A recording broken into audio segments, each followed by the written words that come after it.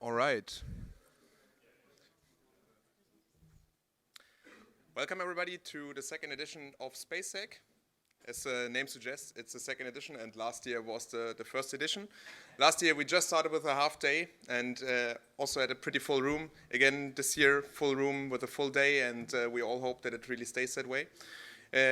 We really had a lot of submissions this year, and we had a lot of quality submissions, so it was really hard to pick the submissions that are now present here and that will be presented.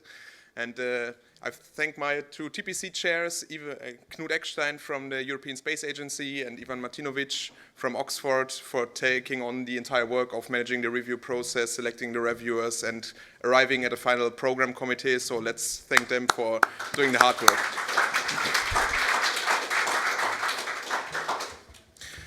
All right, so next I would like to introduce our keynote speaker. Our keynote speaker is Greg Autry. He is a really well-known person in the space standardization security industry. He is the director of the Thunderbird Initiative for Space Security on the Thunderbird School for Global Management. He is on a lot of boards regarding space security, especially in the ComStack. In the ComStack board, I guess you call it.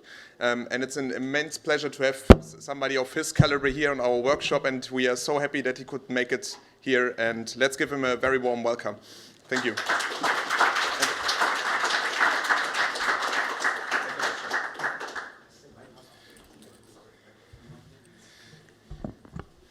Welcome. I'm excited to be here and appreciate the opportunity. I want to thank my good friend Ivan from Oxford in particular for inviting me out here. Just to give you a little background on where I'm coming from, because this might be kind of a different presentation than you normally see. I've spent a lot of time in policy. I did have a career as a technologist, as an entrepreneur, and then I went into academia after having a number of small tech startups. I decided to study the commercial space industry back in 2002, which was an odd thing to do at the time. But it's something that I found is a really good context to discuss and observe the role that government plays in shaping the emergence of new industries. So later when I went to go do my PhD dissertation, I did that topic, the role that government plays on the emergence of new industries in the context of the commercial space industry. And I remember back in 2002 kind of getting chuckles from my peers in the management scholarship field, saying, you know, you can't really study entrepreneurship in space because it's all about government and big companies that are either state-owned enterprises or indistinguishable from the government. You know, even in the United States, we call it the military-industrial complex, Boeing, Lockheed, and, you know, that you can't study entrepreneurship. I said, well, you know, I have met this fellow named Elon Musk, and I think you're going to hear from him. So fast forward, 22 years, I'm actually one of the coolest scholars in the management field. If I go to a management conference, everybody wants to talk to me because they want me to introduce them to Jeff Bezos or something, right? What I'm going to talk about is kind of the policy implications of space. And why am I going to do that? Well, 2016, I was asked to join the NASA agency review team, which was part of President Trump's presidential transition team, and help set the agenda for the Trump administration in space. How many of you would consider yourself more space people than cyber people? Anybody here? Okay, a few. So the people in their space domain might realize there were a lot of changes. In fact, I would argue that the Trump administration changed U.S. space policy more than any administration since probably JFK back in the 60s. So we set the objective to return back to the moon, created the Space Force, reestablished the National Space Council in the United States, and then set a number of very important space policy directives that changed the way that the regulatory and policy environment in the U.S. would work, particularly to accommodate commercial space. So I want to talk about policy in that context. And right now, I think we're at a moment that's really important because people are realizing that cybersecurity in space is a thing, which accounts for the fact that you now have a whole day here. And I would predict next year you might have 2 days. I don't know, but it's going to grow because it's a real issue. So there are policy implications involved in this, like, for instance, should the government get engaged in regulating or mandating certain security standards for space? So that's my question. Should governments mandate space cybersecurity standards? And spoiler alert, I'm not going to answer that question for you, but I'm going to take you through some policy thinking, which you probably don't get exposed to a lot, to think about second and third order impacts that occur from what seem to be perfectly sensible policy decisions. So I'd like to know if you agree with this statement. All other things being equal, governmental policies should generally be constructed with the intent of benefiting the most people possible. Is that a good overall plan for policy? Raise your hand if you think that makes sense. It's not a trick question. Okay. I think it makes sense, right? Now, that's not the way things always work in actual policy, you might have discovered, but I think the intent of policy should be able to help everyone.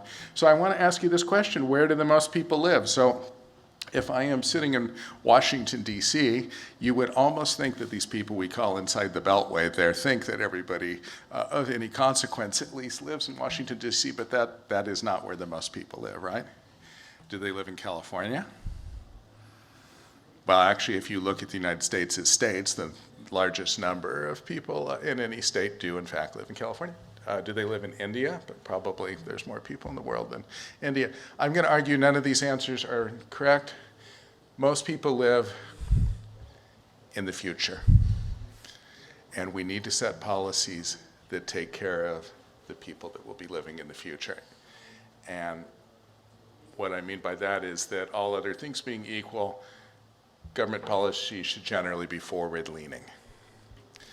And more importantly, don't screw up the future in order to fix whatever today's dilemmas are, which is something that happens a lot when people make policy decisions in a cross-sectional manner rather than using panel data. They don't think across time. They think about what is the problem now, what is the crisis now. Particularly in the United States, the United States government loves a crisis, right? They won't do anything until you get to that crisis point, and then they go and they address whatever the pain point is now because of our very short election cycles that happen every 2 years. So prerequisites for policy. Well, first, you've got to have an opportunity or a problem, right? Otherwise, there's no need to make policy, although there are plenty of people in legislatures in the United States and elsewhere who just feel that they need to constantly be writing laws. One of the things that drives me mad is we often evaluate American politicians' effectiveness on how much legislation they passed. And I'm like, God forbid. We don't really need to just create laws in number. Let's kind of focus on quality. But nonetheless, you've got to have a reason to do it. There also has to be some significant risk that you're addressing, right? So the impact of whatever's going on shouldn't be trivial, otherwise it's not worth the government's time to get engaged in policy or the effect that it will have on other folks. The affected parties need to be important. Either in size, there need to be a lot of people affected, or they need to somehow be societally or politically or economically powerful actors. This is reality. If you are a small group of disenfranchised, powerful people with no voice, you don't get policy made. Okay, that's just how it is.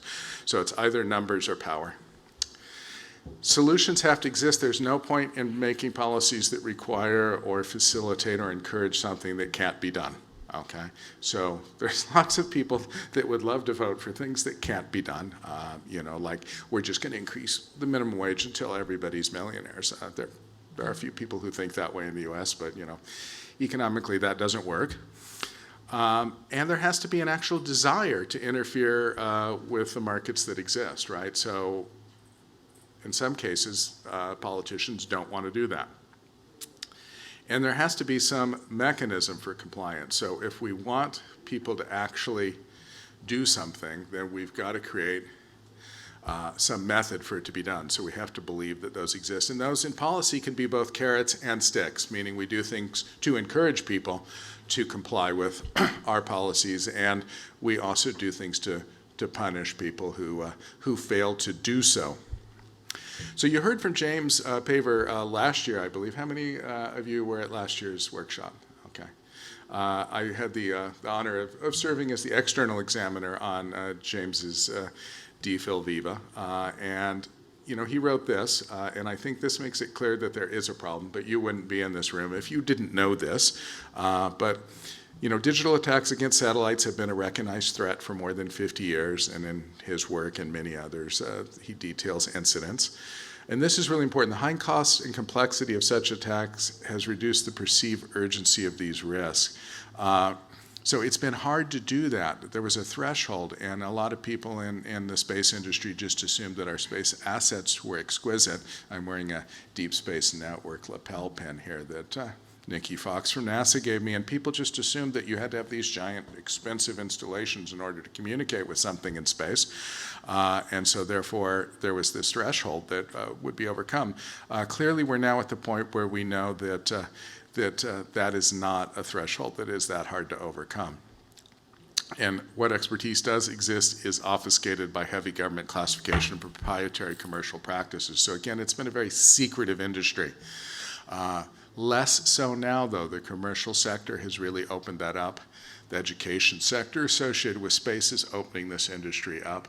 Classes that used to have very few students in them now are packed to the brim, and they're opening multiple sections because space is interesting. Okay. Clearly, we have seen some recent incidents that make it clear that this is a problem. In the Ukraine war, Russia's very first hostile action was to basically attack a ViaSat internet provider satellite in order to help throttle communications in the Ukraine. These things are happening all the time. There is ongoing cyber conflict, as you probably know, between the United States and China that has been going on for years. Most of the public is kind of unaware, but I mean, it is a warm war. It's beyond a Cold War. This is moving to space. And the impact does create significant risk for people beyond just those directly affected. So taking out the ViaSat satellite impacted other people in Europe. So are the affected parties in space cybersecurity significant and large? Yes, absolutely. A lot of people are using these systems, and some of the people that own these systems are very, very powerful, right? So I think that you will see an interest in something happening for those reasons. Do solutions exist? Yeah, absolutely. In fact, Musk's team has been under constant attack by the Russians to try to get them to stop providing Starlink in Ukraine, and they have succeeded in working their way around some arguably very competent government-backed individuals trying to take them down. Now, the next question is interesting, particularly for Americans. Is there a desire to interfere? And I like kind of comparing Europe versus the U.S. So that's when I say Fritz versus Sam, Germany versus the U.S. in perception of how things are done. In general, Europeans, from an American perspective, seem to love regulation and rules and laying down ever more complex things. I mean, apparently in Europe, there's actually a rule about how much cinnamon you can put in a sticky bun for breakfast, and that sort of thing drives Americans mad. But it is worth noting that the U.S. has been more focused, as this quote says, on adopting, and I'm using AI as an example here, adopting AI without new legal authorities. The U.S. is invested in non-regulatory infrastructure, whereas the EU approach to AI risk management is characterized by a comprehensive range of regulations. And I think you're going to see that in space as well. Now, not everybody approves of that. This quote from the New York Times basically says, Europe has seen sweeping law for online privacy take effect and approved far-reaching regulations. Meanwhile, they say that that's 3 for Europe and 0 for the United States. They see that as a failure for the United States to address these issues. But the New York Times, for those of you that aren't from the United States, is a left-leaning kind of liberal publication, and a lot of American politicians who are more conservative, right-leaning would insist that the rules of personal freedom and market forces should dominate over the nanny state, as they'd like to say. So there's definitely a back and forth here going on. So are there mechanisms for compliance? Well, you can regulate, you can set down rules and say, thou shalt do this, or you will be typically fined, perhaps jailed if you don't do these things. You can subsidize people. You can say, we're going to help make the implementation of the policy choice we want, for instance, encryption standards for satellite communications, easier. We'll pay for the research with grants to universities, right?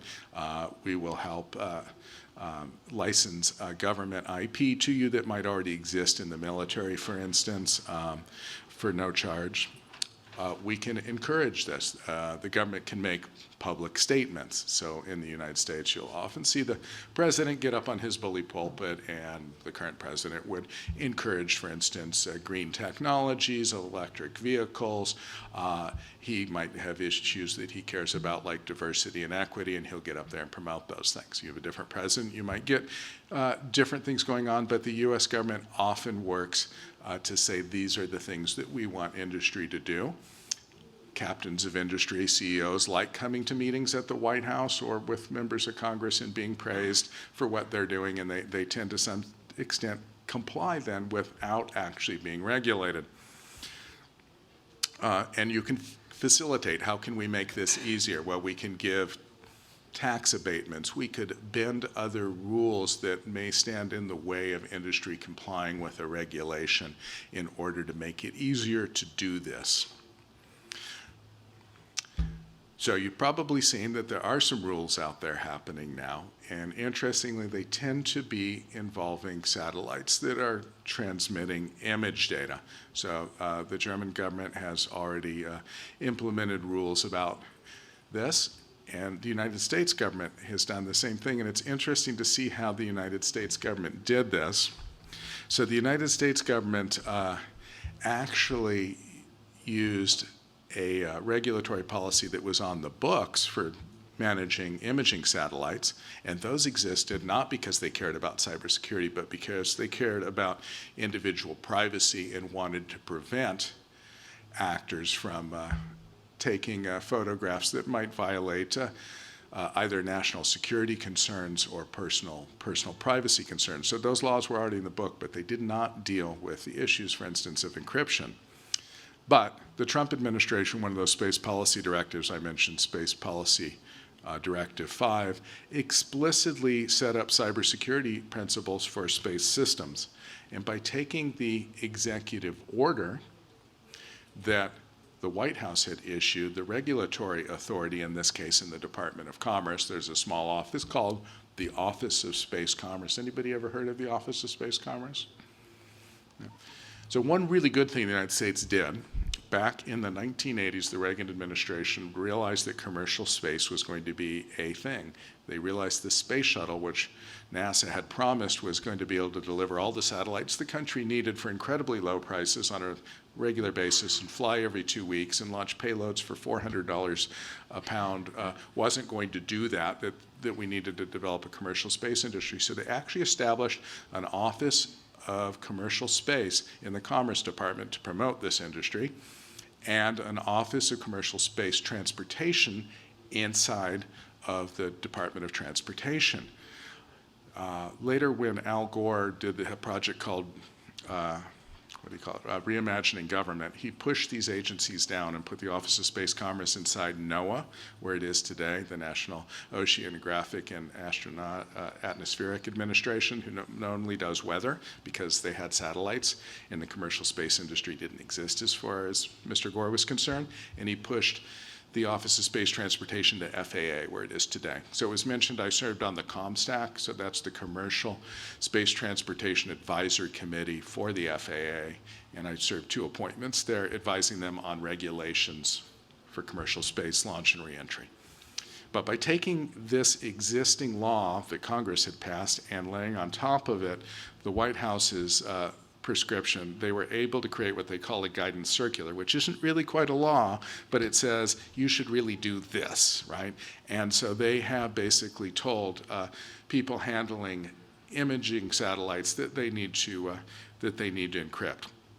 Now, I think there's a general feeling that we'd like to go beyond that, But right now, they don't have any legislation to do that because they don't have control over, for instance, Starlink or private communication satellites by legislation like they do with the imaging satellites. There's two different ways that you can do regulation. And I dealt with this a lot on the ComStack. I chaired the safety working group and advised the FAA on the rules for commercial spaceflight safety issues.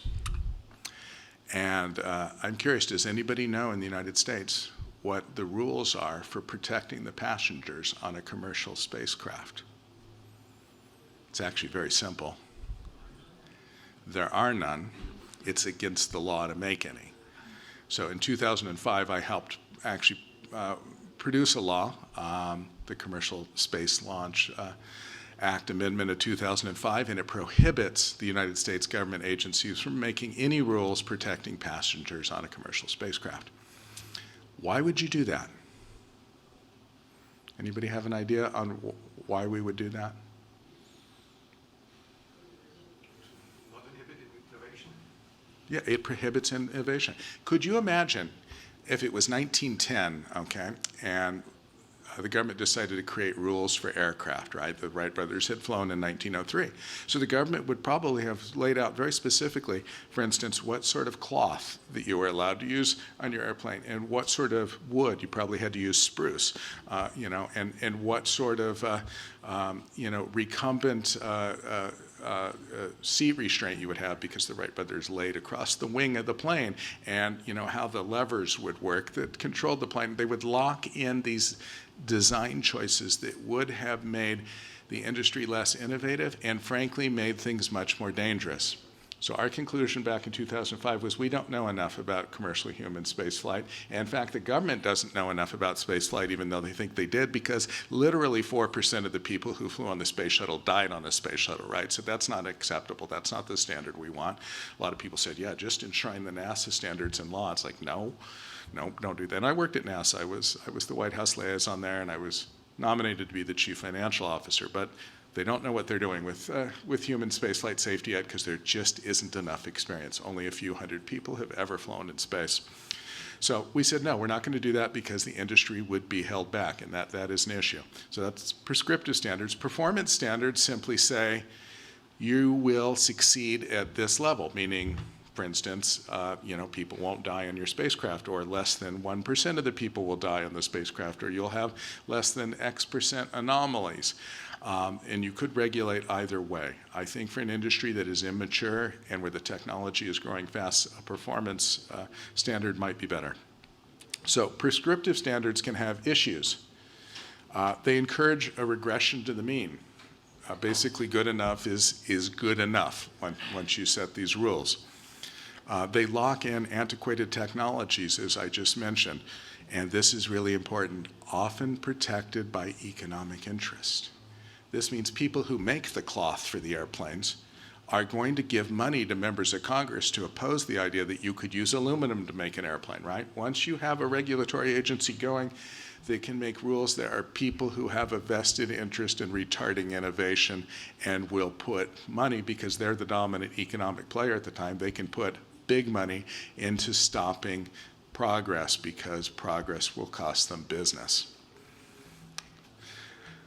The science and art of cybersecurity is going to move faster than the speed of government, in my opinion. So the government won't be able to keep up with the changes legislatively. So if you do create legislation, you need to create ways in which the regulators can adapt to changes in the market in a timely manner.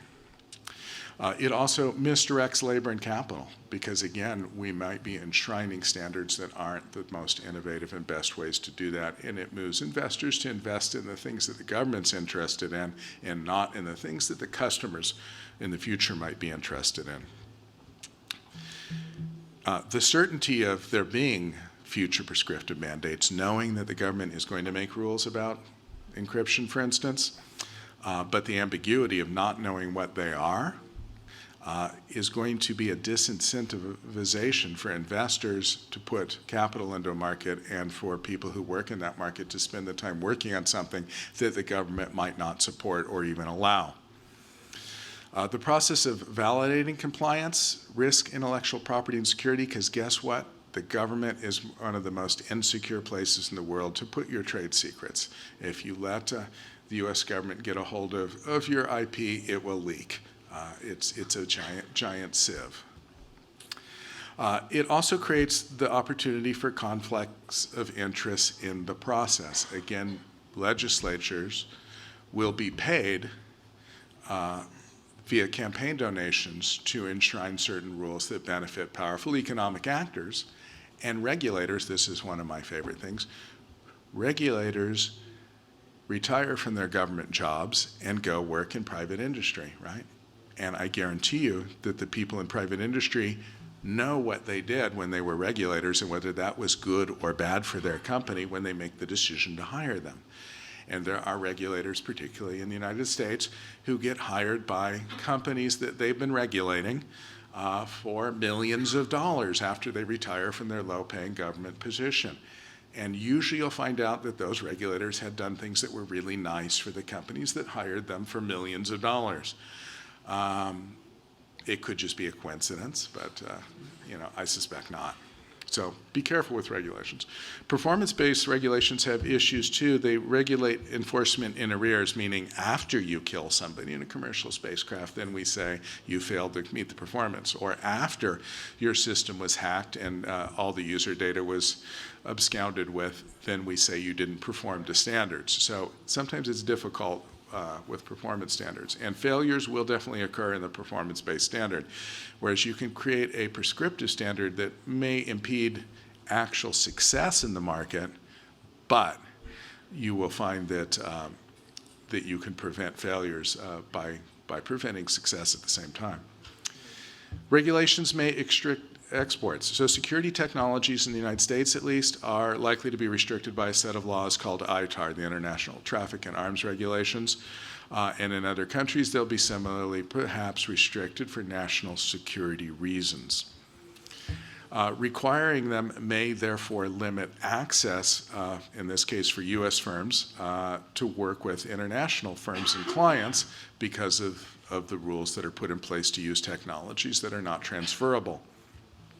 All right, so I want to give an example of unintended consequences, and not all unintended consequences are as bad as this picture might suggest, but there's a saying we have that the road to hell is paved with good intentions, and people come to you with these great ideas that blow up later.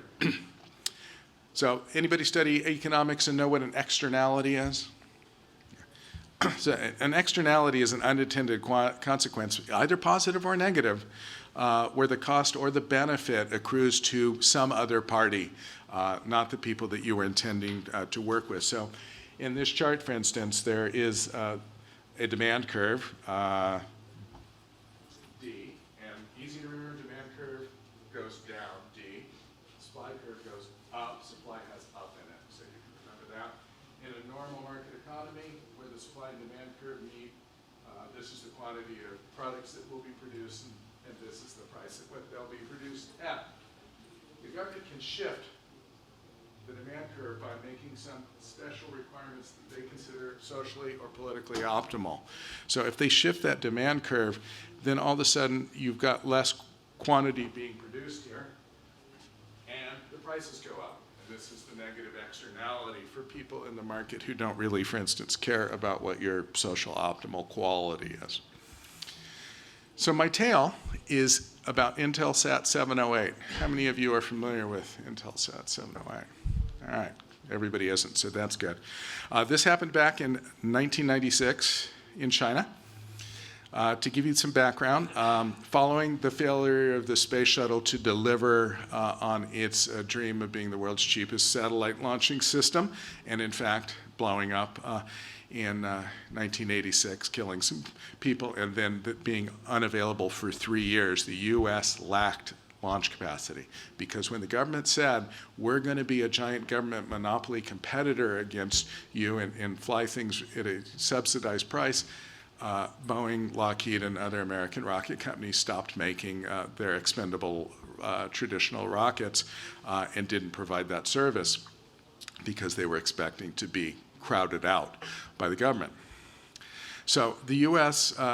Had to fly their satellites on rockets of other countries, and notably at that time, relations with China were good. So U.S. satellites, including national security payloads, were flown by Great Wall Industries Corporation on Long March rockets. Hard to believe today.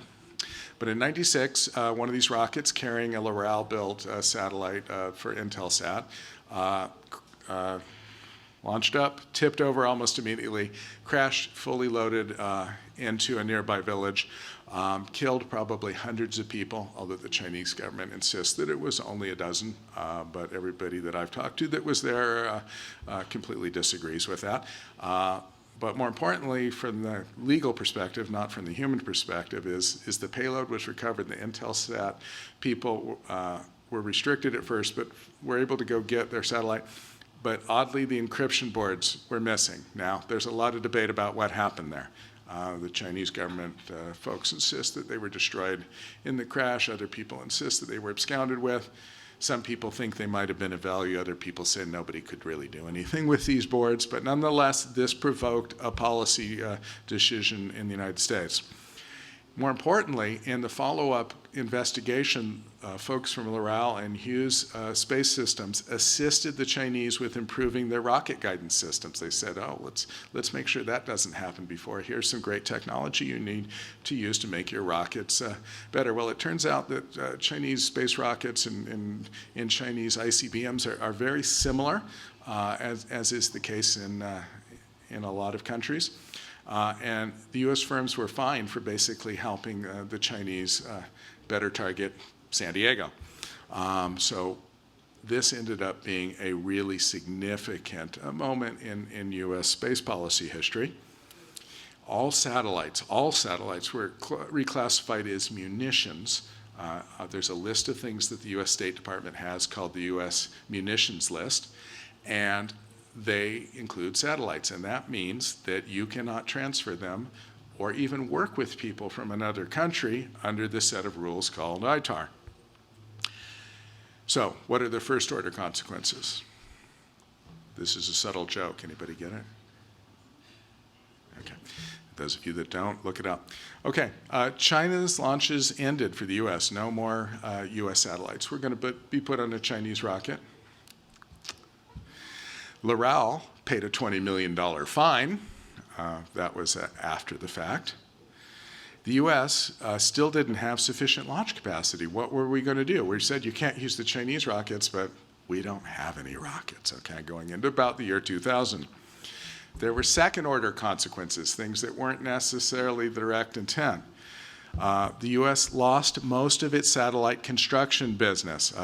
Before this moment, the U.S. was the largest supplier. Companies like Loral, Hughes, now Boeing, built most of the world's satellites. But because of the fact that they could no longer work with other countries, and ITAR is really restrictive. I'll give you an example. I had a good friend who was a member of Parliament from Canada. In fact, he was the Secretary of State for Asia Pacific for Canada, and he was staying at my home in Southern California and asked if he could go see SpaceX. I routinely take people on tours of the SpaceX factory in Hawthorne, including my students. And so I called over and they said, Canadian? No Canadians, right? So I literally couldn't get him in there. Richard Branson owns a company called Virgin, right? And he's got Virgin Galactic, and for a while he had Virgin Orbit, the satellite launching company. I remember finding out that there were rooms at Virgin Orbit's facility in Long Beach where Richard Branson was not allowed to go into because he was a scary foreign national. So these rules are incredibly restrictive, and they destroyed, basically, the U.S. satellite manufacturing business. On the other hand, there are third-order consequences. And in this case, because there was suddenly demand for U.S. launch systems, entrepreneurial companies like SpaceX stepped up. So it's probably not a coincidence that Blue Origin, SpaceX, and other companies were founded in this period of time between 2002 and like 2005. It took a while, but if you look at the curve now, this is what we call new space company launches. So in the last 10 years, they've completely taken over the market. So this was a positive third order consequence that nobody had predicted, that by making our satellite business restricted, that we would create a new level of demand for commercial launch. And that's been a good thing for the United States. If you look at launches by country on this chart, China is yellow and the US is blue, and China was ahead of the US until recently. In fact, if you go back to 2012, there were basically 0 American commercial launches of a satellite. But today, if somebody wants to launch a satellite, SpaceX is probably the first company they go to, and we've got a whole new set of interesting new companies popping up. There are fourth-order level consequences to policies as well. So here is data from Statistica. I think it's from 2002.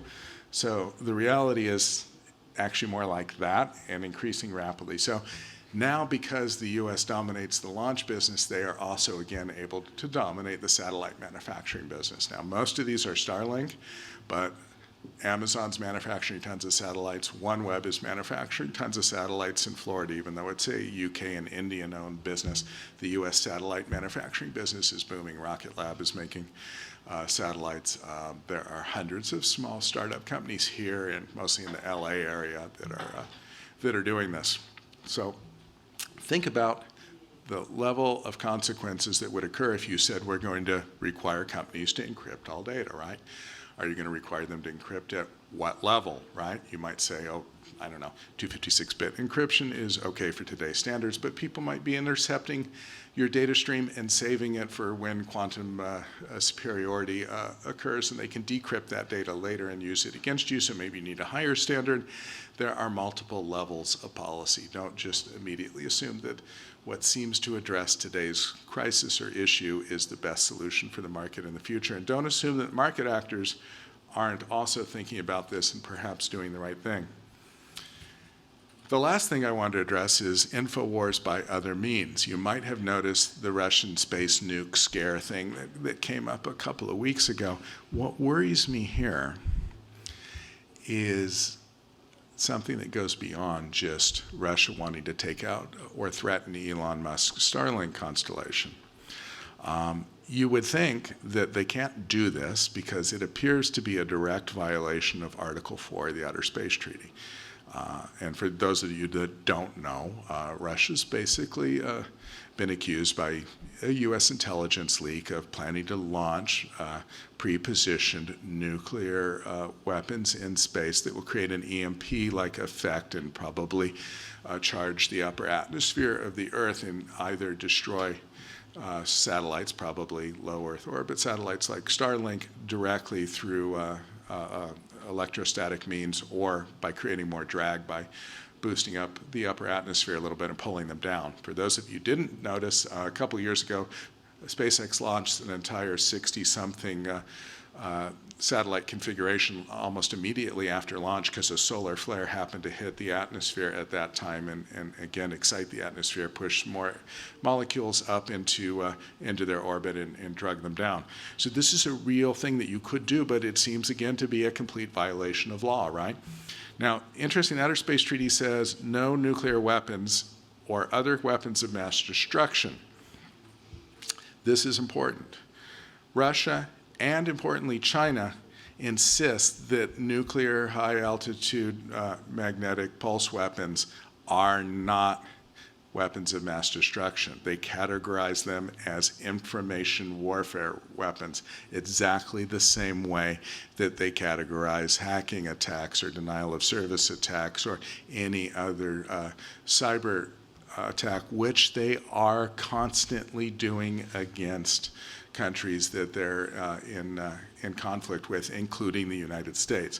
So this is really scary. You have countries that are conducting cyber attacks against each other in the world every day, saying that nuclear weapons in this context are cyber weapons. So, scary point of doctrine to think about. Just wanted to end on this famous quote from Benjamin Franklin: those who would give up essential liberty to purchase a little temporary safety deserve neither liberty or safety. So be very concerned when you decide that you're going to tell people what they have to do with their communications. It doesn't mean the threats are real. I said I wouldn't answer the policy question about whether you should require cybersecurity measures on satellites, but I think you need to think about it. Lastly, you can find my writings on foreign policy, space news, and I have a science column in Forbes. I have a new book coming out next month called Red Moon Rising, How America Will Beat China on the Final Frontier. It views competition in space as a positive thing that will move us all forward as long as we can avoid conflict in space, which it will try to scare the heck out of you with. All right. So thank you. Thank you very much.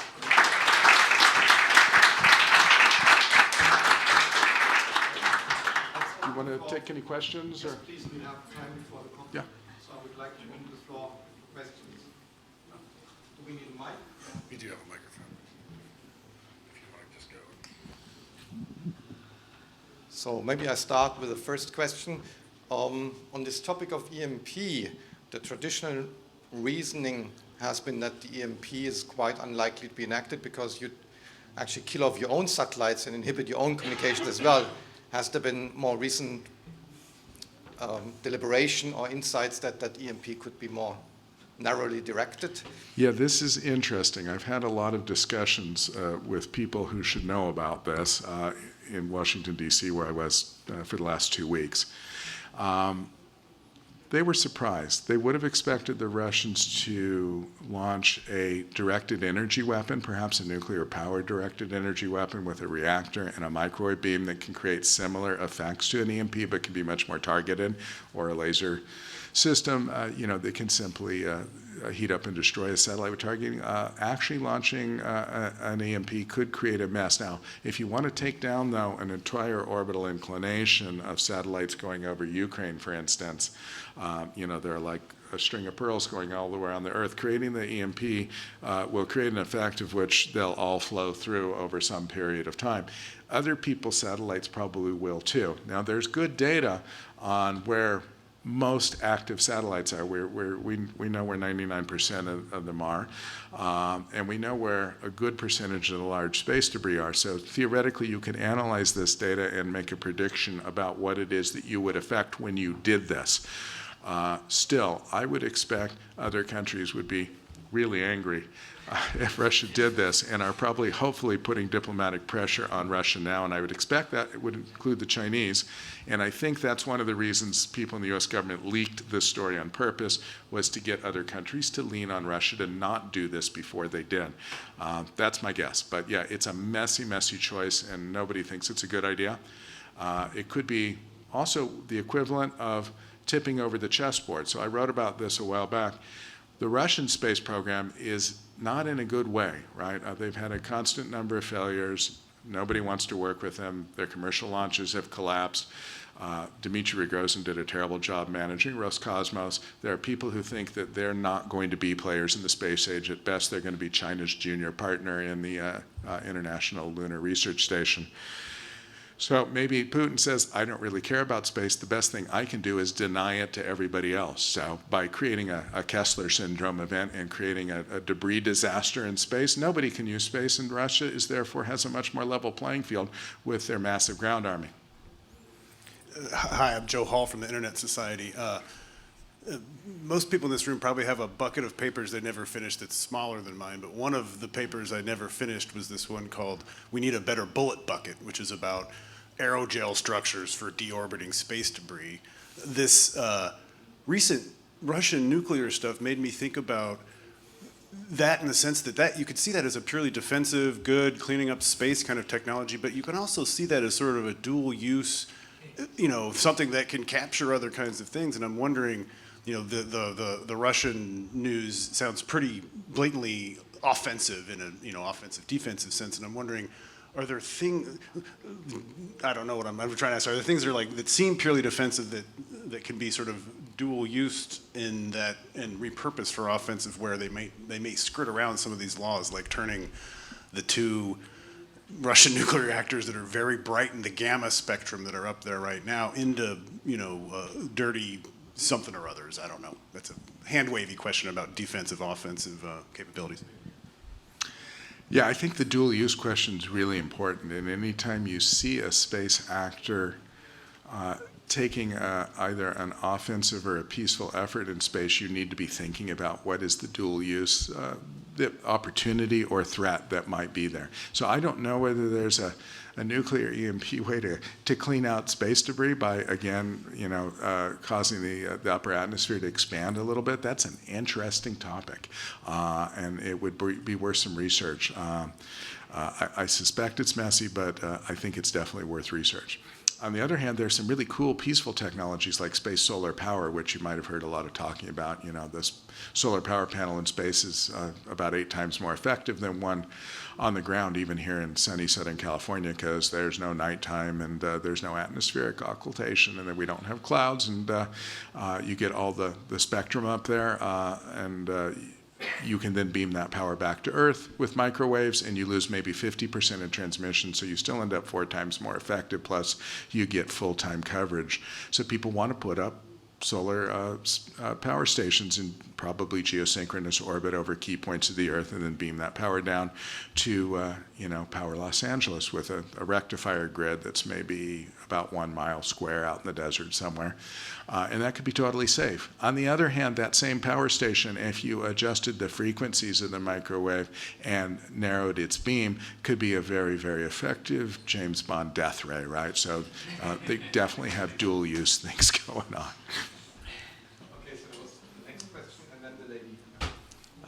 Yeah, so you mentioned that governmental policies should be forward-leaning, so like not messing up the future to fix today's problems. And I was just wondering how you thought about that in the context of the climate impacts of the space industry. So like, I'm sure you're aware that space launches results in large amounts of emissions, deorbiting puts heavy metals into the atmosphere. And so where do you think the needle lies in terms of minimizing climate impacts against sort of maximizing the positive impacts of the space industry? All right. Well, first, let me give a little defense to the space industry. First of all, most people in the space industry are environmentalists by heart. The space industry's always had a love affair with the Earth, and I think most of us go to space for the benefit of improving life on Earth. For space launch, though, to be clear, even the messiest rockets that use kerosene, like a lot of the current generation of SpaceX rockets, one of those launches is about the same as a transcontinental airplane flight of a large aircraft, emissions-wise. And there are tens of thousands of those every day. And there are basically a couple of those space launches every week. So the actual impact is pretty unmeasurable of emissions from those. Now, secondly, most spacecraft are transitioning to either hydrogen, which has no emissions other than water, or methane, which is much cleaner than kerosene, doesn't create complex hydrocarbons, but does emit CO2. So the industry, I think, has a very low impact and is getting better, but there is growth, and we should always be aware of that. There's also this issue of metals entering the atmosphere, which comes from satellite re-entry, right? There's plenty of data to show that orders of magnitude more metal enters the atmosphere every day from micrometeorite collisions that happen naturally because the Earth is just plowing through a whole field of space debris all the time. So there's some argument about that, but it definitely requires a lot more research. It's something I know that NASA's looking at, I know ESA's looking at, and we need to understand it better. But yeah, so by forward-leaning, what I would say is don't create rules based on our, I think, very poor understanding of what's happening, or don't create rules based on the number of launches that are going now, because our understanding is going to get better and the economies of scale are going to change, and we're going to see a lot more launching and a lot more effects. So you want to create rules that are flexible and can adapt, and don't, for instance, put in a law that says thou shalt use methane as your fuel, because maybe we'll be able to do a lot more hydrogen. In the future, you want to create standards that will allow the regulators to move the industry in the right direction as it grows. And more than anything, I would subsidize the research and facilitate the research into better understanding what's really going on. There's also potentially damage to the ozone layer of upper atmospheric activities, and we definitely want to understand that. Thank you. There's the next question. I just had a microscopic follow-up. There are actually people today already that can measure and literally see the impact of a single rocket launch, and that are amateur astronomers, because a launch kind of cleans or burns a hole is a bit maybe too strong a word, through the atmosphere. So they have excellent or improved viewing conditions for about a day or two after launch in the vicinity of the launch area. But that's just a small aside. Thank you for the really interesting presentation. You've already touched upon it slightly, but I guess I just wondered how important will international cooperation be going forwards for securing satellite infrastructure against cyber threats especially? Wow, I think it's super important, both for the cyber threats and again for the physical threats or for these EMP threats, which fall in the center. So this is one area where even countries that totally disagree, like the U.S. and China, I think have the opportunity to come together and try to prevent an open conflict or a situation in which space in some way becomes unusable. Because if people take control of satellites and disable them or move them, for instance, you could definitely create a space debris problem that could be a threat for everyone.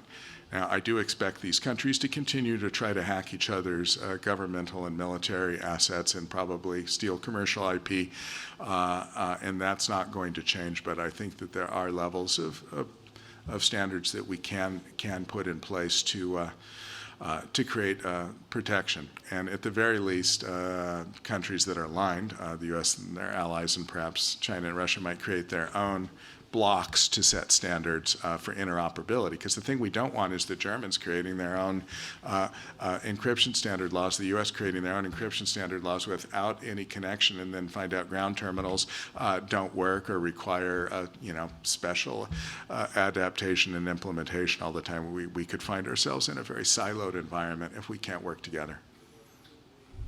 Just pass the microphone to the gentleman behind you, and you will in turn pass it further behind you with the next question. Just go around the room. Hi, my name is Brian Kokolowski. I'm a research scientist at University of Southern California. I used to teach at USC for 7 years, yeah.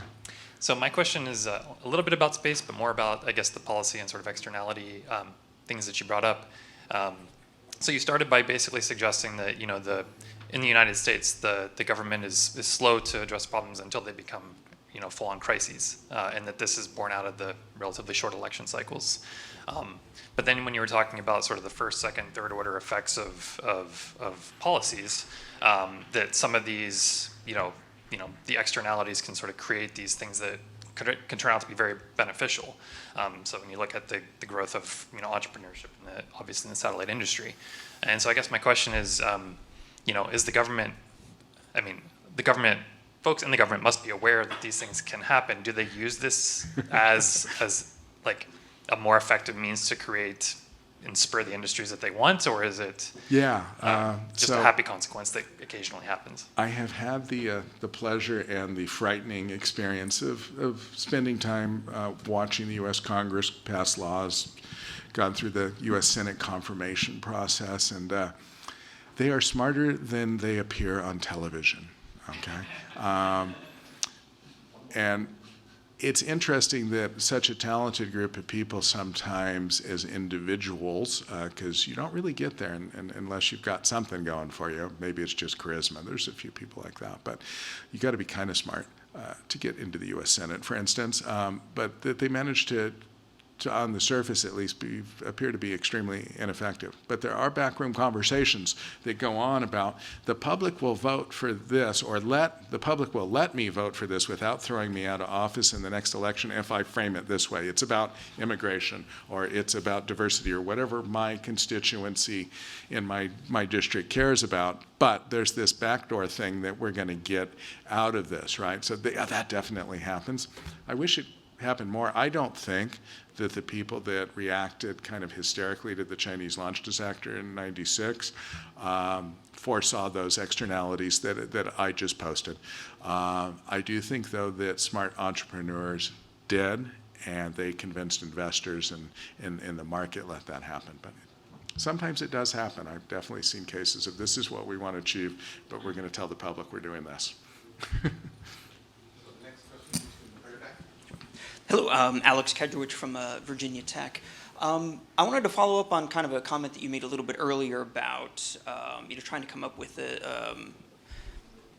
relationships with countries in which there's a bit more economic competition. I was curious if you've seen whether there's any sort of palette for possibly sharing, or expanding economic ties with other more competitive countries in order to essentially put all of our eggs in the same basket. If Russia's eggs were in our basket as well, they'd be less likely to have a scorched earth policy.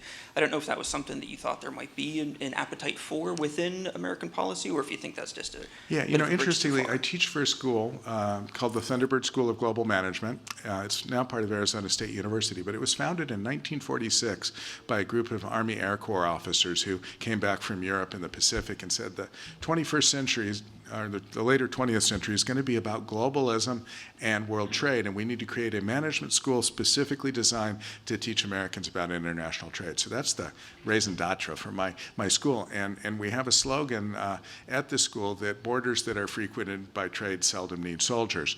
So they believe that at my school. I do think, however, there are bad actors in the world. I am not a fan of Mr. Putin or Mr. Xi, and I think that they are doing things that aren't good for their own people, their neighbors, or for us. That's just, my personal policy perspective. So I do think we'll always have a situation where we can't work with countries because of politics. That said, economic cooperation is certainly the best way to ensure that your mutual interests are aligned and you don't end up in political conflict.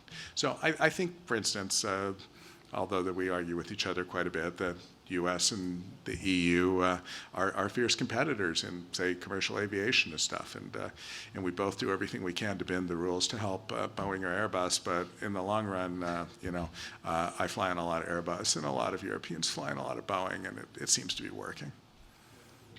At least as long as Boeing can get their shit together. Andrei Kostin from University of Ivascula. Thanks for your talk. My question is more like cybersecurity, software and system security related. In the light of this Executive Order 14028, which is about strengthening the national cybersecurity and software bill of materials and all these kind of things, how do you think this will affect the existing, let's say in current case, US, but also globally, when the other governments will approve this kind of executive orders, the existing satellite technology, which is there for decades, which doesn't have a proper bill of material, how many of them will be permanently or temporarily violating this kind of policies, and which should or could happen to those? Like, should they keep operating, violating the policy, or they should be just turned down and relaunched? Because, software can be updated, but hardware not, and it's a very thin line to be compliant to that policy. Thank you. All right, I love that question. Right, so you've got old technology in space, and it drives a lot of people mad, when they have to work with a satellite, a big exquisite billion-dollar communication satellite in GEO that's got one of these reserved spots that are so valuable, and its processors and capabilities are antique, right? First of all, I think this is a good thing to put in laws that require that these things be replaced, because the second order effect is going to be a lot of economic activity and investment into new space technologies to not only replace that generation of old satellites, but it will require the industry to think about how do we make them more serviceable and adaptable in the future. So I think that there's some really good second order effects there that come from that. But you'll see the politicians being lobbied by people who own and operate these old satellites and whose investors don't want to put the capital in to replace them now, trying to influence the implementation of the law so that they don't have to. So it'll definitely be worth watching. I think in general that's a good thing that's likely to turn out well. Thank you very much. I think this was really a successful keynote. I've been every day here since Monday. There's been a keynote every day. I've seen workshop keynotes, but we absolutely set the record of a number of questions that came from the audience, and this is exactly why I'm here, because I like the interaction. So I can congratulate you to a very successful keynote, and thank you very much. Thank you. And, really appreciate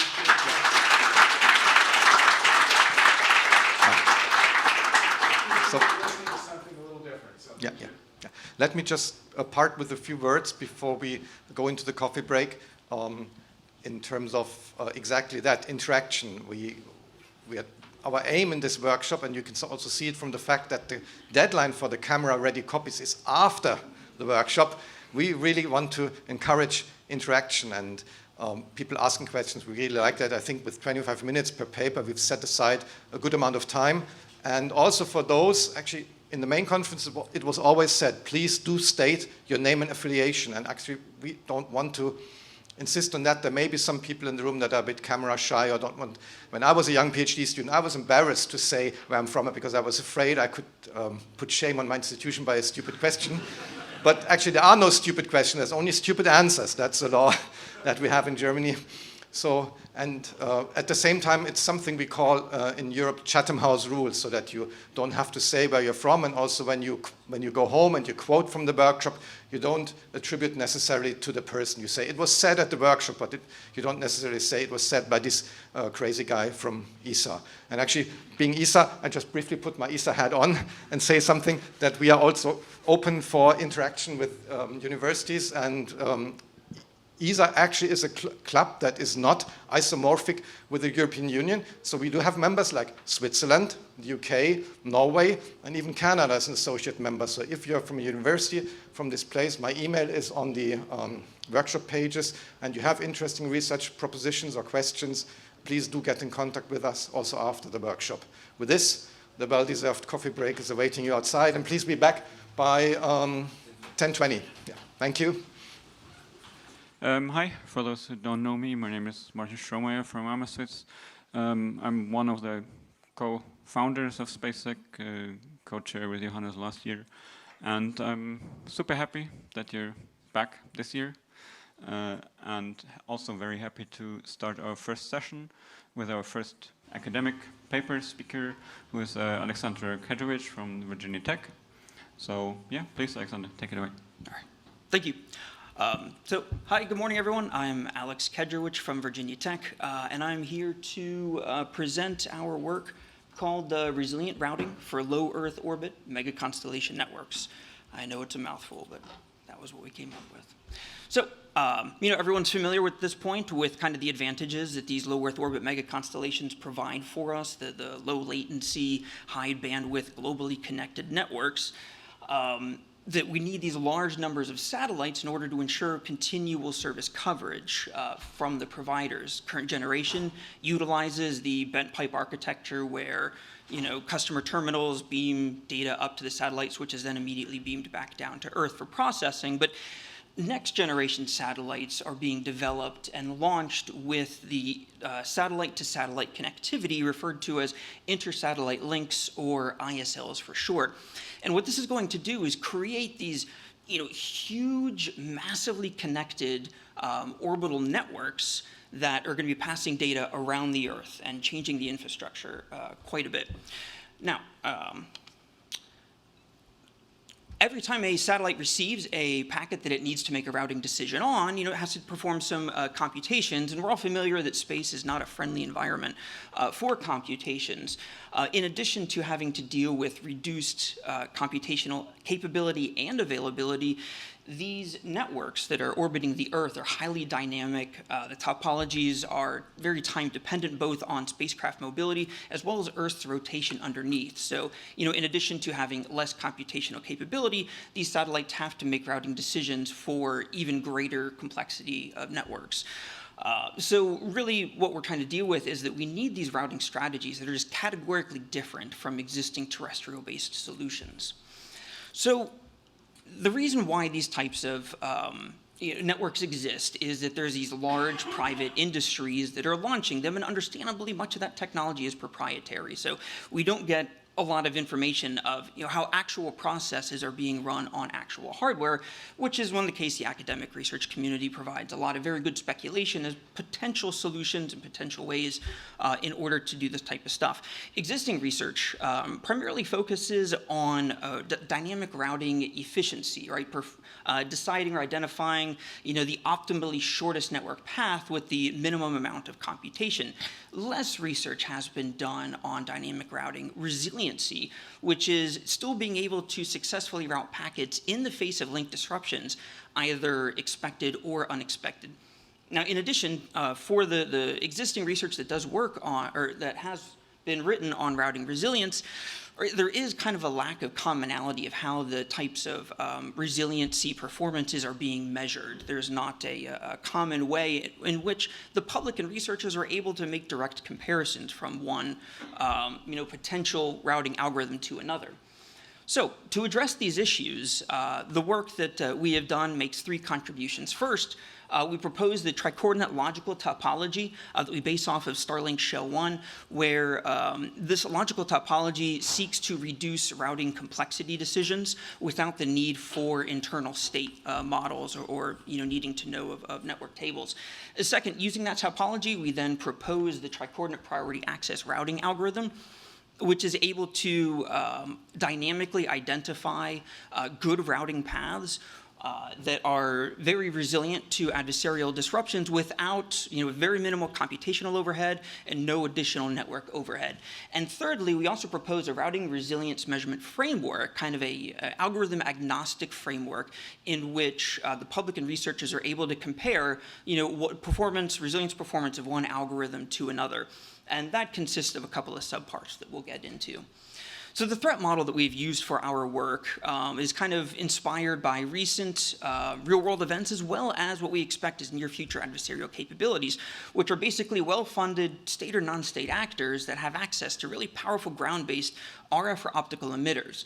Now, what we are anticipating is that these emitters are able to disrupt either the ISL connectivity between satellites from passing data, or stopping the entire satellite itself from being able to process packet traffic as it either passes over the disruption area or has a permanent effect that permanently disables that capability from functioning in the future.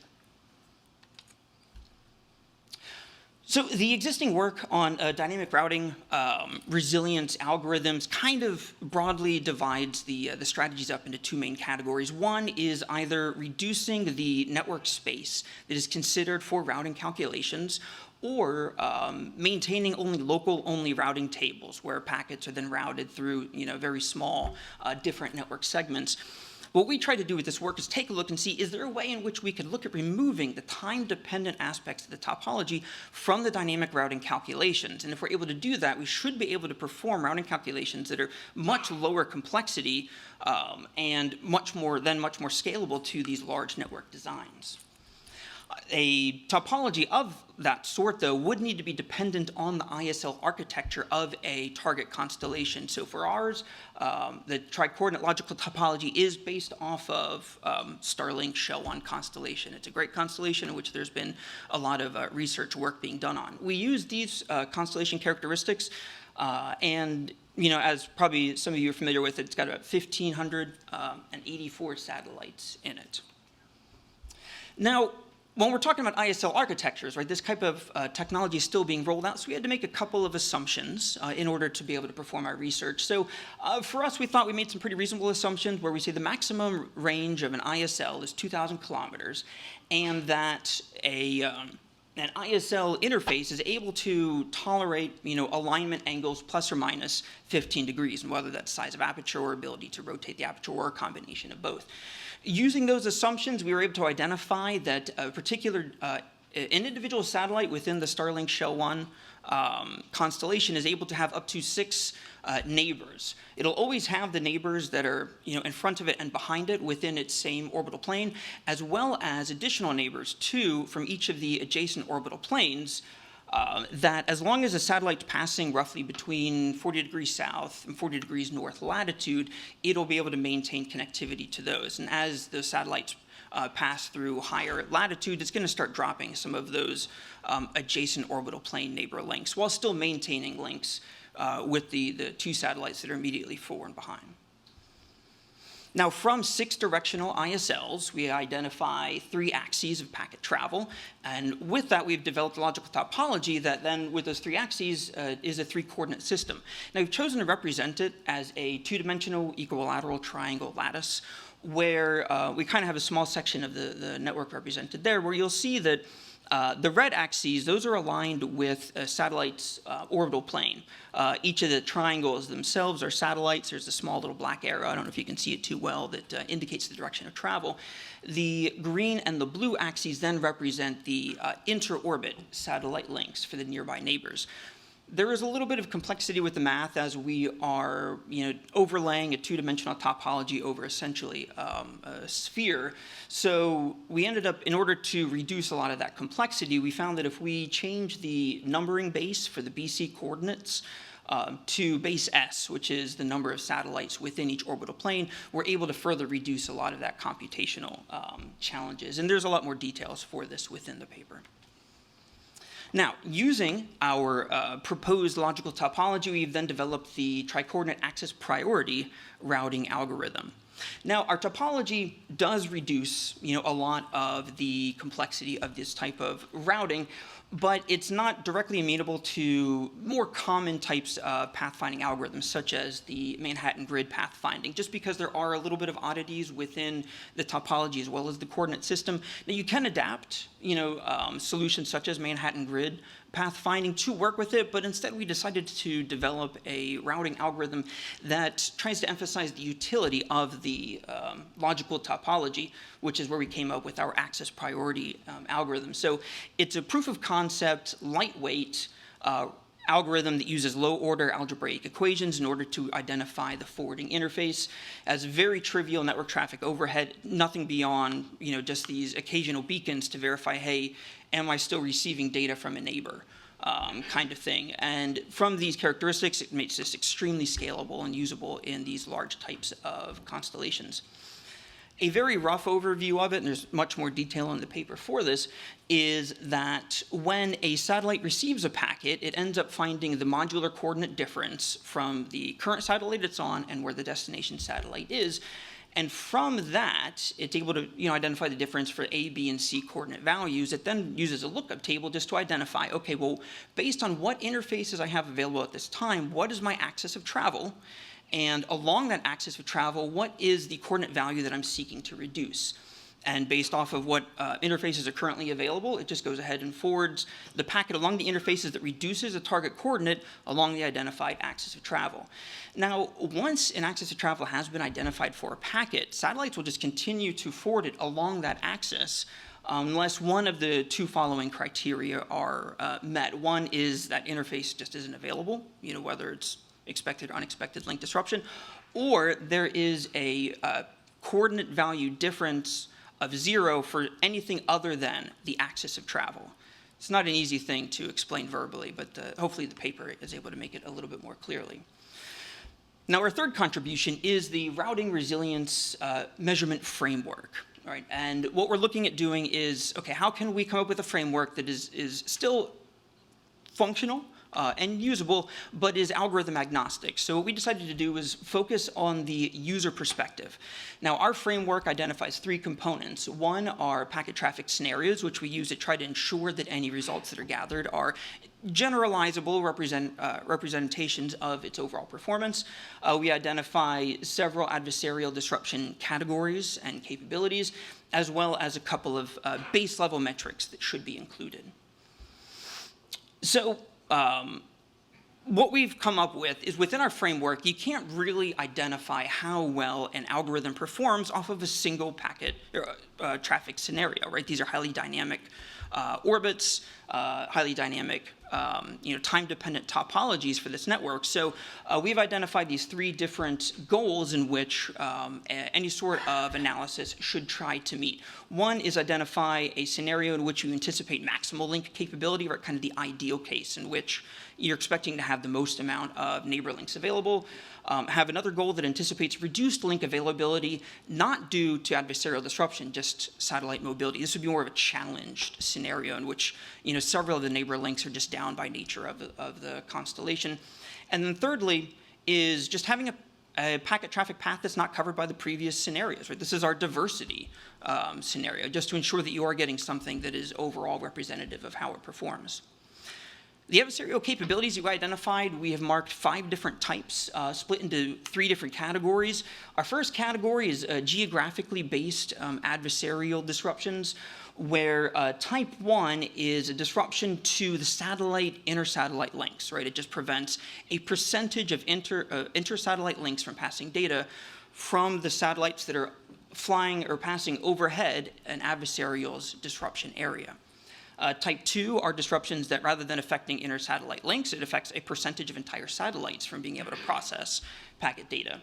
Our second category is targeted. We only have our type 3 disruption within targeted, where you target one specific satellite or many specific satellites within the constellation, and you permanently disable it from being able to manage or handle packet traffic routing decisions.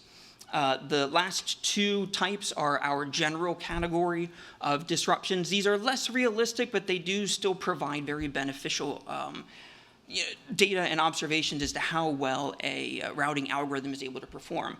Type 4 affects a percentage of satellites within the entire constellation from being able to process packet traffic data. And type 5 is a disruption to a percentage of inter-satellite links within the constellation from being able to pass traffic data. And those are just set for a certain time. Say, hey, we're going to stop this from happening across the constellation for a very specific time period. Now, finally, the metrics that we wanted to apply for our framework, they're very simple, right? We wanted to address three different questions, right? Which was how much traffic was successfully routed for the customer, how long did it take for packets to arrive, and what was the variation in delivery times, right? And very simply, the three metrics that we've come up to identify that is packet traffic delivery rate for a particular scenario, what was the packet latency, and what was the jitter for that. There are specific goals that we're targeting, saying, hey, if you break out of these ranges, you're going to start to negatively affect user performance or user experience. Packet delivery rate is going to be the overriding influence, right? If you start to deliver less than 98% of packets to your customers, that negative impact to user experience is going to overshadow whatever influences high latency or high levels of jitter would provide for a customer. Now, these are just baseline values as well, and particular future analyses can include additional things like network convergence time if you're dealing a lot with internal network state models.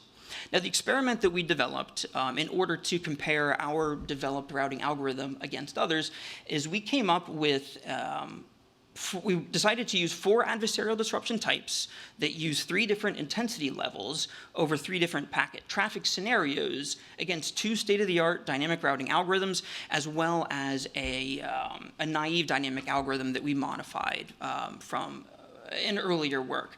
The simulator that we used was something that we just developed in-house, a Python-based network connectivity simulator that uses the Skyfield package just to represent realistic satellite mobility. And we ended up grabbing a TLE for one of Starlink's satellites, which we were then able to map out to the rest of the constellation. And additional details for our simulator and the parameters of the runs are included. So we ended up omitting type 3 disruptions from our analysis because we actually identified, similar to a comment that Dr. Autry had made earlier, was that, right, if you're affecting individual satellites, we didn't see a lot of really negative impacts. You had to start affecting a large number of satellites and very specific satellites, and we felt this was kind of leaving the general observation, so we're going to leave that for a later study.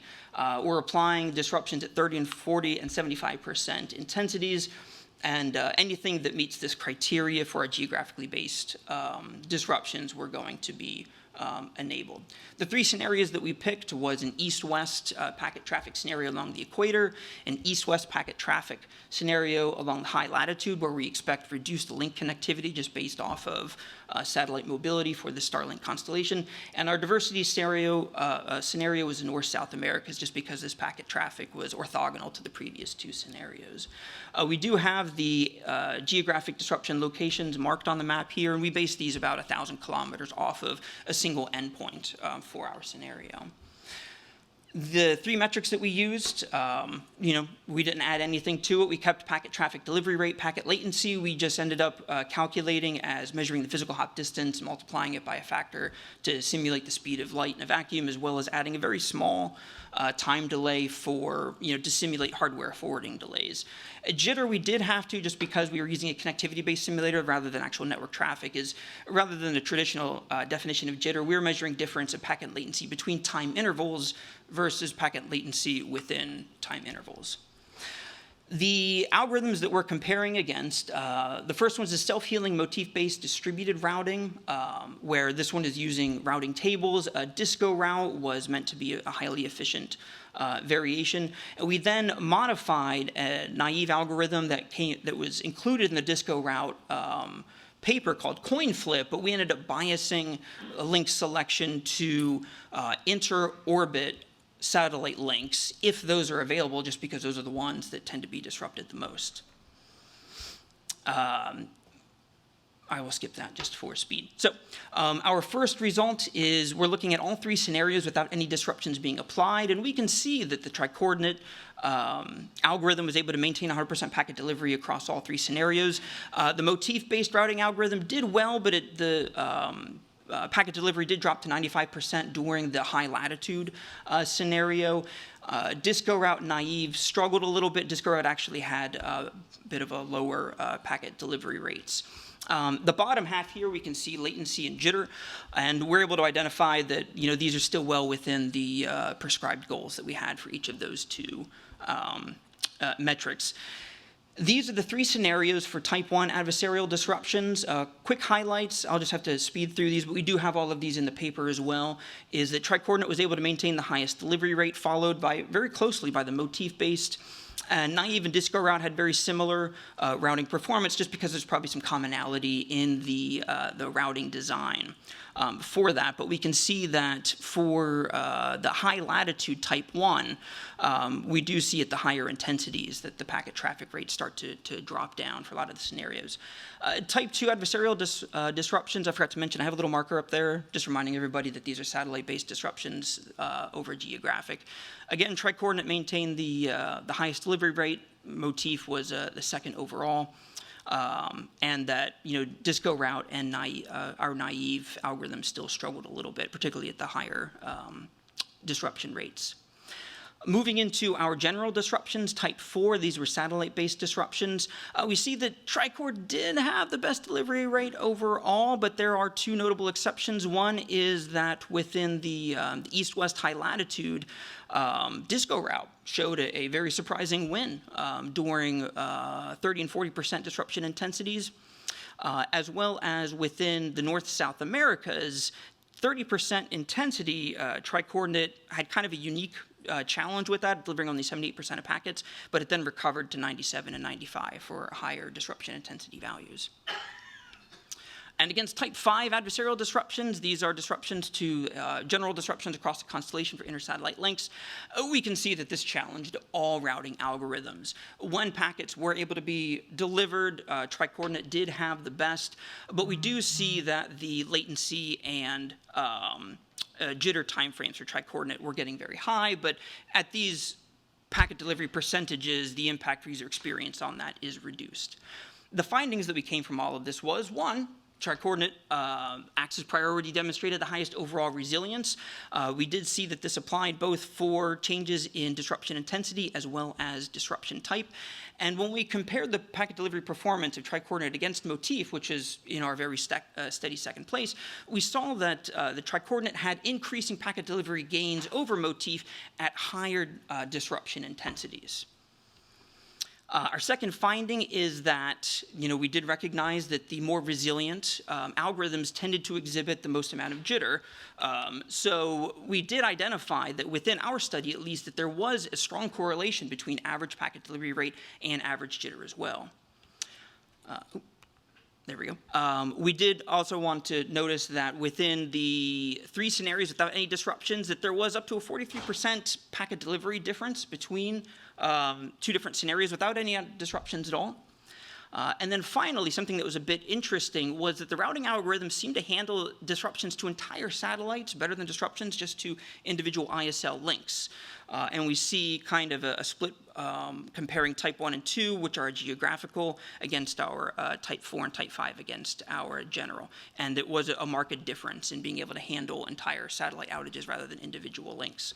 So based off of this, our recommendations are that, using these logical topologies to reduce routing calculation complexities, they do help. We did have very good packet delivery resilience. Future mega-constellation algorithms should really prioritize disruption resilience rather than just optimally shortest path. We didn't have anything that was getting close to 200 millisecond latency.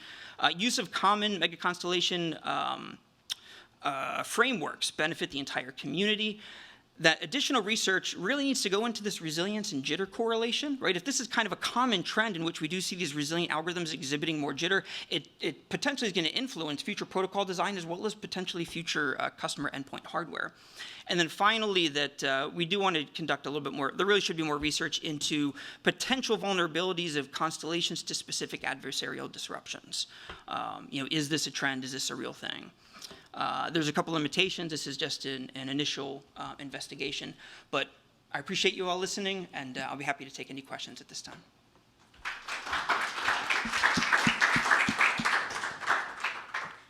Questions from the audience? Yeah, thanks very much. That was a really interesting talk. I was just wondering how you, have you considered how you might adapt your sort of tri-coordinate system to handle multiple orbital shells, for instance? Would you need to add additional coordinates, additional axes? It's a very good question, and it's something that I've considered as well. One of the benefits that using this type of logical coordinate system allows is that you can actually add additional coordinates for like different resolutions of coordinates. You can actually then, route to large blocks, and then once you enter that block, you then have a more definitive, a more specific coordinate value to work off of, and that could probably be applied to different shells if we're having different layers communicate as well. Was that the question, was a multi-shell constellation? Yeah, so okay. Starlink, I know, talking about having like 2-3 shells, and so you'd have like slightly longer links between the higher shells and within them. There are definite considerations, and I think that it is definitely something to potentially apply this type of logic to.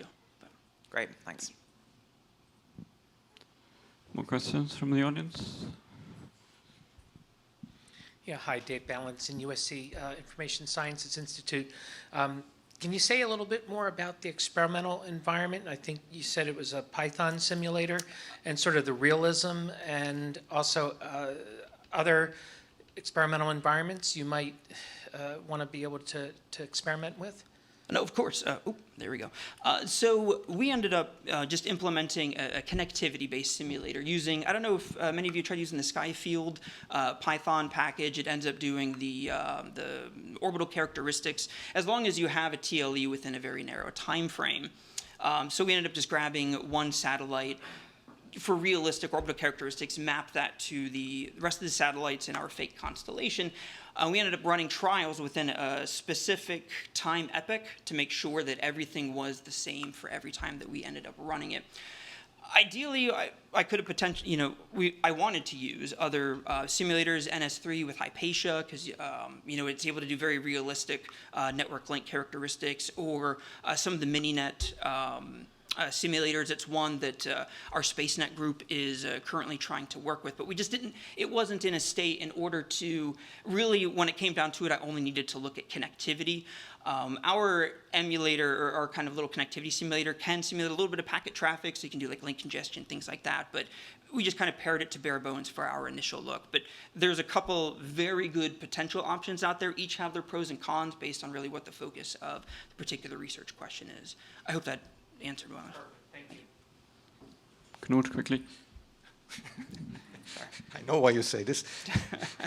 So very briefly, I think different types of use of such a constellation might also lead to completely different routing objectives. Like what you demonstrated, I think, is more, I would say, military style or government style use, where you really want to get the packet up and then stay in the constellation and go down directly to a target, whereas commercial satellite operators often are under very specific requirements to land the traffic in the country of origin where the user comes from. So you might have other optimization things, like you want to land it at a gateway that is close to a high-speed fiber connection that then goes to the regulatory part of that country where they do the legal packet filtering, for example. Yes, and this was really something that we kind of looked at initially for this kind of initial look. We kind of did all things being equal, all endpoints being equal, but we did do an analysis up to, where are the main points in which most internet traffic passes within the existing fiber links, and possibly trying to model off of that, but then realized, well, if there's existing fiber on that, you're probably not going to try to use the satellite infrastructure on that. So, but it would change different types of goals and how you want to manage that routing, exactly like you said, that whatever the goal of the constellation operator is will influence the design of the routing algorithm. This could still provide a benefit for identifying, okay, once you know what the two links are, but again, there's just different strategies and different layers of considerations that you'd have to apply on top. So, but thank you for the question. All right, we have to move on to the next speaker, but let's please thank Alexander again and find him in the lunch break if you have more questions, of course.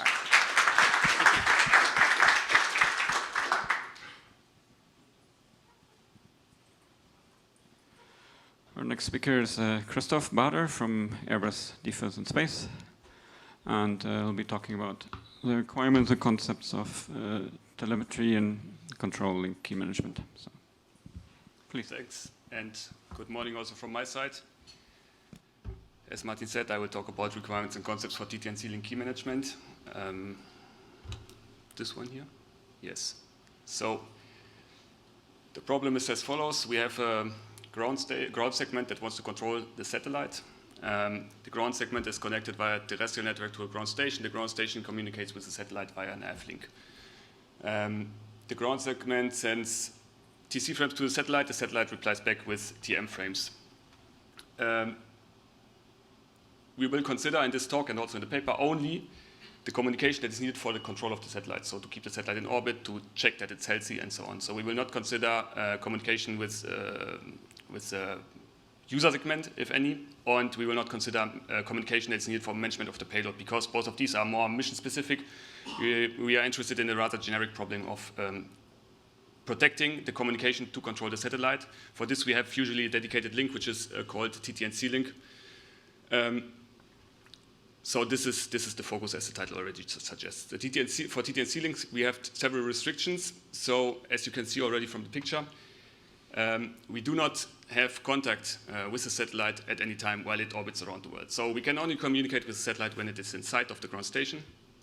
And so we have limited visibility, and also depending on the orbit we have low data rates. So data rates can be in the order of kilobits.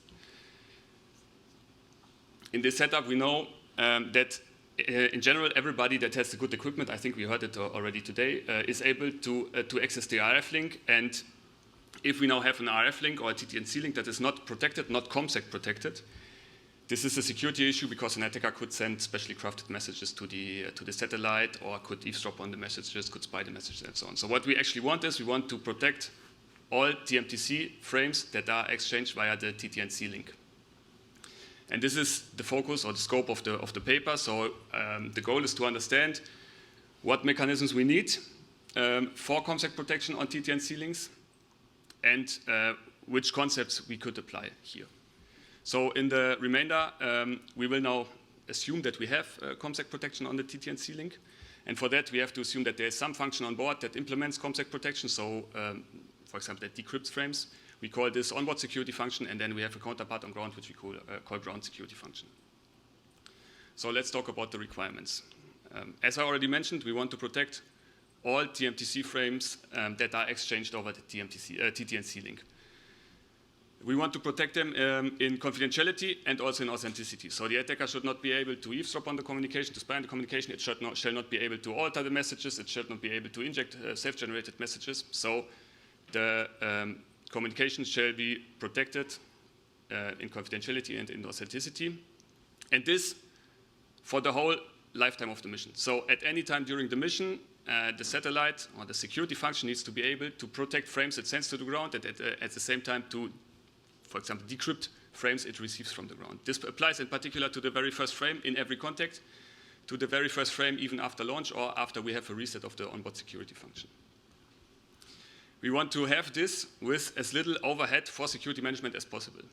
So I think we have to accept the fact that we need at least some overhead for security management. So if we have missions that go that have a lifetime of up to 15 years, for sure we want to change a key from time to time.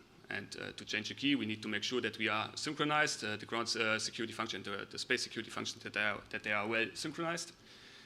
So we need to accept the fact that if we apply security, this will lead to some overhead, but we want to keep this overhead as little as possible, as low as possible. And then from security point of view, we want to have, again, in the context of long ongoing missions. We want to have protection against quantum attackers, both to provide confidentiality and also authenticity, because, as I said, we have long ongoing missions. And we cannot predict the evolutions in the area of quantum computing. So just we want to be on the safe side and come up with a concept or with mechanisms that allow to provide protection against quantum attackers. Also, in the context of these longer ongoing missions, we want to have something we call post-compromise security. So we know that ground segments of satellite systems are attacked frequently. So if we have long missions, like mission lifetime of up to 15 years, we have to assume that at some point the ground segment is really attacked. And at this point, we have also then to assume, taking a conservative approach, that the keys that are used are leaked.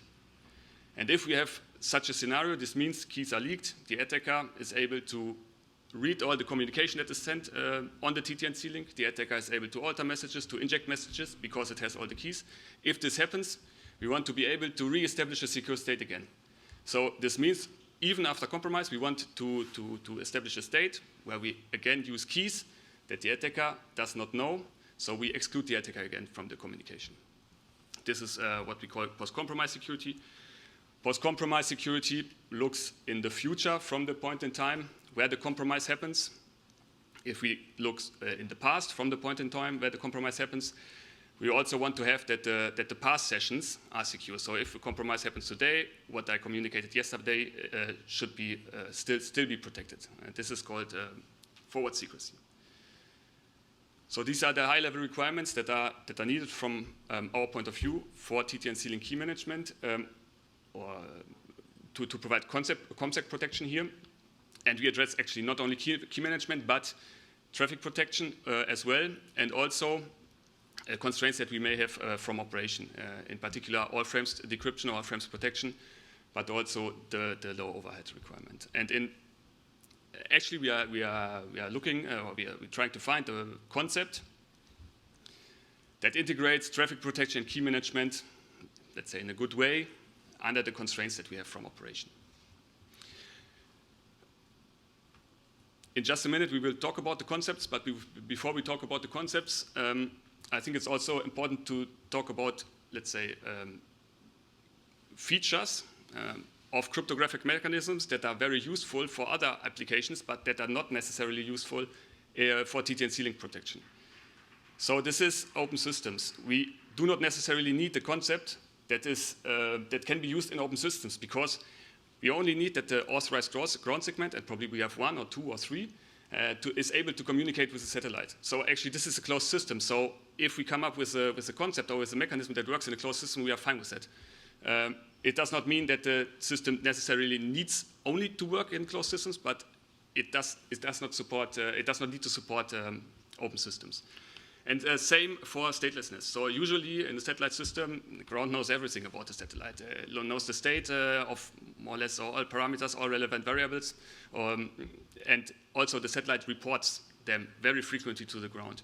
So actually we are already in a stateful system, so we can also use a stateful mechanism for ComSec protection on TT&C links.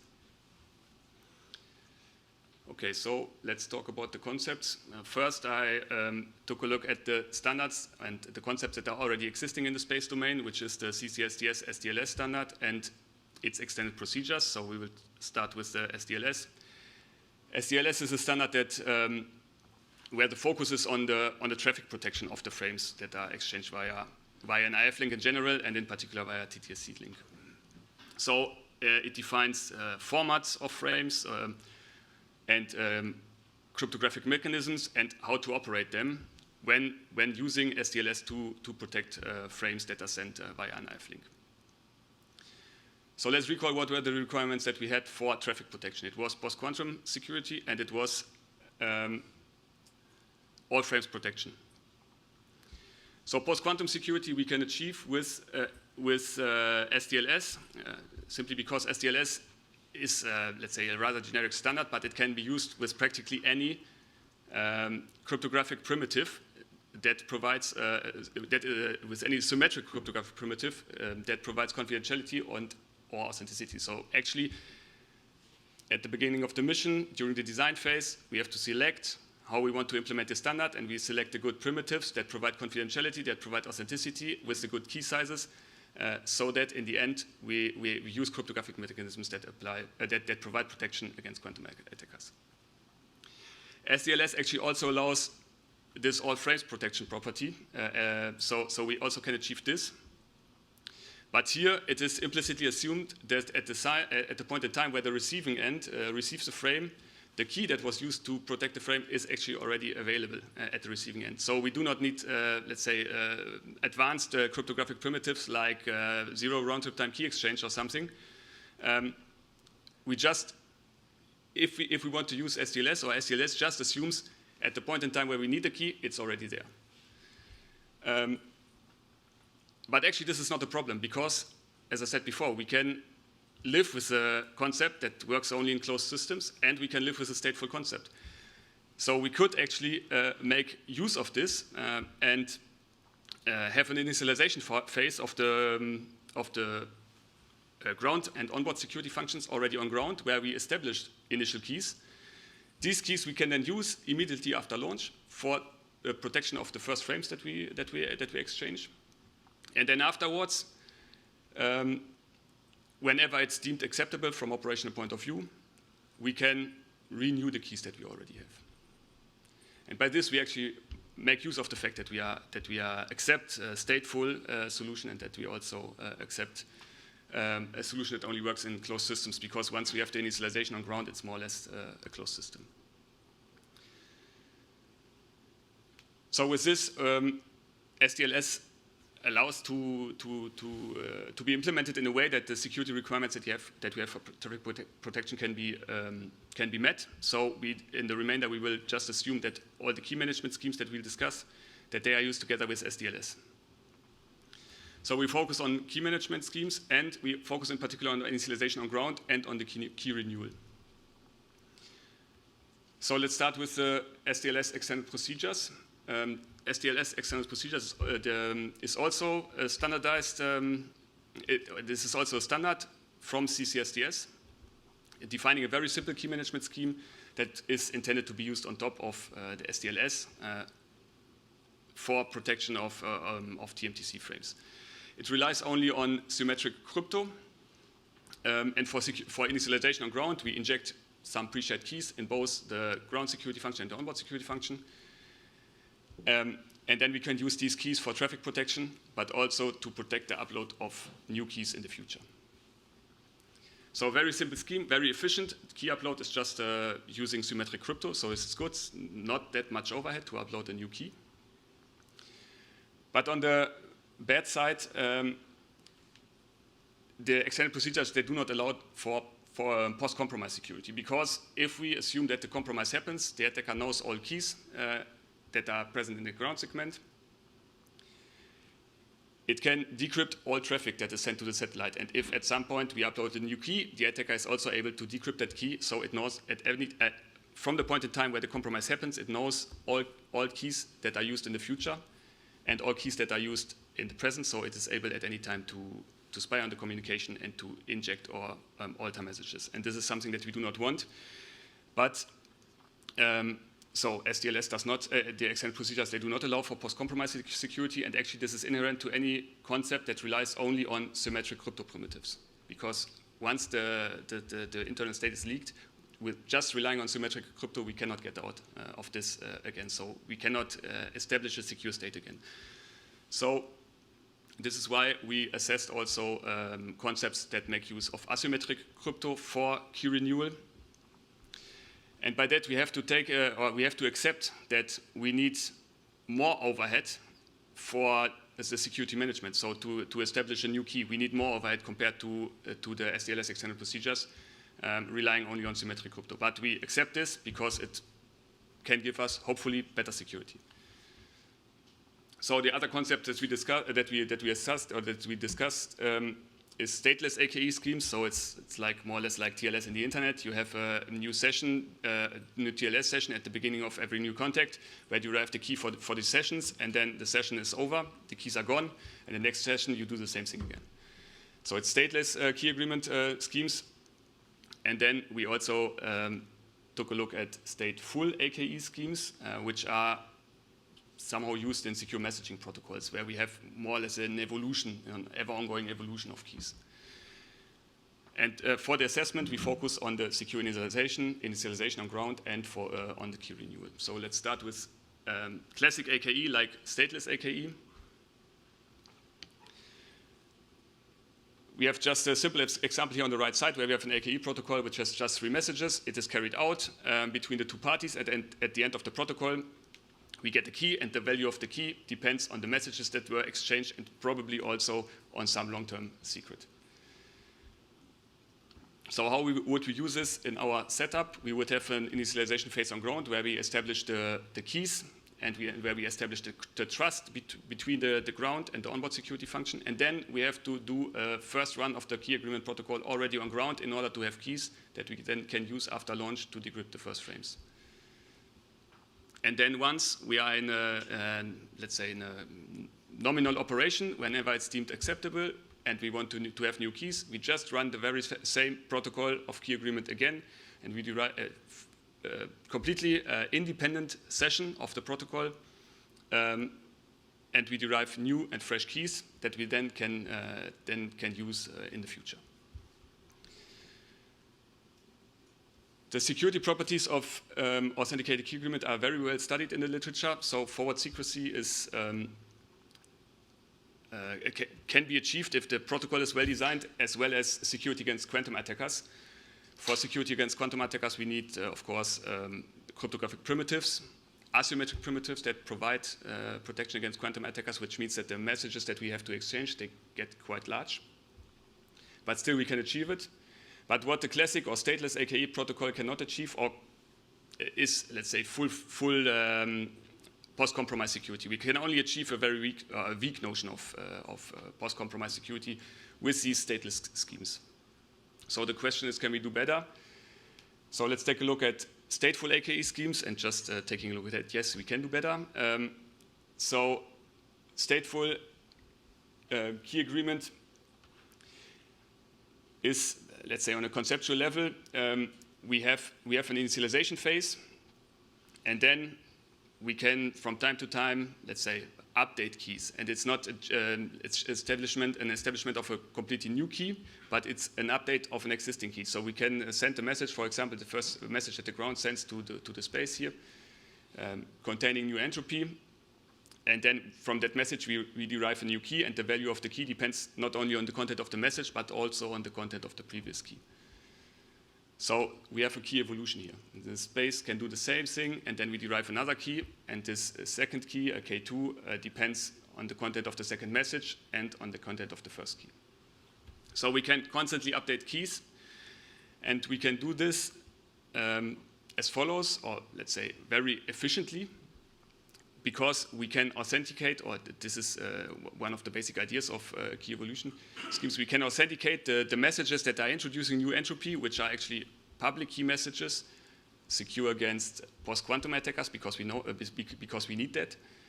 But we can authenticate them using a symmetric primitive, like a MAC, which is much more efficient than an asymmetric digital signature that is provides security against quantum attackers. So it's more efficient, and we kind of the new keys depend on the current keys. And here we make really use of the fact again that we have a stateful system, and also that we have a closed system. We have an initialization on ground, which makes the system which makes it the closed system, and then we evolve the keys. And actually this evolution of the keys now allows us to achieve post-compromise security in its strongest notion that is defined in the literature, let's say. So, from my point of view, key evolution protocols are a very promising candidate to be used for TT&C link protection, key management of TT&C links. And with that, I'm more or less at the end of my talk. So we provided a definition of basic requirements for TT&C links, link ComSec protection and its key management. And we discussed the suitability of several key management aspects. And of course, in the future, it would be interesting to see formal security models. This is just, let's say, conceptual ideas, to see formal security models, also formal protocol definitions and proofs for these protocols, and to assess the applicability of the concepts not only for TTSC links and not only for single satellites, but probably also for the management of traffic, for payload management, for constellations, or for use with inter-satellite links.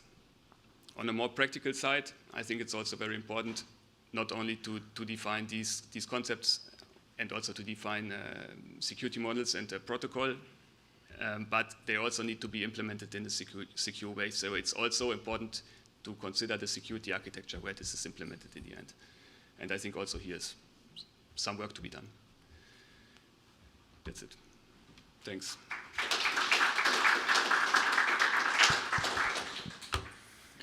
Questions from the audience? David? Yeah, hi, Dave Balance in USC ISI. Just curious, are there requirements for and/or any protections for compromise of the pre-shared keys used to exchange, protect and exchange the dynamic shared keys? Sorry, I didn't get it. Is there a requirement for or any protections against compromise of the pre-shared keys? In the standard, you mean?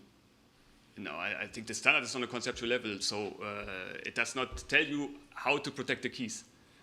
Yeah, so it assumes there are pre-shared keys and that they're not going to be compromised in any way. Yes. It's probably a supply chain security question as well, right? Knut? Do I understand it correctly that these kind of key evolution protocols that you present are inspired or also used by the likes of Signal today? Yes, exactly. Yeah. What was their design driver? Did they also want to minimize the negotiation traffic, or did they have a different motivation? I think the motivation was different because I think what was important for them was to have this non-repudiation. So you could, let's say, deny to having sent the message. And after the secure initialization, you exchange the Diffie-Hellman shares and you authenticate every message just using a MAC. And you can deny having sent this because it's a symmetric primitive. Okay. Yeah. Because the other... Okay. I have one more stupid question. See if there are some others. So. Samuel Giroux, MIT Lincoln Laboratory. So I guess my question is really, why not just use TLS 1.3? Like looks like it's got a lot of the same things. Like you set up this initial key stuff. It's got key rotation. It's got forward secrecy. What doesn't work there, especially since you're talking about all this like formal modeling, everything that like has already been done? What's the problem there? So I'm not saying that TLS 1.3 is not suitable. It has to be assessed, but let's say, just a guess. It was developed under, let's say, very different assumptions. So you have more or less full connectivity anytime, and bandwidth does not play a role. So, well, yeah. Sure. I mean, I guess I would then strongly urge you to look at this because it looks to me like it covers all the things you're after very efficiently. Yeah. So save yourself a ton of time if that's actually the case. Yeah, thanks.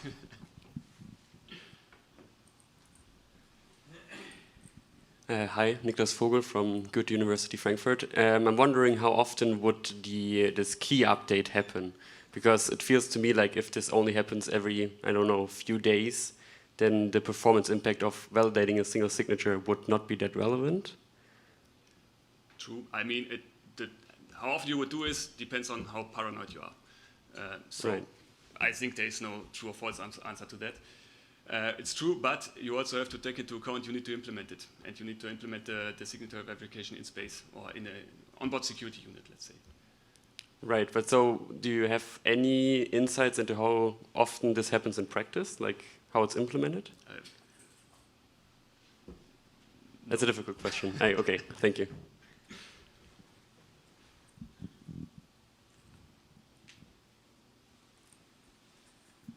I just wanted to respond to why maybe not TLS 1.3.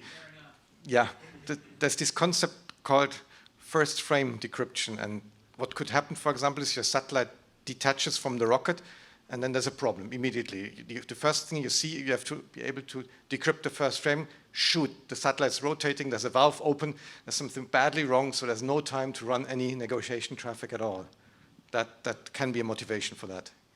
You could, of course, say, let's use this. Is there still a session pause in TLS 1.3 where you can, let's say, do on ground the initial negotiation and have then that paused session key somewhere in memory? Pretty much, like that's the default mode in TLS 1.3 is, I mean, it enables zero RTT encryption is what it's designed to do, but essentially you've got a session ticket and stuff to encrypt your initial traffic under, and then you do a key rotation almost immediately for the rest of your traffic.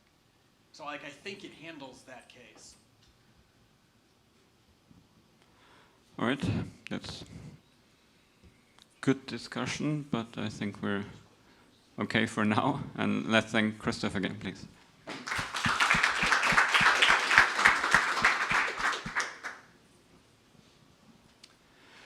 Our third speaker today is Joshua Smiles from Oxford University. Yeah, Joshua, we're talking about fingerprinting and potential attacks on fingerprinting. So please, Josh. Great. Yeah, thanks very much for that introduction. So my name's Joshua Smales. I'm a third-year PhD student at the University of Oxford, and today I'm going to be talking about, sorry, do I have a clicker? Ah, yeah, here it is. Today I'm going to be talking about some work where we're assessing some previous work looking at authenticating satellite communication using fingerprinting and its resilience against specifically jamming attacks. So this was done in collaboration with some of my colleagues at Oxford, as well as with Martin at the Cyber Defense campus. So in recent years, satellites have become increasingly critical to both national and international infrastructure, as we've seen in the Keynote in particular. So we've seen that satellites are becoming more useful in not just things like communication, but observation, imaging, scientific experimentation. But at the same time, the increase in access to commercially available software-defined radios have made attacks, including spoofing, replay, and jamming, easier and cheaper than ever, placing it in the hands of motivated hobbyists. At the same time, although modern satellites have access to modern cryptographic systems, we have a large number of satellites in orbit due to long system lifespans, which have outdated cryptography or no cryptographic security at all, and we want some way of being able to secure these systems even in the absence of proper cryptographic security. So there's a number of methods that we can use to achieve this. The first is cryptography, which has been well explored in other works. Other techniques include things like timing analysis, measuring time difference of arrival of incoming messages to triangulate the transmitter, things like data analysis, looking at message headers, signatures to verify the integrity of messages, or what we're going to focus on in this work, fingerprinting, looking at physical layer characteristics of the transmitter to authenticate the communication. However, we do need to remember that spoofing and replay attacks aren't always the goal of an attacker. Sometimes just impacting the availability through things like jamming is enough. So over here on the right, we see a map of recent GPS jamming in the conflict area around Ukraine. We can see that both GPS jamming is useful for the war efforts on whichever side, in that it has an impact jamming the availability of GPS, and we can also see that it's possible because these red regions are fairly large, indicating significant jamming in those areas. And the question that we want to answer is whether or not introducing fingerprinting systems makes these satellite systems more or less vulnerable, or, well, makes it more vulnerable to jamming attacks, or sort of maintains the status quo. So this is the big question that we're trying to investigate or open up the discussion of in this paper. Is it harder to disrupt the authentication systems being added onto a satellite communication system, or disrupts the message decoder in traditional ways? So we achieved this by first looking at the Iridium satellite constellation and sort of exploring a threat model of traditional jamming the message decoder, before moving on to a more experimental evaluation of the robustness of a fingerprinting system on the Iridium constellation under jamming attacks. So we build on top of the SatIQ fingerprinting system that we look at in our previous paper entitled Watch This Space. So that's where we actually build and train the model. And we're just sort of using it and evaluating it in this work.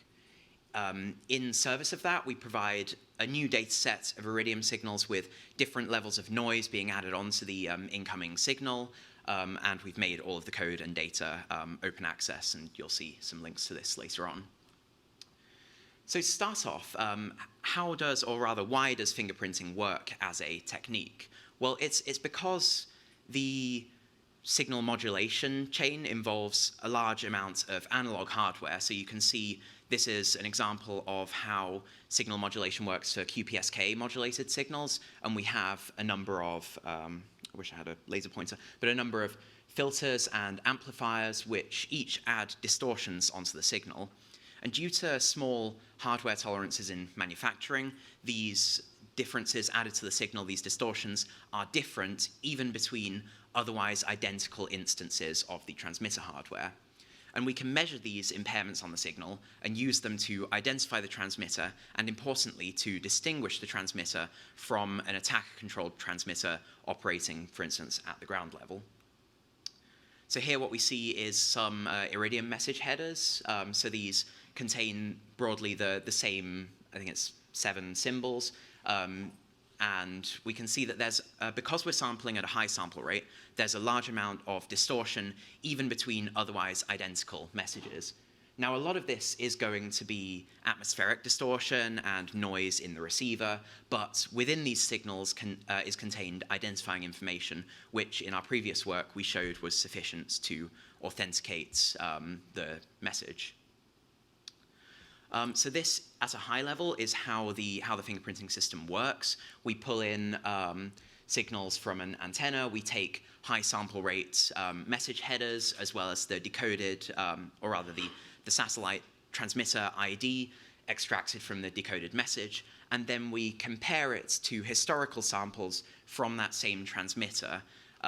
So we condense it down to a fingerprint, and then we compare those fingerprints to each other to get a distance metric, which we can then use to determine whether the message is sufficiently similar to the previous messages that we've seen and accept or reject the message. This differs from previous fingerprinting works, which tend to focus on classifiers, because we're instead trying to produce this distance metric rather than just identify the transmitter, which makes it more useful for distinguishing it from attacker-controlled transmitters, which will sort of have a much higher distance and won't be just placed into the class of a legitimate transmitter. And it allows us to introduce new transmitters without retraining the model. There we go. So this is how the fingerprinting system works at the sort of model level. I won't go into this in a tremendous amount of detail, but what you need to know is that we've got an encoder that's part of an autoencoder that takes the 2 inputs, condenses them down to a concise embedding, preserving the identifying characteristics of the signal, and then a comparator that produces our distance metric, which is used to accept or reject the message. So this all operates on the synchronization header of the Iridium message, because this is always the same, and so we don't need to worry about masking out identifying information like the transmitter ID. It's also easy to correlate over and identify, and for that reason, it's actually not often the target for jamming attacks, which will instead target the contents of the message.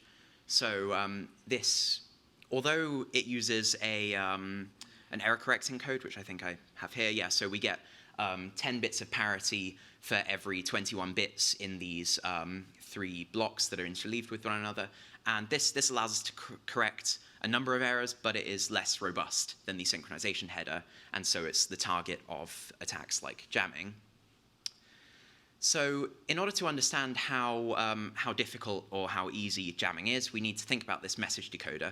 So we have the following error-correcting polynomial. We don't need to know much about it other than that it has a Hamming distance of 5, allowing us to correct up to and including 2 bit errors in each of the 3 message blocks.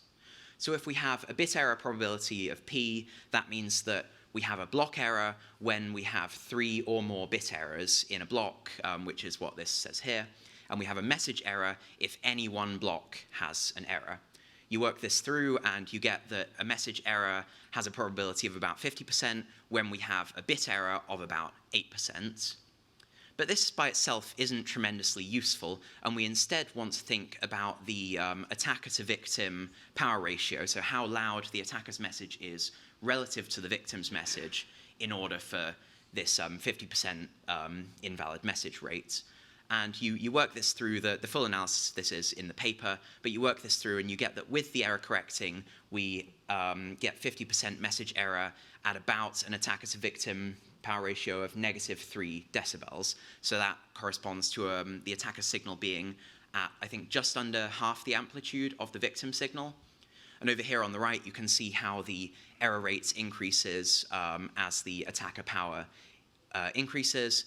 So the blue line is with the error correcting code, and the red line is if there's no error correcting code, meaning that a single bit error results in a single block error, resulting in the entire message failing to decode. So now that we have that on the sort of receiver side, we want to think about the attacker capabilities a bit. So in each of the fingerprinting and the sort of decoder jamming case, the attacker's goal is to disrupt communication by emitting noise in the vicinity of the receiver.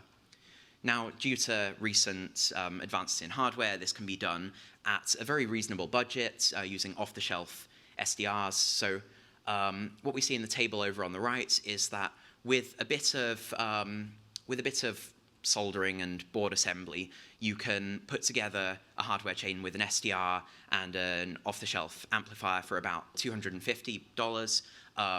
If you want something that is just end-to-end, you buy it, you plug it in, and it works, then it'll cost you a little more, but still well within the range of a motivated hobbyist and certainly within the range of a nation-state level attacker. And so if we take the transmit power granted by the hardware in the previous table and just plug this into the free space path loss formula with the known sort of received power of iridium signals, what we get is that jamming is actually possible at quite a significant distance, even with the cheaper off-the-shelf hardware. So this is what we see over on the right. Of course, we have to acknowledge that because of things like multipath scattering and other losses, we won't be able to reach quite these ideal levels of performance. But what this shows is that we can easily achieve jamming using off-the-shelf hardware from quite a respectable distance. So now that we've talked about jamming the iridium decoder in the traditional way, we want to think more about what it takes to jam the fingerprinting system. So to serve this, we first need to set up some data collection. So in addition, well, we sort of add some new hardware into our existing data collection pipeline, which is the blocks highlighted in white here, although I don't know if you can see the colors tremendously well. But then the new hardware is highlighted in red, so we add an additional software-defined radio, which is broadcasting noise or whatever signals the attacker wants to inject. And this is combined with the incoming signal using a power splitter, which, despite the name, can also be used to combine signals. And then it's going into our SDR that's being used for capturing the iridium messages for use in fingerprinting. This is the hardware in real life. You can see the antenna mounted on our roof going into the power splitter over on the right of this first image, combined with the signal from the software-defined radio that's generating noise, and then sort of going off upwards to where the receiver will be decoding the messages. And so using this setup, we inject different levels of noise. You can read more about this in the paper, of course, but as a sort of high-level overview, we ran the data collection for about a month. We collected just over 500,000 messages with varying levels of noise. So this graph just shows the sort of amplitude of the noise signal and how many messages we collected, because, of course, as we add more noise, we're going to disrupt the decoder as a side effect. But what we're interested in is the collected messages and running those through the fingerprinter. So the noise level here just corresponds to the amplitude, but what we then sort of process this to get the actual attacker to victim ratio so that it's a more useful value for our analysis later on. Oh yeah, and just as an example, here are two captured messages. The one on the left has no noise added to the channel, and the one on the right has quite a significant amount of noise, such that it's almost equal in amplitude to the victim signal. And so you can see that there's significantly more distortion on the message, which, well, we'll find out may or may not make it harder to identify the transmitter. In addition to this, we also gathered a second data set by adding noise to clean messages in software. So this allowed us to get a larger data set. It also allowed us to test some alternative jamming techniques. So in addition to Gaussian noise, using both just recorded noise from our hardware setup and noise that we generated in software, we also used some tone jamming techniques where you just add a pure sine wave onto the signal. So previous works have shown this to be potentially more effective than Gaussian noise for jamming in various cases. So we can see along the top here the noise signals by themselves, and on the bottom the noise added to an Iridium message header. So to just bring things back to our motivation, what we want to do is figure out at what point the fingerprinter fails to successfully authenticate the message, at what sort of noise level this occurs. And to do this, we compare the fingerprints of the received messages with whatever level of noise we've added to fingerprints in our zero noise data set using existing trained models, and see at what point the messages fail to be identified. We can, of course, set the acceptance threshold to whatever we want. So you can set it to a higher level to accept more messages at the cost of letting through more attacker-controlled messages, or you can set it lower to achieve the opposite. For a sort of balanced evaluation, we set this to the 95th percentile, meaning 95% or thereabouts of legitimate messages are let through by the system. So here you can see the initial results from this. So this shows the sort of distance between the incoming message and the fingerprints, or the existing fingerprints that we're comparing it against as the attacker transmit or the attacker received power increases. I don't know if you can see this tremendously well on the graph, but you see that as the power increases, both the variance of the fingerprint distance increases as well as the median, so it becomes harder to identify the transmitter. And this crosses the 50% mark at about, well, I think it's -2 decibels. We get the more precise results in a moment. And here are the same results for our synthetic noise added onto signals. So the line's a lot cleaner because we have a larger amount of data to play with. But we broadly see the same results. But we see that tone jamming is actually, interestingly, more effective at jamming the fingerprinter than just simple Gaussian noise. But this, the data in this form isn't tremendously useful for comparing to the traditional jamming. So instead of thinking about the fingerprint distance, we now think about the number of messages that are being rejected by the fingerprinter as the noise increases. So this is the same data, but just in a slightly different view. So we see that broadly more messages are rejected as the noise increases, and we can compare this to the synthetic noise, and now we can finally compare it to the sort of theoretical analysis of jamming the message decoder. And what we see is that, interestingly, it actually takes less attacker power to disrupt the message decoder than it takes to disrupt the fingerprinter that we're evaluating, even using the more effective tone jamming technique to try and disrupt the fingerprinter. So here are the results here. We can see that there's about a, 2-3 decibel difference between jamming the decoder and the fingerprinter when using Gaussian noise, and about 0.3 of a decibel difference between jamming the decoder and the fingerprinter when we are trying to disrupt the fingerprinter using tone jamming. In this paper, we don't think about disrupting the decoder using tone jamming because that requires more of an in-depth analysis. But one of my colleagues is working on something similar to this, and so we'll have some interesting results in that area shortly. So why is it the case that it's easier to disrupt the decoder than to disrupt the fingerprinter? Well, we have some ideas as to why this might be the case. The satellite communications already contain a large amount of noise because of the tremendous amount of atmosphere that they have to travel through, introducing distortions and attenuation onto the signal. And so the fingerprinter has to already exclude a large amount of noise to successfully identify the transmitter, which may make it more robust against noise or against additional noise being added onto the signal. Additionally, the fingerprinter operates on the message header, which we know to be more robust for the sort of correlator involved in the decoder, which may make it in turn more robust against noise for identification purposes.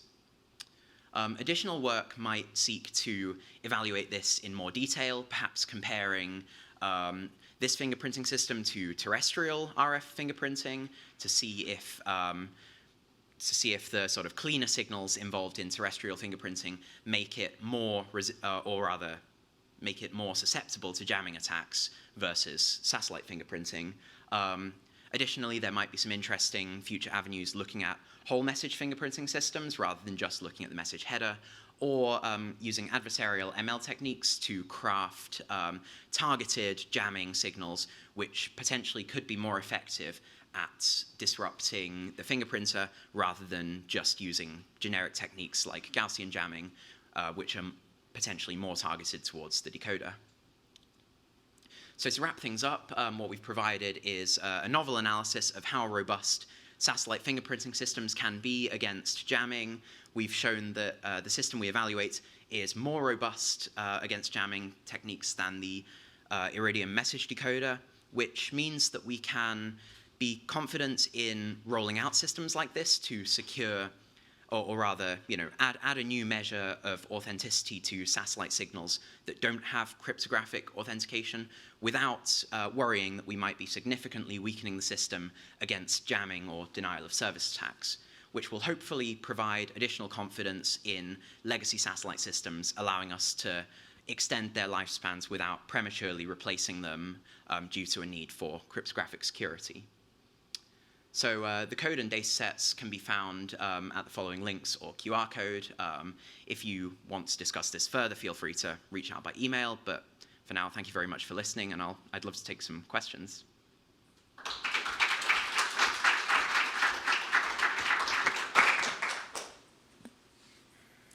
Questions?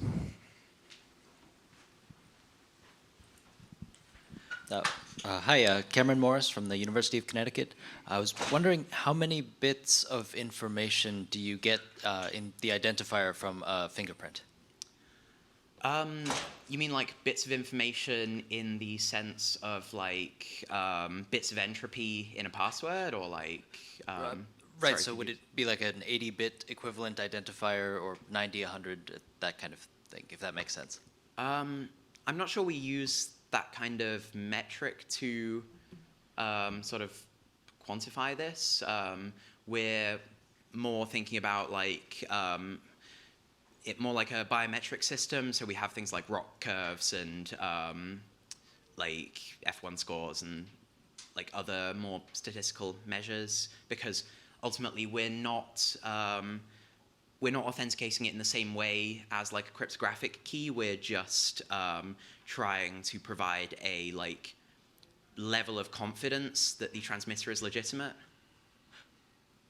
Okay, so it's a level of confidence, not a bits of security kind of situation. Yeah. Okay. I mean, right, like, there's only so much you can do with a satellite that has no onboard cryptography. This is ultimately like a stopgap measure such that we can continue to use older satellites, but eventually, sort of in 10, 20 years, replace them with systems that have proper cryptographic security. Right, thank you. Thank you. More questions from the audience? You want to walk over there. And the jamming literature is extremely vast, right? Also, in particular outside computer science. How can we be sure that everything, all of these possible strategies have been covered to say that it's resilient or more resilient than Iridium itself? Because there's really thousands of different jamming papers and strategies. Yeah, so I suppose we can't make too broad of a claim here. This is ultimately like an exploratory analysis, I guess trying to open up the discussion that like we can't just think about these sort of authentication systems by themselves, where we need to think about them in the context of like all the different types of attacks that these systems are subject to. I guess if we move on to do more of an adversarial ML type analysis, then we could probably say with a much higher level of confidence that it's secure against like the worst case type of jamming. But for now, like, yeah, we're just sort of opening up the evaluation and thinking about some of the most common types of jamming. I had a question on your actual fingerprinting technology, which I guess is a bit on the paper that you referenced. So let's assume I go to a hardware store and I buy a normal off-the-shelf Iridium terminal, like it's more like an ancient handheld phone. Yeah. How much do I have to go beyond that? What kind of hardware do I have to add in terms of an antenna, amplifier, and so to be able to do the fingerprinting in the first place? Yeah, so it's currently not something that is sort of able to be integrated into existing handsets because you need, well, currently you need an SDR capable of sampling at like on the order of, I think it was 25 megasamples per second or thereabouts. I think you could get away with using the antenna and the amplifier presence in the handset, but you will need like an SDR and some processing hardware in order to do the fingerprinting.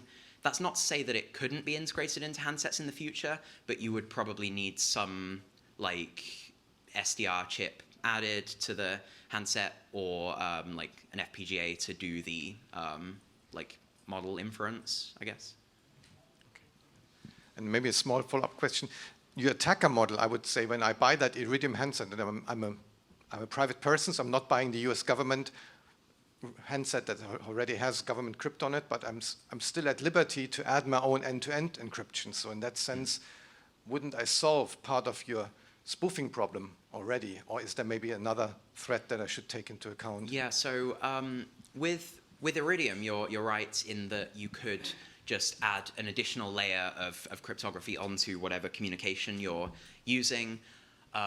We're more using Iridium as a case study for sort of all insecure satellite systems here, just because Iridium's quite useful for this kind of analysis because you have, I think, 66 active satellites, each of which have about 50 transmitters, and so this gives us access to a large data set which is useful for sort of testing and training these types of models. But there's no reason you couldn't adapt this to work with other systems like I don't know, the Earth observation systems, which have a much smaller number of transmitters, but are just by design broadcasting images and other data in the clear.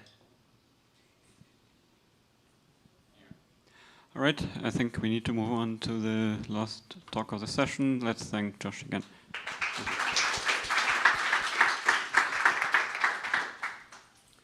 So yeah, our last speaker is Samuel Giro from MIT Lincoln Labs, and he will be talking to us about securing the software on satellites. Yup.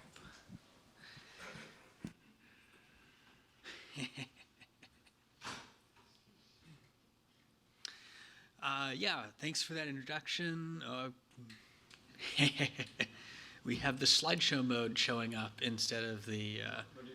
Oh, there we go. Okay, great. Thank you. So thanks for that introduction. Yeah, I'm Samuel Giro from MIT Lincoln Laboratory, and I'm going to be talking about our work really motivating securing the satellite software stack with a bunch of my colleagues, Juliana Fergola, Max Heller, Ben Nahill, Sam Mergendahl, and Rick Scavira. And really what this work is trying to do is to motivate that the software on our satellites is important, and really unique security constraints result from being in space that the security community should spend more time considering and researching. So let's see.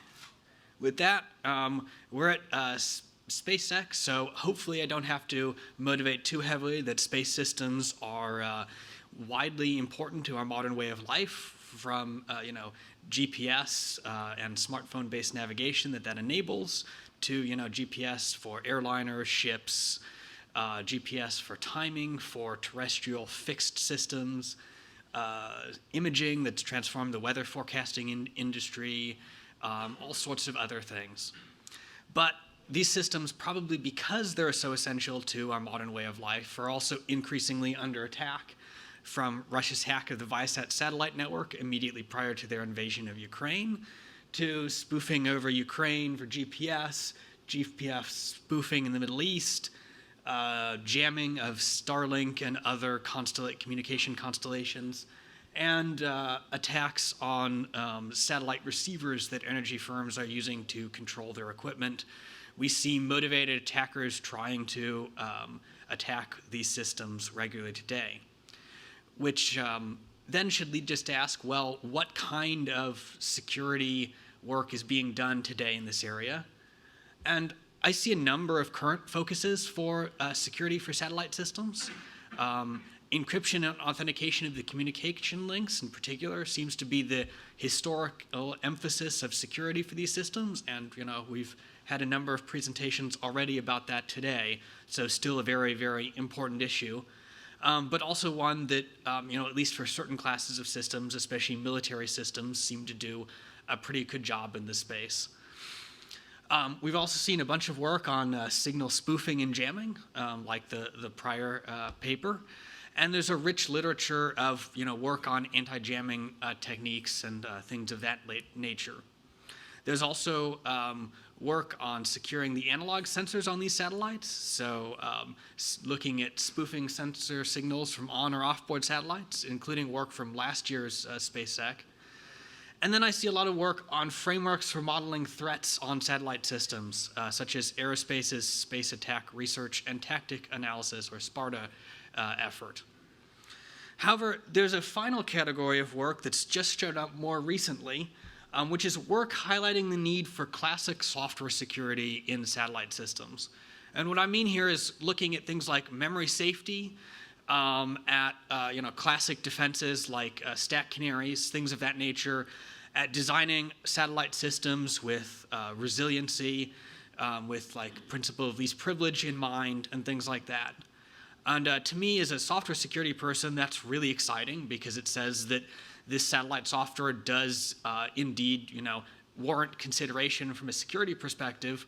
On the other hand, it basically says, well, okay, we should apply the last 30 years of things that the security community has discovered to satellite systems. And so that really takes me to the core question that I want to think about today, which is, does satellite security deserve special attention by the security community? Or put another way, are satellites really any different than any other embedded device that the security community has worked on, and that there's been lots and lots of work as to how to secure?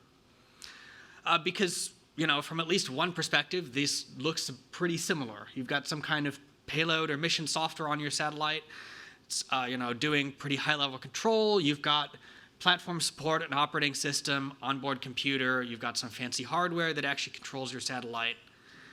But we want to actually argue is that there are a number of unique challenges to satellite systems that kind of propagate into the challenges about securing these systems that really, therefore, deserve focused research by the security community. So in particular, we see a number of challenges that are pretty unique to software on satellites. These include a lack of accessibility.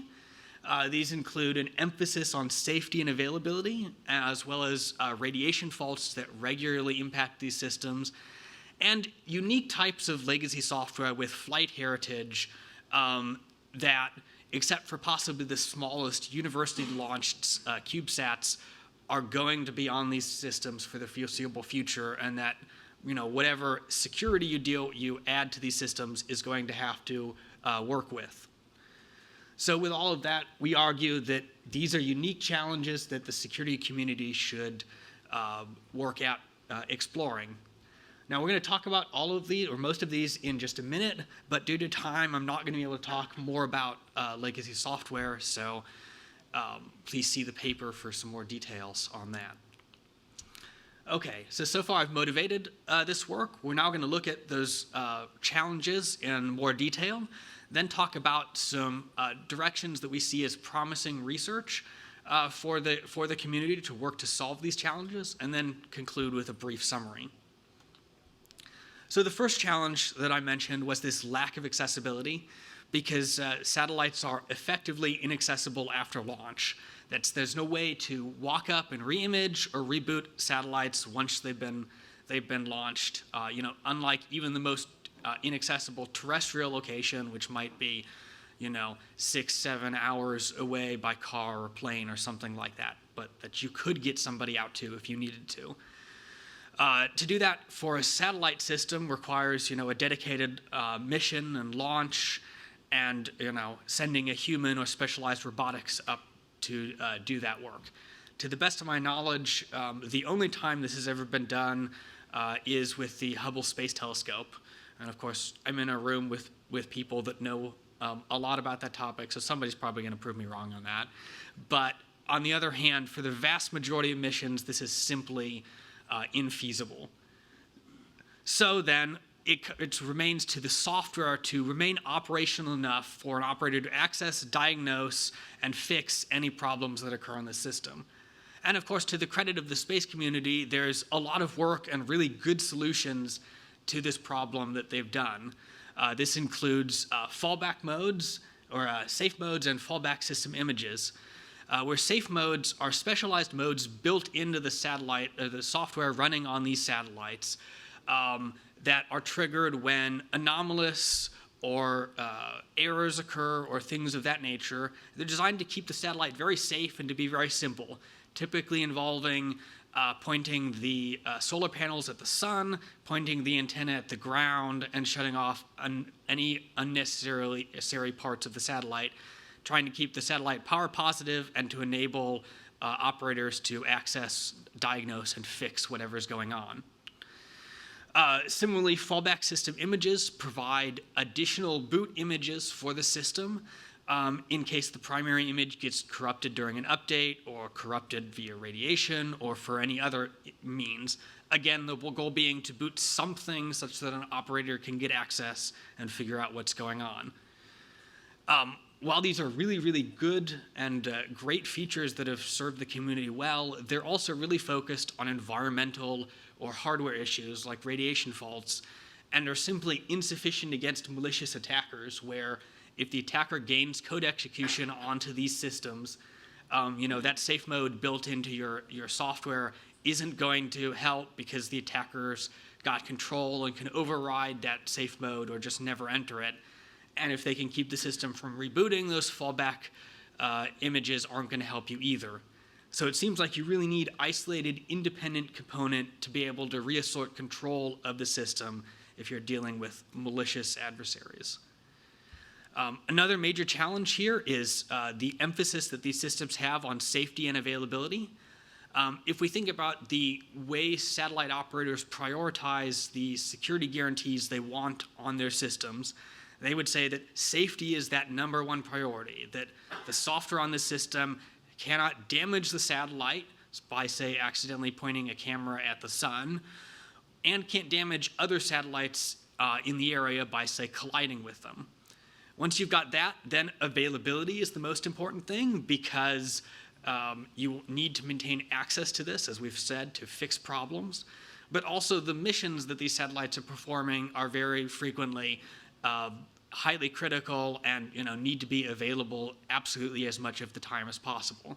Once you've got that, then integrity is good, because it's good to know that I'm running the system image I expect to be running. But confidentiality is maybe a nice to have, at least within the satellite like we're talking about here. Contrast that with the way the security community typically thinks about these things, where confidentiality is that #1 priority. And if once we've got that, then integrity of the data is also really critical. And, you know, assuming nobody's attacking us, then we'll try for availability too.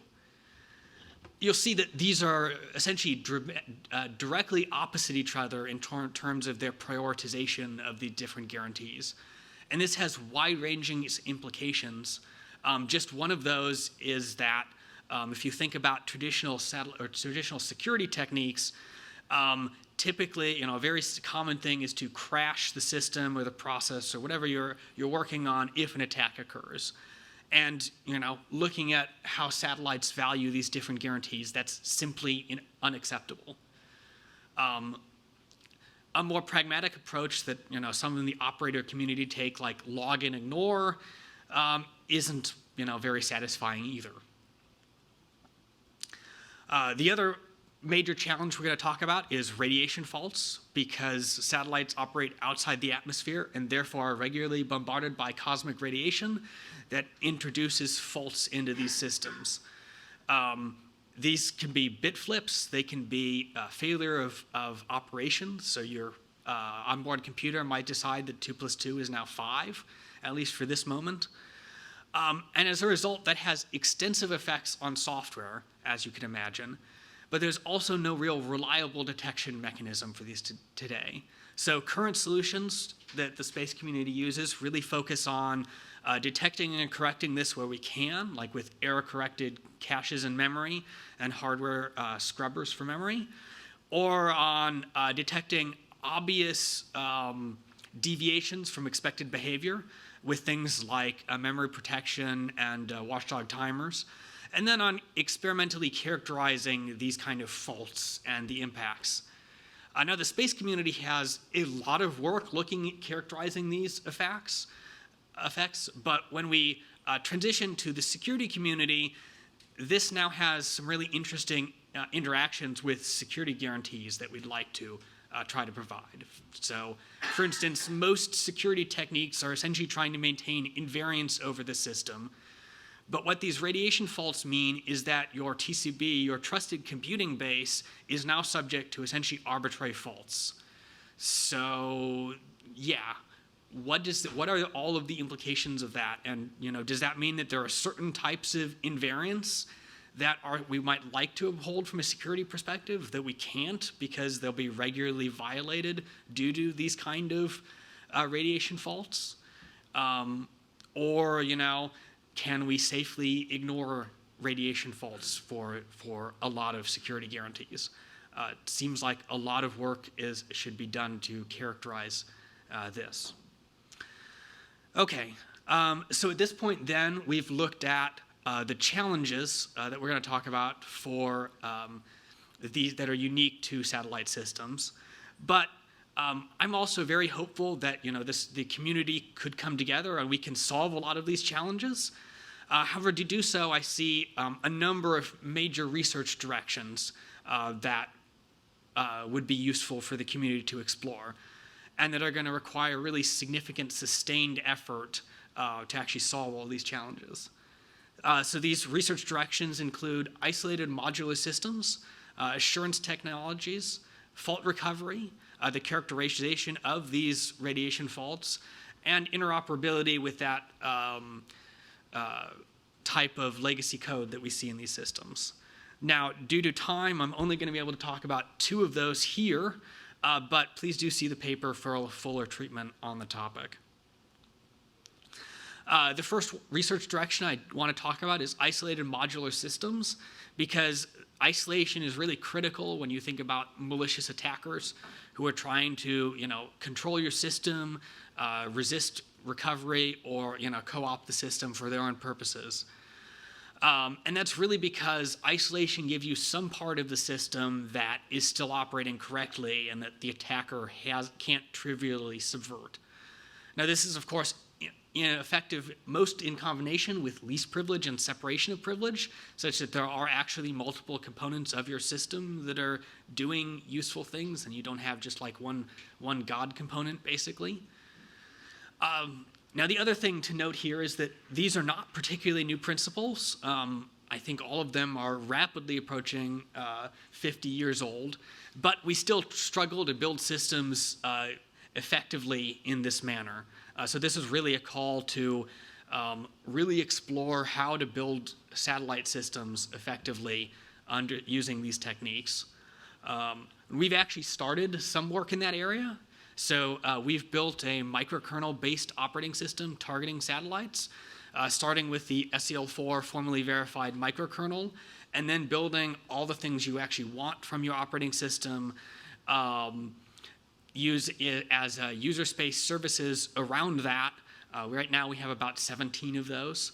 And this has currently enough functionality to run NASA's core flight system, which is a common flight software used. Now, sadly, we didn't have time to write all of this up into a paper for SpaceSec this year, but we are hoping to turn this into a future paper, so look out for that in the future. We also developed, working on multi-process flight software for satellite systems, kind of inspired by NASA core flight systems architecture with a bunch of apps around a data bus, but doing that with each application essentially as a separate process for further isolation. Now, these techniques are certainly not the end-all, be-all of research in this area, so I think lots of other work could be done in this area. The other research direction I want to talk about is fault recovery. And especially from a security perspective, this often boils down to how should software systems or satellite systems handle attacks? Because a lot of the common solutions or obvious solutions are not satisfying. We could crash the whole system, which, as we've said, is completely unacceptable. We could log and do nothing, which is philosophically unsatisfying and also, suggests or is usually done because you'll be able to manually intervene later. But these satellite systems are regularly disconnected from their ground station, and you have very low bandwidth, so maybe relying on manual intervention isn't the best option. You could crash some component of the system, maybe, if that was attacked, at least assuming that that component of the system is only managing things that will be able to survive while you're being restarted, and that there's something else to restart the component of the system that that was attacked. Or you could, reboot the entire satellite, but that doesn't really fix the problem that you've got this vulnerability and that then there's an adversary who's now developed an exploit for that vulnerability, and we know that it's very easy to relaunch exploits against vulnerabilities. So, you may get yourself in a loop where you're you reboot only to be immediately re-exploited. And supply chain just makes all of this particularly more challenging because now that vulnerability and the exploit may both be part of your system image. So all of that to say, research on additional options here is critically needed. And that takes us to our summary, where we've seen here that satellite systems are increasingly under attack by malicious adversaries, that satellite software faces a number of challenges not encountered in terrestrial systems, like this lack of access, this emphasis on safety and availability, these radiation faults, and legacy software, and that these challenges, we argue, really require unique solutions that require dedicated research by the security community. And we've offered at least a few important directions that we think might be good to explore. So with that, thank you so much for your time, and I'd be happy to take any questions now. Thank you.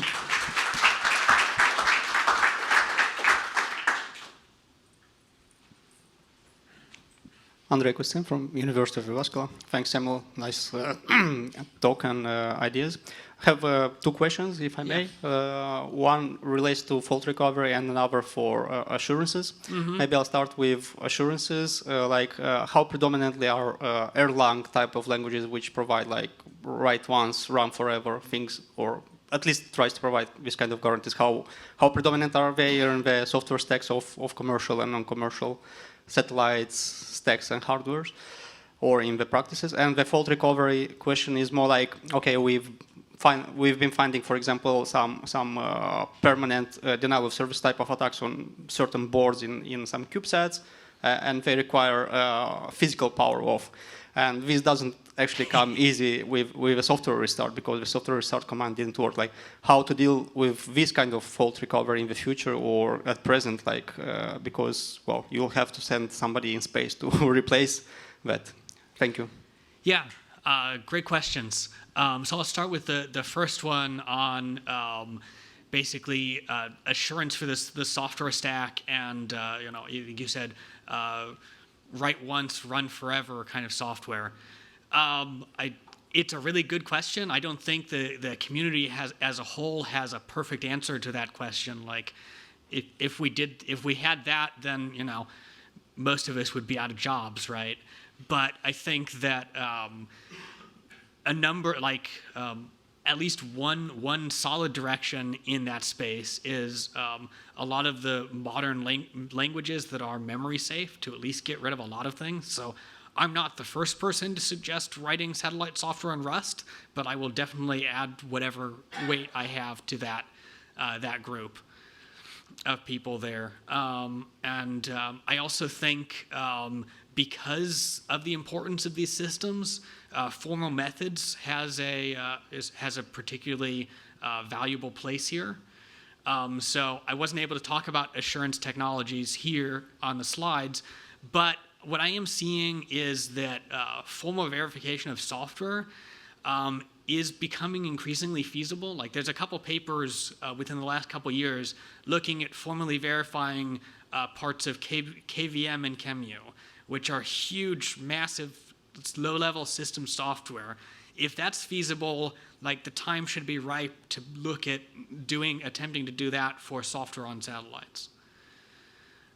Your second question about like hardware faults that actually require physical power off. Like, yeah, that's a really hard problem. Things that satellites do today, like you typically have some kind of really radiation hard watchdog timer that will reboot the system. How physical power off you need to be for some of these faults and these fault watchdog timers is a good question, but they're basically designed to kill power as hard as possible to reset the systems if they're not responding the way they should. Not sure that answers fully, but it's a good start.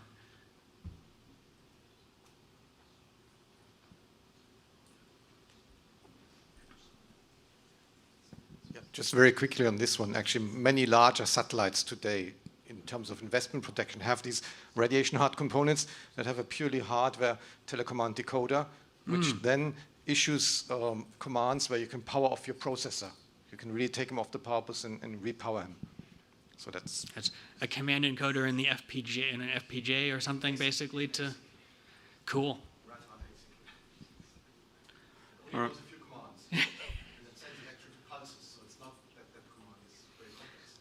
Yeah.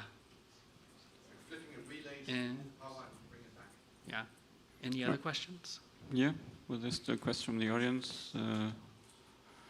Maybe just quickly, from the 4 or 5 research directions you're proposing, how many is Lincoln Labs going to look at? I mean, the facetious answer is as many as people will fund us to work on. We're currently working on these isolated modular systems and doing some characterization of radiation faults. So like also didn't have a chance to talk about it, but at least for like process isolation, we've done like fault injection simulations, like 1 million faults into SEL4 based systems, and find very, very few of those actually cause process isolation to be violated. So like virtual memory, pages mapped that shouldn't be, all that kind of fun stuff. With some extrapolation from like real world radiation fault data, we expect that this would only occur like once every 66 years or something, which is probably sufficient for these kind of applications. But yeah, those are the 2 areas we're actively working in. Cool. Then, okay. Hello, Yeah. I'm Gabriele Marra from CISPA, and you mentioned that you worked on a SLE4 microkernel with NASA CFS, but you mentioned also another paper. Would you mind expand a little bit on that now? Yeah, sorry, that might not have been very clear. So we have been working on this operating system based on SEL4. Yeah, really exciting work, but we have not yet written a paper about it. Sadly, I was not able to get that done in time for this workshop, but we do hope to publish a paper about that in the future. So keep your eyes peeled if you're interested in that. Hopefully it'll show up at one of the major security conferences in the next couple years. All right, with that, I think we have to go to lunch, so let's thank Samuel again and find him at lunch if you have more questions. All right, welcome back everybody from lunch, and we start now with the second session. I hope you all had pretty good discussions over lunch. Definitely heard some of them. I see some new faces, I think, that weren't here for the first session. So just to reiterate, you don't have to like call out your name and your affiliation when you ask questions. So you can do so. You don't have to. All questions are welcome, and this is a workshop where we really have a lot of time for questions. So please actually ask questions. And with that, let's have the first talk, Connecting the Dots in the Sky, by Diego Barradas. Sorry. All right, thank you everyone, and thank you for the introduction. So I'll try to keep these lively so that people don't fall asleep after lunch. I'm going to talk a bit about satellite internet via LEO Earth orbit satellite networks, and what are these implications for privacy when you are browsing online, okay? So this is work that was mostly done by my student Prabhat Singh, who unfortunately couldn't be here. So I guess I'm going to try to make a good case for his work. And also a collaboration with Tariq Elahi from the University of Edinburgh, and also Noor Liman, also from U Waterloo. All right, so Prabhat is actually looking for work, so he recently graduated. So by the way, if you're looking for someone, come talk to me after the talk, and I'll be happy to forward him the details, okay? So this is kind of just the setting where we are at right now. So this is not probably new to most of you today here. So what we have here in this picture is the typical way that some low Earth orbit satellite internet could work, in the sense that you have someone with a user terminal, for instance, a SpaceX terminal by Starlink or some other company. And when we want to browse the internet, you send out some requests to space. So these will be received by a satellite. As we have it today, for instance, in Starlink, these requests would not actually be forwarded to any other satellite. It would just be beamed down to Earth, to a ground station in the range of the same satellite. But for the sake of some generalizability, we can actually state kind of the full idea that some of the constellations want to have in the next few years. So you will have like this connectivity going on also between satellites via laser links, so that you can actually deploy your data very close to the final destination. But so here, it's kind of just an example of what would happen if you want to try to browse the web and access some server, let's say example.pt. Right, so you forward these requests, it will be beamed down close enough to this destination, and the final path will be followed through some fiber link until you reach the destination. So these little satellite networks are interesting from the point of view of broadband browsing on the internet, because they achieve low latency. So some studies and measurements that we've seen quote about a few tens to hundreds of milliseconds of latency, and also quote high throughputs. So in some cases, even kind of comparable to fiber links. So that's why we now see a lot of commercial solutions, including, again, SpaceX with Starlink, also Eutelsat, OneWeb, and also things like Amazon Kuiper project, which at some point will probably be released not too long in the future.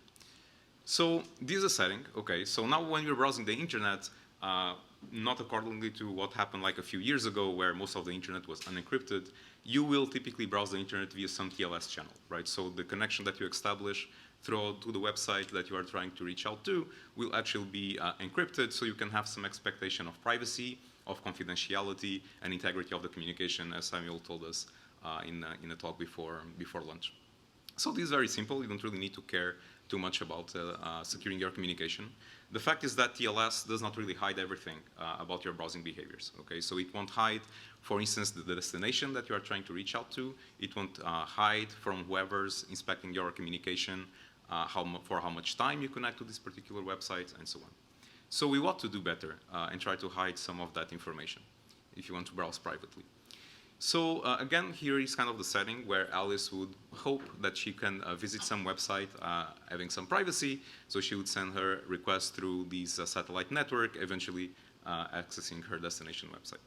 Now we can think about adversaries, right? We can think about people trying to intercept Alice's communication, trying to learn something about Alice, profiling her behavior, maybe inferring some medical condition that Alice may have according to the websites she visits. So one potential adversary could be someone that would be co-located with Alice, okay? So maybe someone would set up an antenna, try to gather some of the satellite signals and try to infer what are the IP packets that are being exchanged, destinations, and so on. So while this was a very big problem when we had like the old geo kind of satellite broadband going on and the internet wasn't encrypted, this is not so much the case for, to the best of our knowledge, some solutions like Starlink, where the signals themselves that are exchanged between the user's terminal and the satellite are encrypted at the signal level. So there's some signal scrambling going on, and even if you place an antenna very close to Alice's satellite dish, you wouldn't be able to even understand what kind of IP traffic or TLS traffic is being exchanged. So here in this work, just for our exercise of how private this connection can be, we consider this adversary that might, for instance, sit at the ISP, and that's actually trying to learn something about Alice, trying to figure out what websites she visits. Maybe this ISP is actually instructed to, for instance, block the access to certain websites. For instance, should they serve some pirated content? And so it's for the interest of the adversary to try to know what Alice is visiting. So how can Alice protect her internet accesses? That's the question that we have at the end of the day. So one typical solution is she can resort to a VPN, right? So instead of directly contacting her destination, Alice could use some VPN node to relay her communication. And then the adversary would only see that she's connecting to the VPN node, but wouldn't really know what the destination is, okay? Other example, if you take this a step further, is that Alice could actually try to benefit from anonymity networks like Tor to actually browse privately in the internet and with some expectation of anonymity even from the server side. So even not the server will know where that request is coming from. So the first solution was actually something that was already deployed in some VPN and performance enhancing proxies, hybrids like QPEP, where the idea is that these Alice connection can kind of be secure from whoever is in between the actual VPN node or Tor node and Alice's destination. So we can say, okay, so maybe this is game over, right? And there's no way that anyone else can infer something about what Alice is visiting. So that's not so much the case because encrypted connections are actually known to leak some metadata. Okay, so if we have an adversary that sits in between Alice's connection and whatever encrypted tunnel Alice is using, then they can look at some traffic patterns, right? So they can inspect what packets are being sent and received by Alice. They can check the size of these packets, the timing between receiving and sending these packets, and overall volume of communication. So it turns out that this leaks a lot of information about the contents that Alice might be accessing. And it actually allows for an attack commonly known in the literature as website fingerprinting. And the way that website fingerprinting works typically is that this adversary will try to use a communication setting very close to Alice. So for instance, also deploying some satellite dish, using broadband internet to access some encrypted tunnel like Tor or VPN node. And it will start accessing different websites. So for instance, WebMD, and they record how the traffic pattern for WebMD looks like. They could do that for some Swiss medical network website or some, vision clinic website. And at some point, this adversary has a database. So now the next step, everything that the adversary needs to do is to watch for Alice's traffic when she accesses some website, even through, for instance, Tor, and then try to match the pattern that they see, okay? So this is not kind of a one-to-one direct correspondence, so there's still some variations going on here, but we actually have machine learning classifiers that can take a good guess in making this matching. So Alice might be in danger here, okay? So in the past, these attacks have been mostly focused and centered and experimented on fiber networks. So we as a community, on the privacy research community, we do know very well how to launch these kind of attacks there. Some other researchers at some point also asked themselves whether these attacks would work in settings like cellular networks that have also different transmission characteristics. And they found that it actually also worked there. So the question that we had with this work is whether this would also work for Starlink and for some other LEO satellite communication services that are out there. Okay. So again, this is just kind of a first step into exploring this realm. We focused Starlink in our work, but it would be also interesting to check how this would behave for different providers. Okay. So the contributions for this work is that we created this new data set of website accesses via Tor and just via plain Firefox, just using TLS, so that we can compare what happens in both cases. But we do this both over Starlink and fiber simultaneously, so that we can actually compare what's happening and if Alice would be more protected or less protected if she's accessing websites via Tor, via Starlink or not. So we use this data to conduct this comparison study on traffic characteristics, try to understand if in fact there are some differences that could make website fingerprinting harder or easier from an adversary's perspective. And then we apply some website fingerprinting attacks to try to gauge their efficiency and effectiveness in this domain. So this is kind of a picture of our experimental testbed. So what we did was that we set up this client machine that had basically 2 virtual machines running on it. One of these virtual machines was connected to a fiber interface. The other virtual machine was connected to the Starlink dish. And every time that we wanted to collect a sample of an access to a website, what we will do is that we send a request simultaneously via the 2 VMs so that we can compare at exact the same time when we're accessing the web page via the 2 different alternatives. Okay. And so we did all these experiments for Tor and for non-Tor. Here in this presentation, I'm going to mostly mention the results that we got when browsing through Tor. Okay.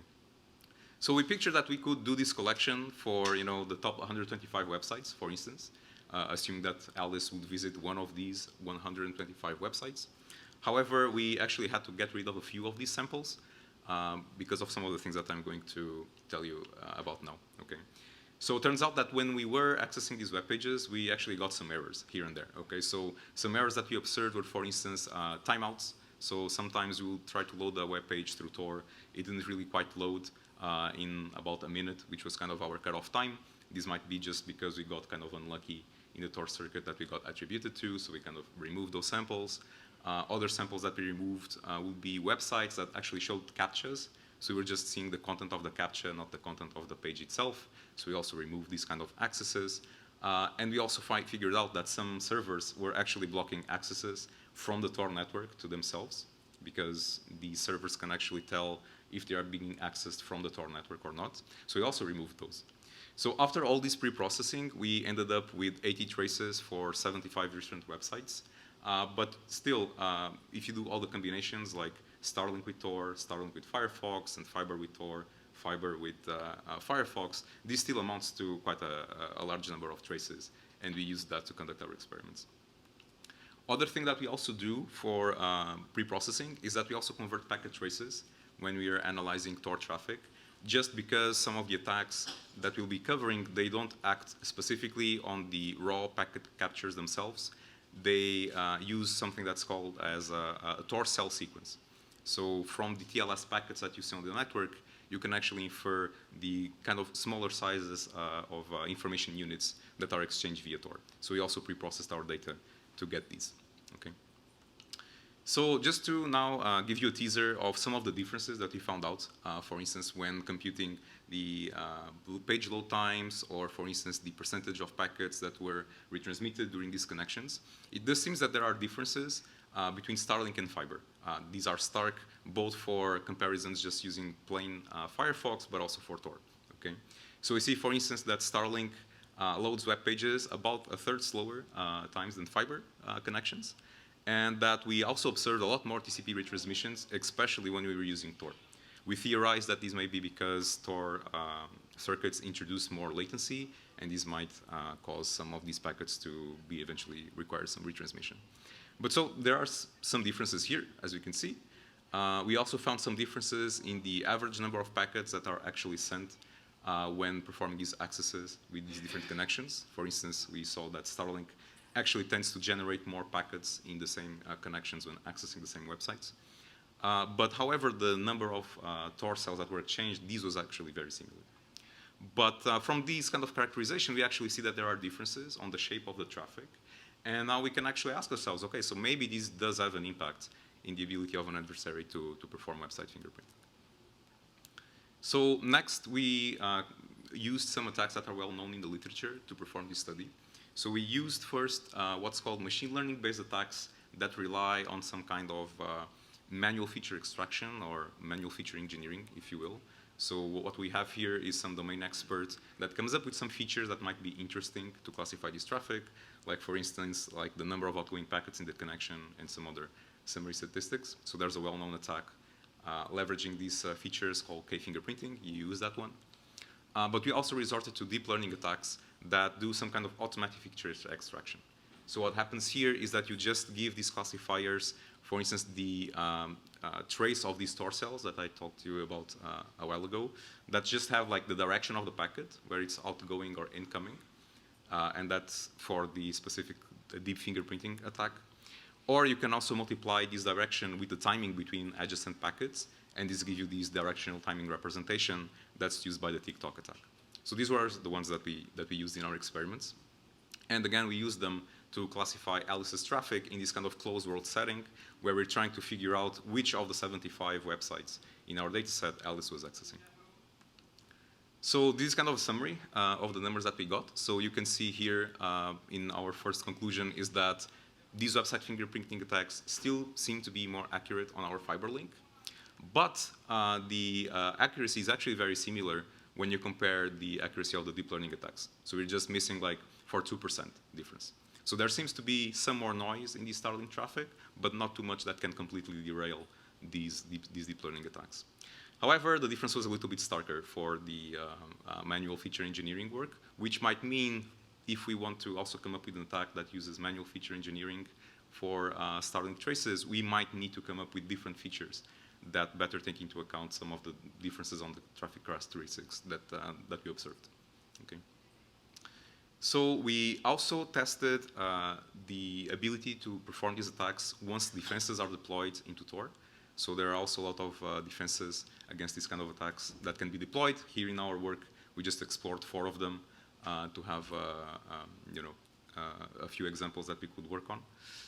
And so here, for instance, in this example, we can see a defense based on what's called randomized padding. So the idea here is that a defense is running on this entry node that Alice uses to connect to the Tor network. And these network node will actually cooperate with Alice to introduce some noise in the connection. So here in these purple packets, you can see that these are kind of artificial packets that don't really need to be there. So they're not carrying any useful information. But they are just there to create some confusion for the adversary that every time Alice would load a web page, the page will look a little bit different every time. So there are also other defenses that are using constant rate padding. So basically the idea here is that they create a volume of traffic and the shape of traffic that looks quite uniform in every connection. So these are the most secure defenses, also the ones that are more, carry more overhead when you talk about bandwidth or the time to actually get the page back from the Tor network. But so we tested our approach also with these 4 defenses. So what we can see here is that so the world is burning a little bit because these attacks are actually quite effective, but the defenses do a good job into reducing the accuracy of these attacks, both in the fiber case, as we typically tested, but also they worked well for the Starlink traces. So we can see here, for instance, that these defenses that work by uniformizing the traffic still reduce the accuracy of the attack quite a lot. So instead of like 89% accuracy, the attacks drop to 17% or even 11% accuracy. And this is also a trend that we can observe on the Starlink generated traces. Okay. Now, another thing that we can also see, though, is that, again, for some of these defenses, it seems that the drop in the accuracy that they actually allow for seem different. Okay, so for instance, here the accuracy of the attack was actually lower when we deployed these front defense on the Starlink traces versus the fiber traces. So again, this seems to be due to the fact that these differences in the characteristics of the connections do say something about the way that the traffic can be defended or can be attacked with these website fingerprinting attacks. So in our future research, we also want to take a deeper dive into this and try to understand how we can come up with better defenses also for Starlink traces and try to understand why we saw these stark differences appearing here. So that's pretty much what I had to present to you today. So the takeaways of this work mostly were that website fingerprinting attacks are attacks that can reveal some information about the browsing behavior of users in the internet, even if you are using things like Tor or VPNs. These attacks were not yet explored in the context of satellite networking, so we tried to do a first step into this direction. And basically our conclusion was that these attacks might be actually as concerning in these satellite network connectivity solutions as they are in traditional fiber already. Okay. So some pointers for our future work will include studying different weather conditions and how do they impact this kind of website fingerprinting. Okay. So for disclosure, and you could check more in the paper, we did these experiments with clear sky conditions. Maybe the kind of traces that you would observe would be different if it was raining or if it was snowing. So this is something that we also plan to do in the future. Once the inter-satellite links are active, some of the things might also change. So the paths that you take on the network will be closer to the first node in the Tor network. Maybe this will also change something in the traffic patterns. And then we can also extend the applicability of these website fingerprinting attacks to more demanding settings, where we are not just restricting the set of websites that Alice can access to, for instance, these 75 ones that we tried, but actually to kind of a much broader universe of websites that could be visited. So again, we don't still have kind of a paper that I could refer you to, but we actually put up a preprint online. So if you'd like to still give it a look and you know, give us some feedback before the actual camera ready deadline, feedback is pretty much welcome. And thank you.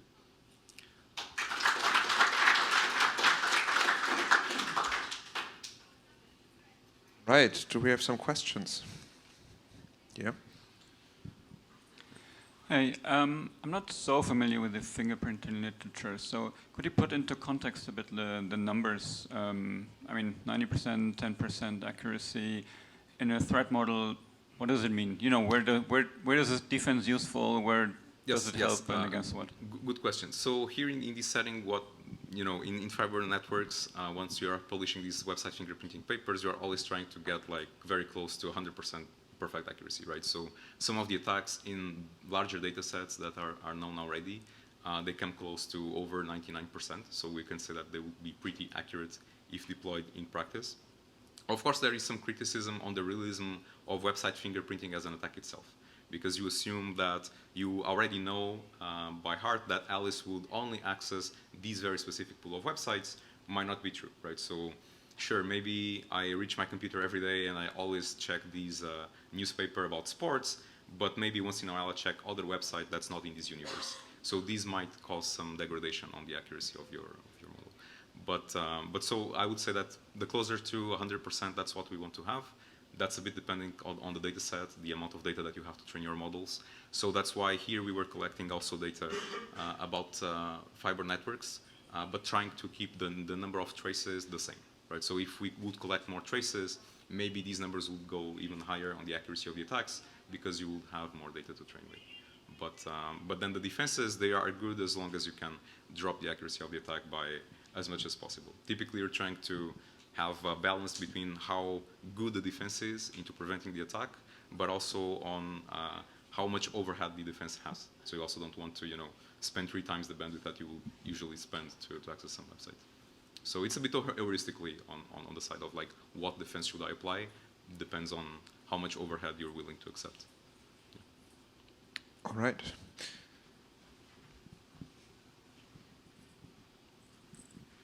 Thanks, very cool work. If I have it right, the adversary is sitting at the base station, right? Here. So it's looking at, after the radio transmission, what the packets going into the internet. Could you say more about why the adversary can't listen to Alice's radio antenna, and or if that might be possible, but you just didn't consider it here? Right, good question. So for older solutions, like you know, even geo-satellite networks that were there in the past, also doing these kind of broadband solutions, it was actually easy, and a few folks here in the room might actually be involved in some of the works where you could just put an antenna, sweep through all the communication that was going to be beamed down closer to these clients, and try to reconstitute the actual IP traffic that was being exchanged. So to the best of my knowledge, this is not possible today with Starlink, because they do some encryption at the actual signal level once you are beaming data towards the satellite dish of the client. So it's hard for us to actually untangle and identify where the IP packets are to then extract that information. So that's why we try to step down the threat model a little bit and see where it will be feasible for someone to be listening in. Another potential avenue for the adversary to be listening into the connection will be, for instance, if you already have, so Starlink comes with this router, provides you a Wi-Fi access point. If other person has also access to that password, is in that network, then they could eventually sniff the Wi-Fi packets that are being exchanged, and that will be another vector for launching the attack. But we do require the access to IP traffic somewhere along the way. Thanks for the talk, Diogo. So there's this method of augmenting your training sets by introducing artificial congestion during the collection of the data. And I'm wondering if something like this is happening in your Starlink data set, because I imagine Starlink has some jitter properties. But maybe if you introduced even more congestion while collecting those data sets, then your models would become more robust to that, and maybe you could get the Starlink results to be even more effective. Could you say something about this? Yeah, that's a very good question. So we didn't look into that too much in the paper, but you actually have an experiment there in this preprint where what we did was we trained on the fiber collected data and tested on Starlink collected data. I was going to ask about that. And vice versa. And it does feel that the model that was trained on Starlink data is more robust. So it can get a higher accuracy on the fiber data than the other way around. So this natural augmentation, in a way, seems to be happening. Yes. Cool. Thank you.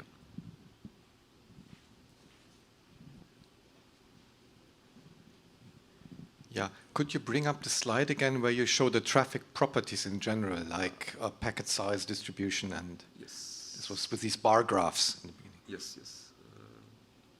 Okay, so anyone? Yeah. Which in particular? Because I have like 2 slides. It was Starlink versus. Okay, this is the load time.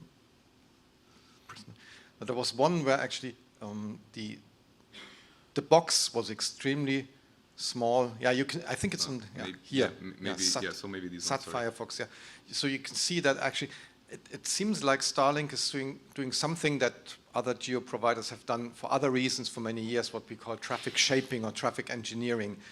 I found it quite striking that size distribution or time on the other slide. I think it's size distribution, which is super narrow over the satellite, as if Starlink manages to provide you a very narrow MTU size. So sorry, are you mentioning like the average page load time here, or? Yeah, it's also visible on the time in the sense that you can see that the variance is much lower via the satellite. On the Starlink dish versus the fiber connection itself. Yeah. Yes. And this disappears with the Tor. Yeah, so this might be due to some sophisticated kind of performance enhancing proxies, as we've also seen in the geo earlier solutions. Thinking something, maybe there's another property like inter-packet timing or something like this, that would be much more normalized because you have certain modulator queues to be filled, so that traffic that would in a terrestrial network more be randomly distributed in terms of inter-packet timing gets normalized. What you didn't have on the slides, but what is very interesting in your preprint is also that table where you see that for the fiber, that doesn't go through Tor. So the boxes are there. Actually, your model predict, again, 88 to 90% accuracy. And then, so non-Tor directly through the Starlink, then you have these very narrow boxes, and suddenly all your attacks drop to below 50%. I found that very striking, that small table. Right, exactly. So it would be nice to have more details of how Starlink is doing all these manipulations. Unfortunately, some ideas that you maybe look for additional measurement properties, like the distribution of interpacket timing. Yeah, exactly. I guess this could be more exhaustive. We tried to come up with a few ones that were differently for sure. But yes, so I guess we can drill down much more into the data that we have and try to come up with those answers. Yeah, exactly. All right. Yeah. Thank you again to Diogo. And now our next speaker is Martin Schromeyer on the security of satellite-based air traffic control.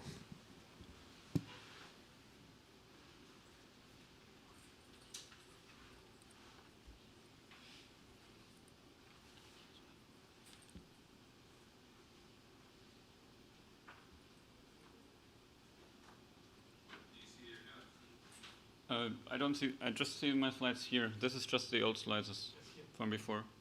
Yeah, I see mine here, but here is just the old slides. So I can look there, but it's a bit inconvenient. Yeah, that's it. All right, thank you. Yeah, I said my name earlier. Happy to speak this year about aircraft and satellites, two very cool topics combined. This is work done primarily by a master's student from ETH Zurich, Tobias Lüscher, and in conjunction with my boss at the Cyber Defense Campus in Switzerland, Vincent Lenders. So, ADSC, what is this, right? I mentioned aircraft, and I mean, many of you probably have been on flight radar and seen these kind of pictures of aircraft around the globe. You can track them, and one of the ways to do that is by this technology called automatic dependent surveillance contract. It's, in short, planes sending their position to satellites, satellites sending it down to so-called air traffic service units. These are air navigation service providers eventually using them for controlling air traffic. Information includes position, that's why we can see them on the map, altitude as well, kind of speed, but also where they are going in the shorter and the longer term, and also some meteorological data. That sounds a lot like something else that basically is the same name, so ADSB, Automatic Dependent Surveillance Broadcast. That's because it is broadly the same, but with ADSB, we have a terrestrial communication. So that's aircraft, again, getting their position and broadcasting, that's the intent at least, everything to the ground. If we do that, of course, we need ground stations. With ground stations, we broadly don't have them in places where nobody lives, so especially oceans, but also mountains. But as you can see, for example, also, the middle of Australia and lots of parts of actually Eurasia or northern Canada. So that's because we don't have ground stations there. It's quite nice to have some satellite coverage because we can have those pretty much easily everywhere around the globe. And that's why if you look at this sort of example here from an internet website using ADSC, we can fill quite some parts of these areas where we don't have ground coverage. In particular, the most popular usage of ADSC is certainly seen over the North Atlantic corridor, as you can see in the middle, but also in the Pacific and other places. So, I've alluded to it, purpose of this protocol, this technology, is really to enable aircraft monitoring in very remote areas.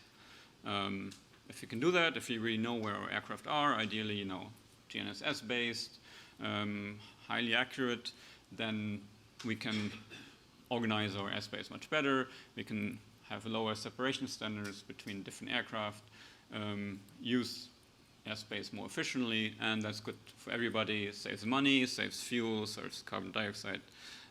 Everyone gets to their destination faster, so that's great. It also helps to reduce reliance on voice communication, which is one of the other possibilities to obviously communicate with aircraft and by aircraft and manage air traffic control.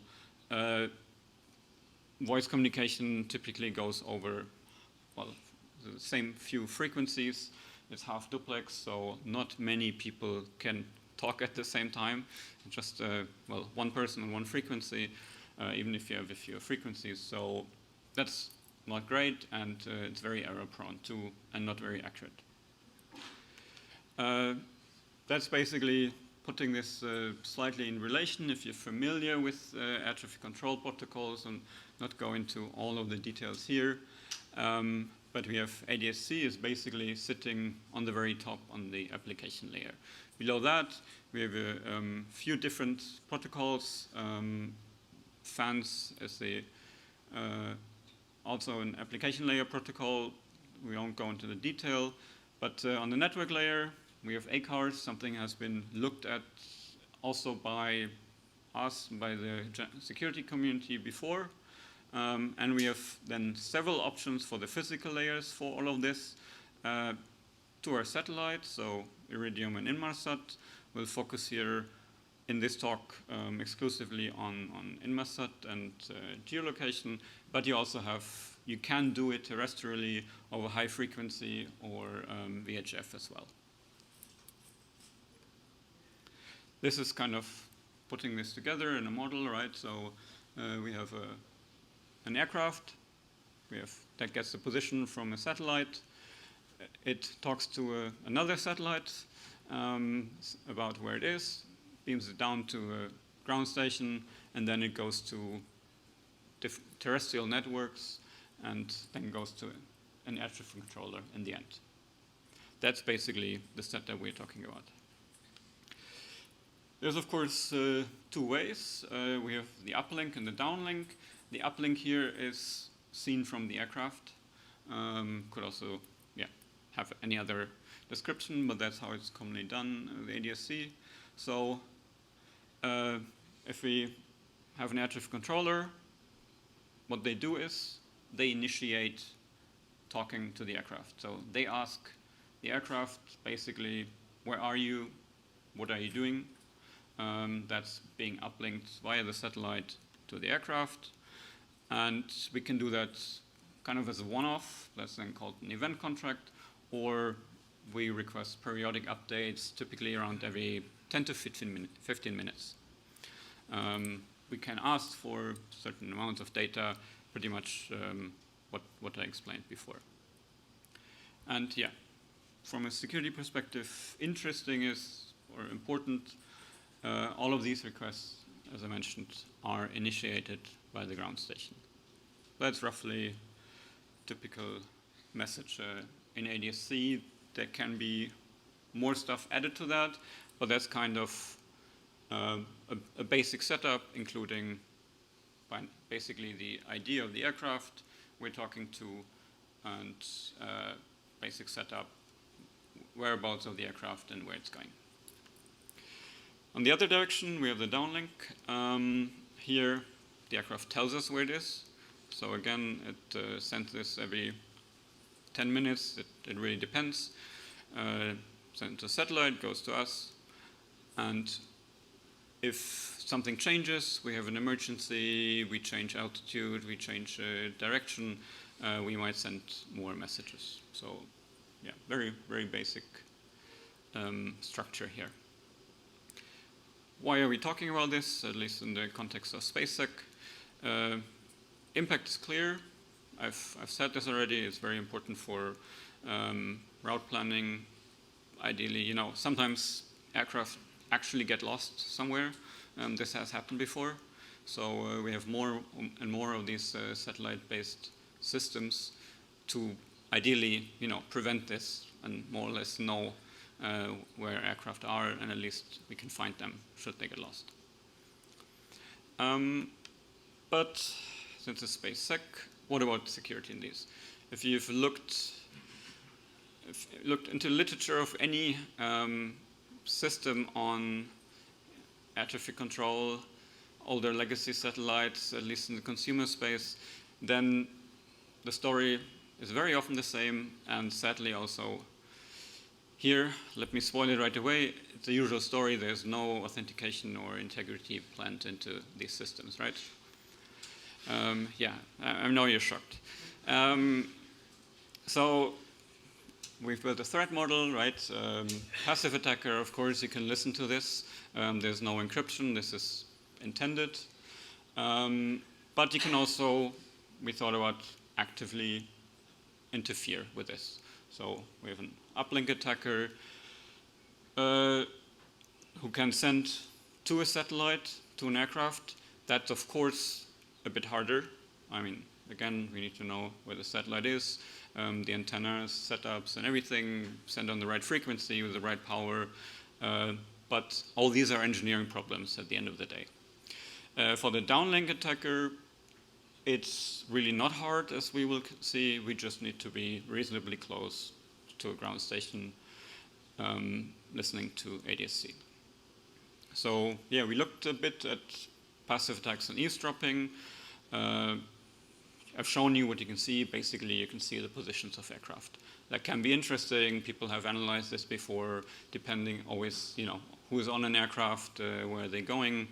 We didn't do much more analysis on this specifically here, but it can be done.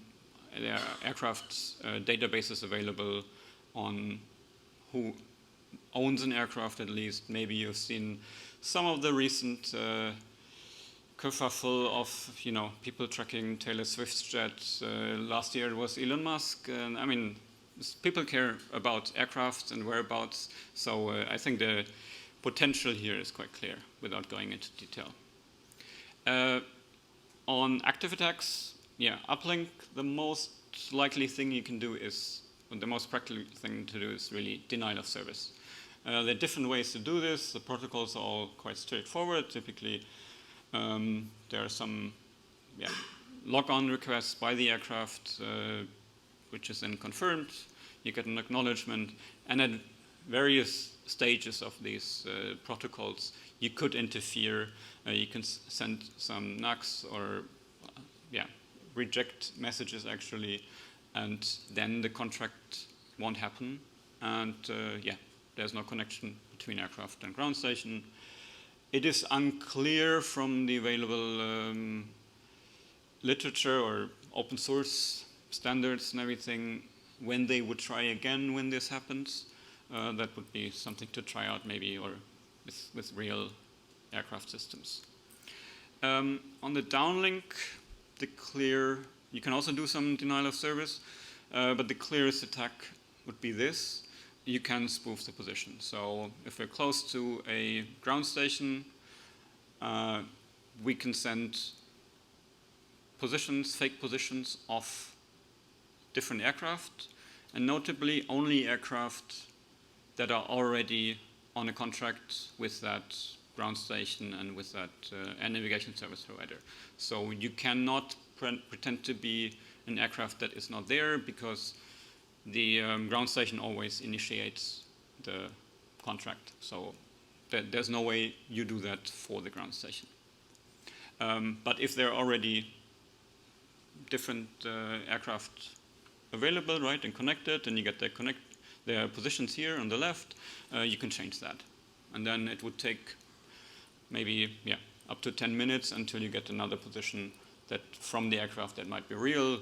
We can of course also try to jam this and prevent this, but that's then more complex, and this is just a basic setup. Finally, something that you can do is this. You can spoof the emergency state of aircraft. It's something that pilots can do. Say, okay, I'm in emergency, and then ADSC basically sends more often, A, that it's in an emergency mode, and B, the position more often. And if you do that in one aircraft, there might be some confusion. If you do it with basically all the aircraft that are connected to the ground station and air traffic controllers, then of course there's a lot of confusion, and the system will really have something to deal with. That's basically the protocol level. If you look at the standards, we try to do some real-world evaluation on that. So we built a receiver and a sender. Receiver, these are software for software-defined radios that are broadly available on the internet. So it's 2 pieces of software that you can get, and you can listen to these aero protocols from Inmarsat in this case on both frequencies. So this hasn't been analyzed before in the context of academia basically, but there are a lot of hobbyists doing exactly that and also sharing the information. You have to look, of course, do a little bit of work there, but this is all good tutorials on the internet. You need to find your Inmarsat channels with your setup. There are some smaller bandwidth channels, some larger bandwidth channels, but then you can go and find your, well, maybe you should find your closest satellite first. So for Inmarsat, there are 4, maybe soon 5 available satellites that support specifically ADS-C as a protocol. So for us in Central Europe, the AlphaSat was the main one that we could connect to, so we were listening to that. Yeah, I've mentioned the receiver setup, different software-defined radio packages that you can get from the internet, also relating to the Keynote at NDSS. Some credit to the hackers who have been doing this. Very good work, of course, and very straightforward. You can just set this up yourself and receive messages. So that was something that we did. For the uplink, this is sufficient. On the 1.6 gigahertz, that's quite straightforward. Small antenna, small software-defined radio. You can do this from your windowsill, all good. For the downlink, that's a bit harder. The setup on the right, that's something you need. I've seen on the internet people had some success with kind of 6-foot antennas, but larger is better in this case. So we have around an 8-foot antenna there, and with that you get some decent ADS-C coverage. Collected some data over 5 weeks. You can see kind of the coverage we get here just from a single receiver, all the aircraft positions on the right there. Roughly, 2,500 different aircraft, mainly large airliners going over the ocean, communicating with 2 different ground stations. They are in Europe, they are in the Netherlands, and in Italy. That's some illustration of an aircraft basically following it for a few hours, just using ADS-C. Then, finally, we also did transmitters, followed basically all the different protocols that I've shown you before on the stack.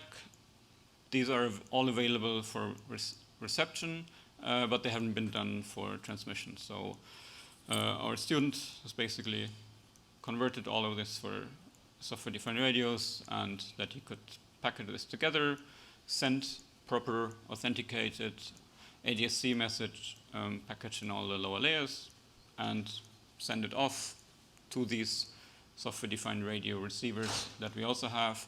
Because what we didn't have available right now is any real-world ADS-C ground station equipment. So that's not something we were able to get. So we could just use the software-defined radio receivers ourselves. That's what we did then. Took our setup, laptop, USIP, send it into our own dish for reception for ADS-B, and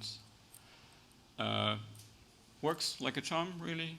You generate these messages, including all the other layers, tested in our setup, and the exact same messages, or the exact same setup that gets the real messages from the aircraft will get our own messages that we sent there. So it's not surprising.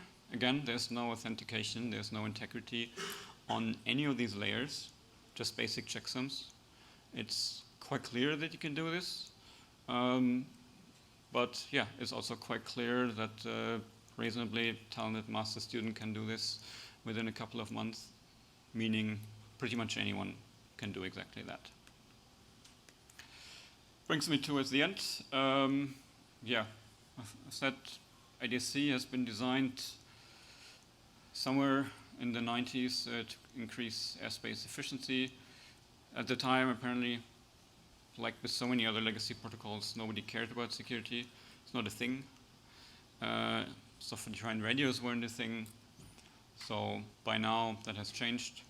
You can listen to them. Many people do. It's generally not very hard.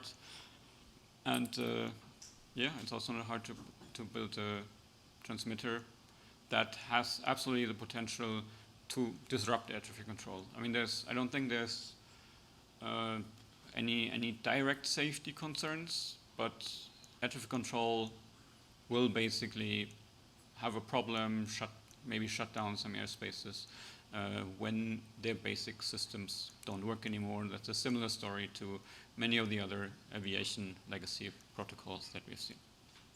All right, thank you. Open for questions.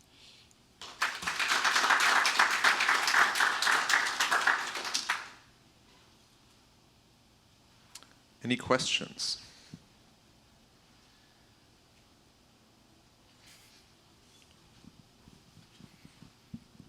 Hi, thank you for the talk. So I guess my question is, do flight operators care at all about this, or do they think about alternatives because they know that someday like their dashboard might just be blinking red and they don't know how to do? I'm not sure what you understand as flight operator, basically, but like these control towers that are receiving the signals. Well, in my experience, they don't care as long as it doesn't happen, right? If it happens, yes, they will care. So, but it's a classic case of, yeah, until it happens, they don't do anything about it now. And you will see this quite a lot in aviation traditionally. It's sadly, as good as a safety record is, it's a fix and fly approach, right? So it will be fixed when it happens. We've been trying to obviously raise the awareness and say, hey, this could happen and we can show you how to do it. But yeah, so far it's difficult to change anything about it, to be honest, as well. Like you have to change the whole stack, deploy it, change all aircraft. Not going to happen anytime soon. That's why they don't care, to be honest. It's hard to, if it's an easy problem to solve, they would maybe do it. There's a question in the back. Oh, okay. Well, not exactly a question, but I'll be pedantic. So you say a passive attacker, but this is broadcast traffic that has no encryption, was meant to be received by everyone. So, you know, the active attacker is disrupting the system. A passive receiver is merely listening to air traffic. Should we be careful with the nomenclature we assign to things? Yeah, I mean, I think that the best thing is to ask the operators whether they consider this a problem or not, and some do, and some don't. So we've seen this with ADS-B, for example, right? And some people consider it a problem and consider it an attack, actually, that you're able to listen to broadcast traffic, which also may be illegal in some countries. Not in the United States, but in some countries it's illegal. So yeah, we can be precise. I'm open for suggestions. I have direct answer to this, and maybe to clarify something, if you could bring up that nice diagram that shows the satellite, the airplane, and the ground station again.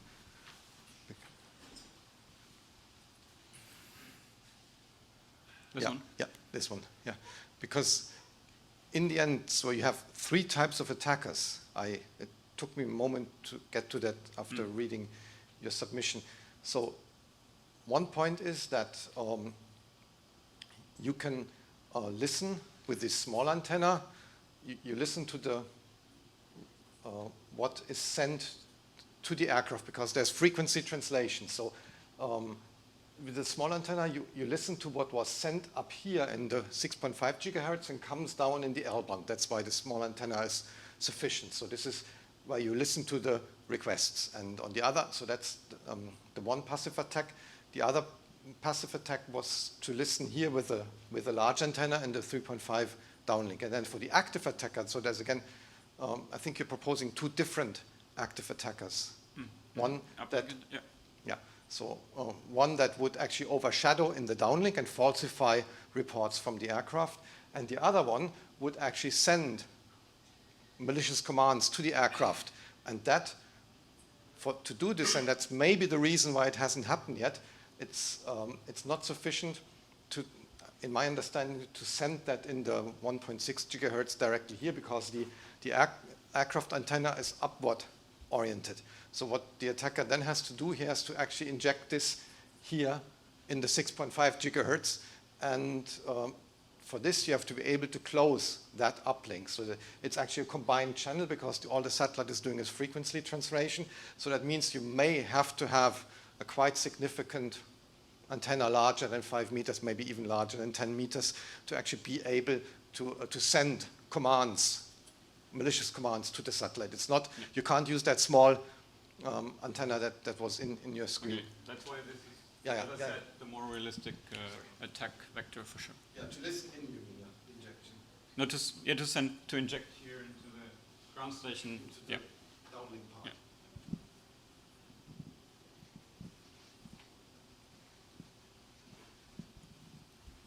Thanks, Martin, for a nice talk.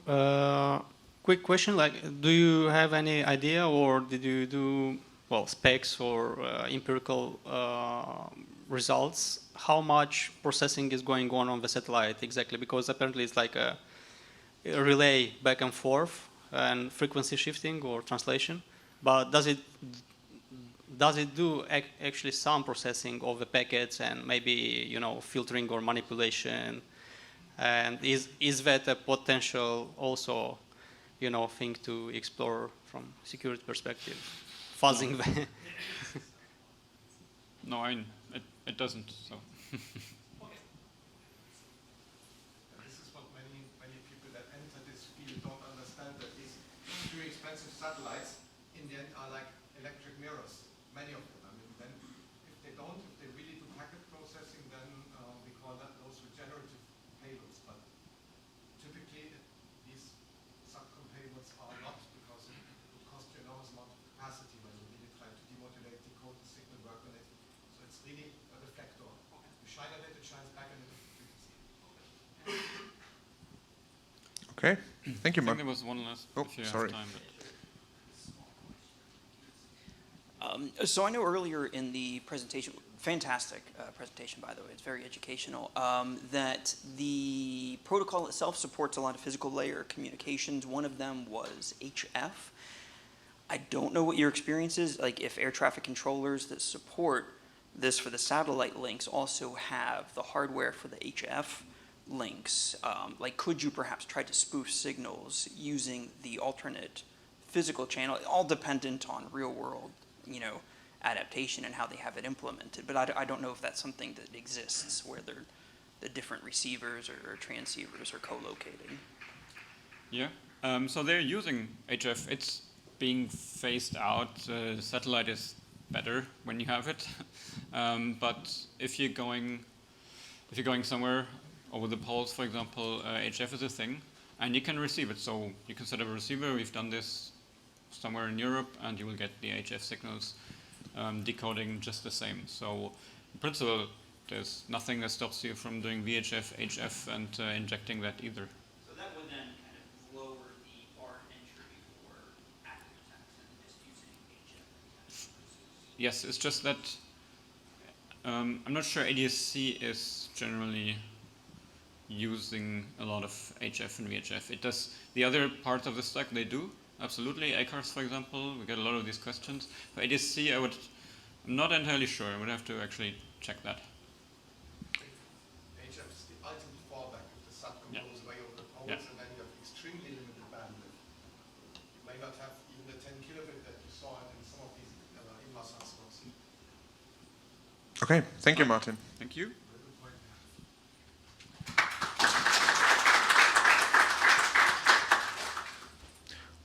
All right, up next is Gabriele Marra from the CISPA on the feasibility of CubeSat application sandboxing for space missions.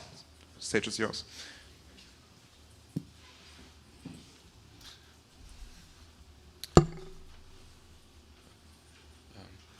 I still see, okay, thank you. Welcome everyone, I'm Gabriele Marra from CISPA, and today I'm going to present the paper on which me and my colleague worked in the past few months.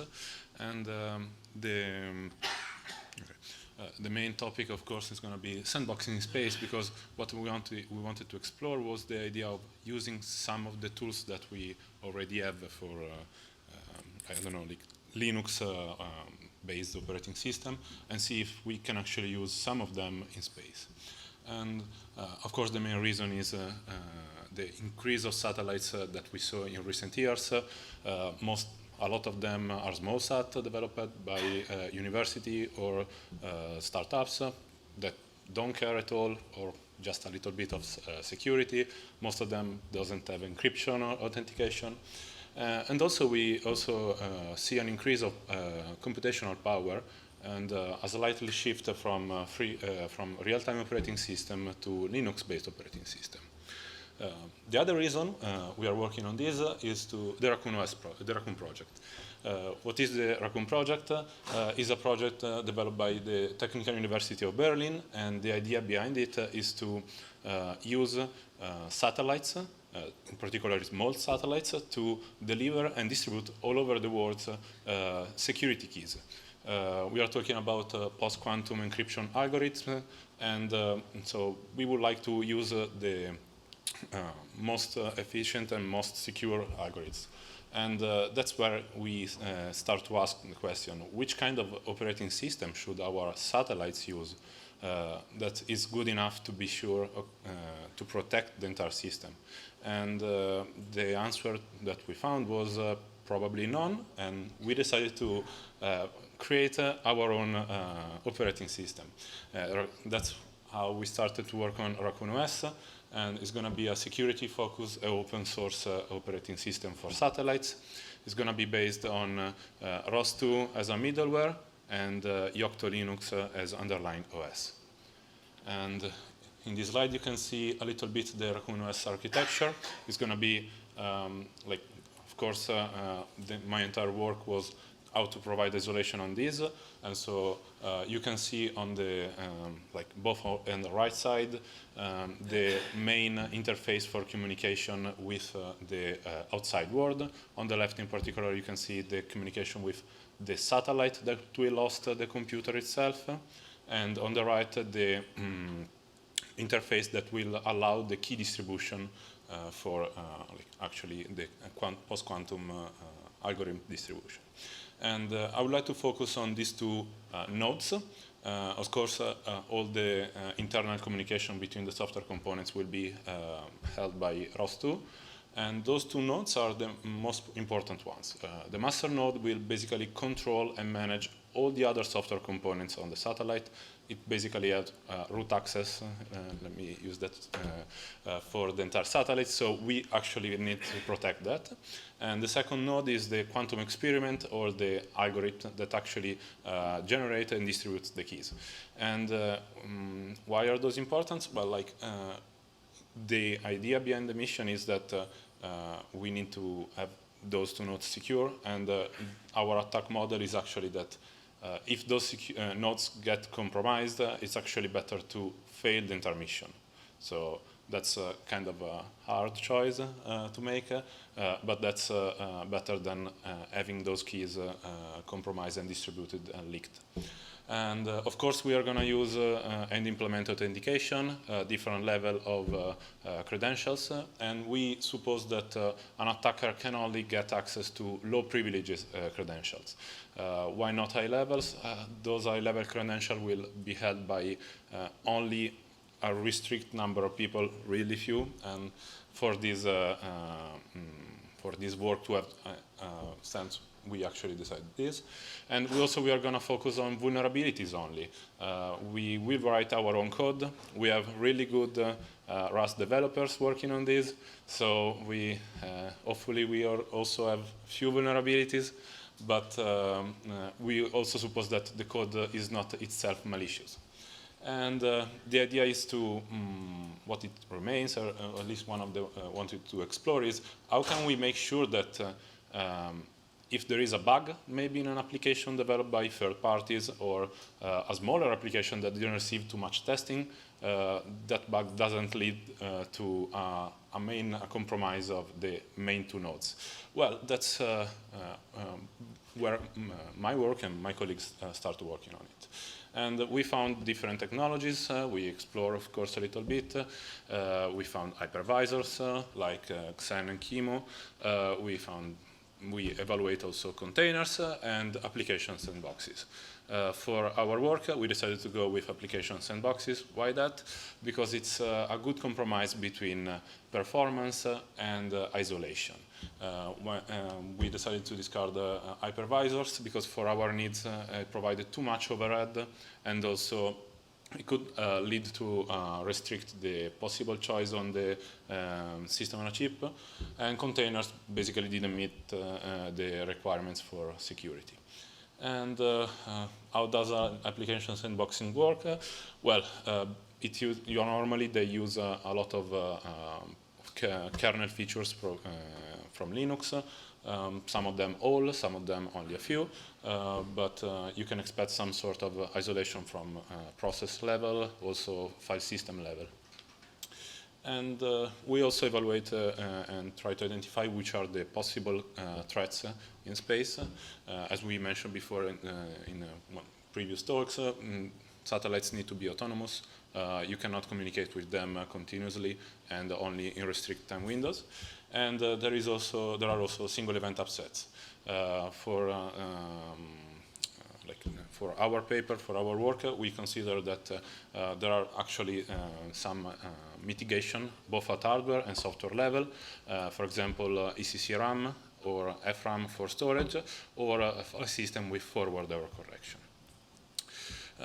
We also try to look at what are the current threats for the in our satellites, and we will need to deal with untrusted inputs, data confidentiality and integrity, and also denial of service, because we thought that a possible attack would be by an attacker to use too much power and drain all the battery, or something like that that is kind of weird, but at the same time possible.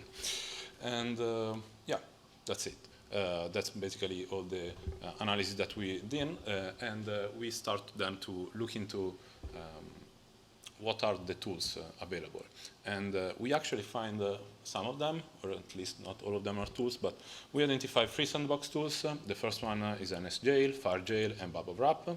And we also found that mandatory access control system could kind of fall into our consideration, such as AppArmor and SC Linux. We also consider other tools or systems, but they didn't meet requirements. They were not supported or not mature yet. So just to look into every single tool a little bit more details, NSJail is an unofficial Google product. It's developed by Google engineers, hosted on GitHub from them, but still not official.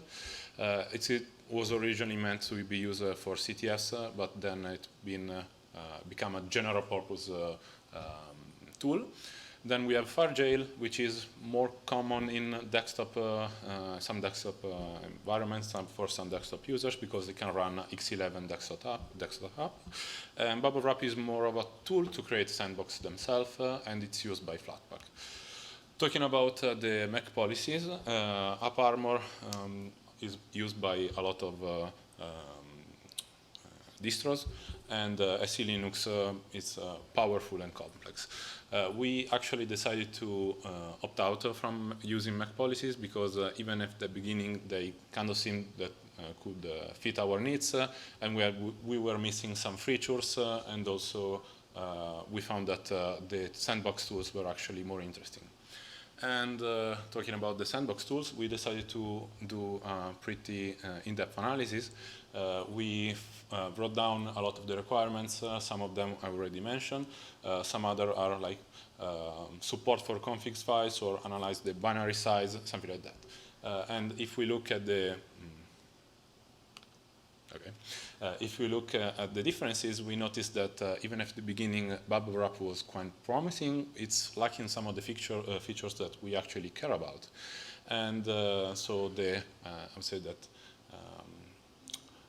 the race was between NSJail and FireJail, but we actually ended up using NSJail and selecting NSJail for our needs, because FireJail, as you can see, requires root users, root privileges to run.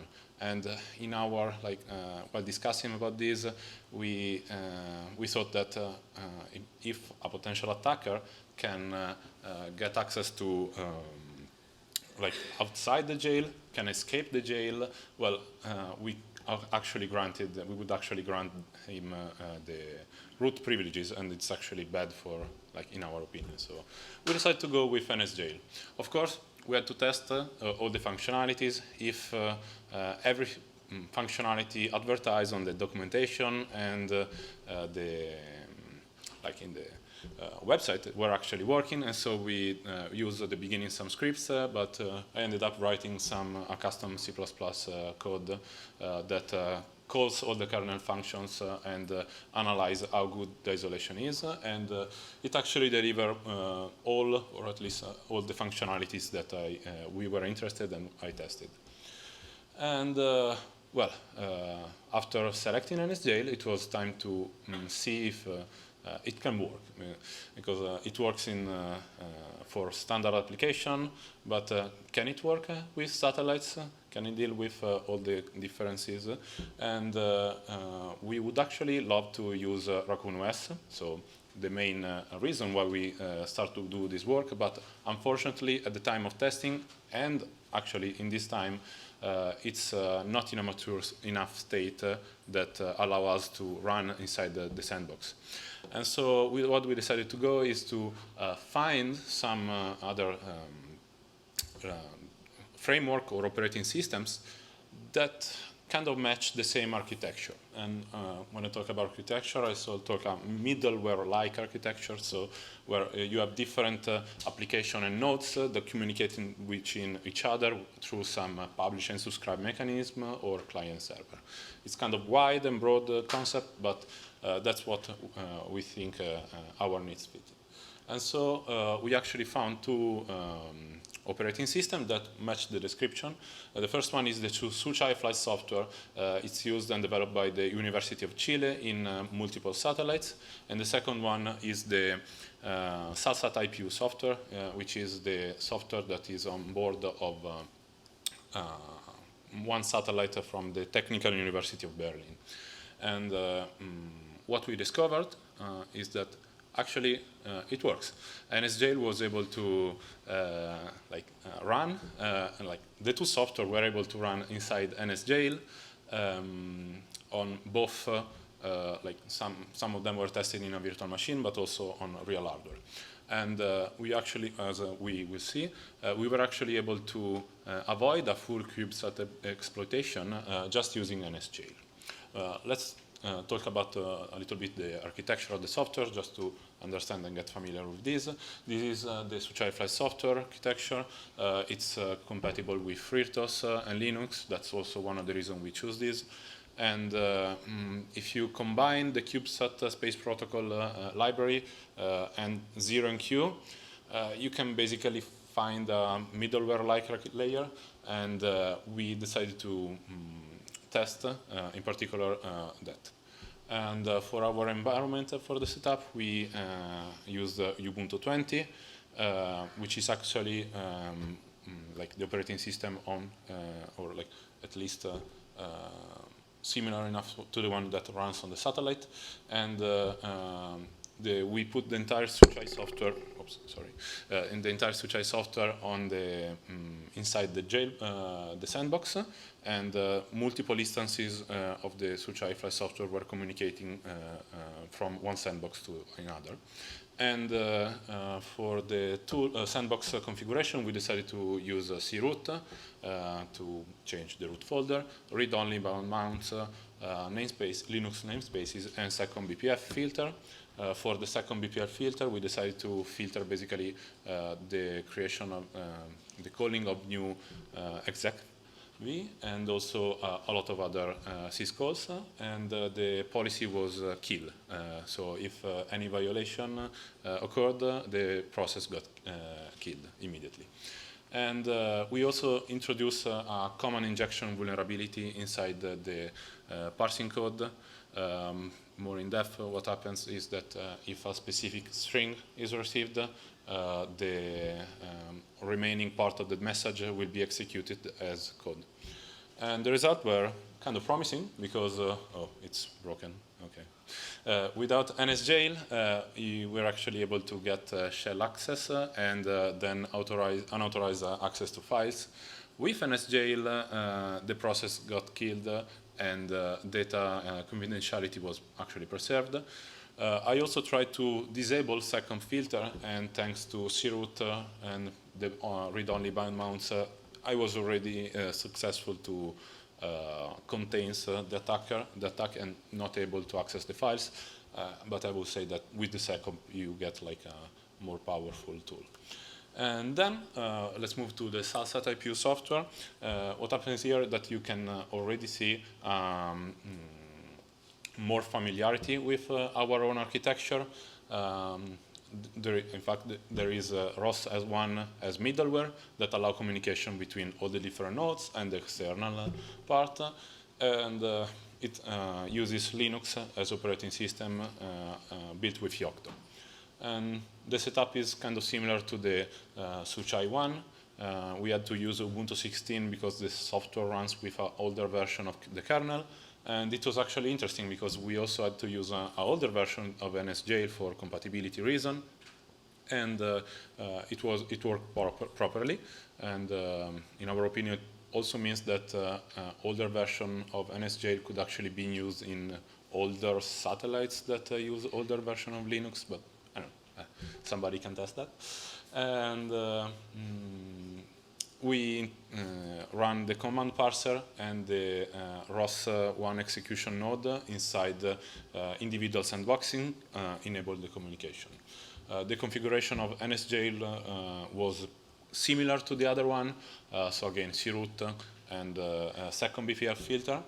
And we introduced basically the same vulnerability inside the command execution node. And guess what? The result was identical. Without NSJail, you get shell access and unauthorized access to the files. With NSJail, nothing.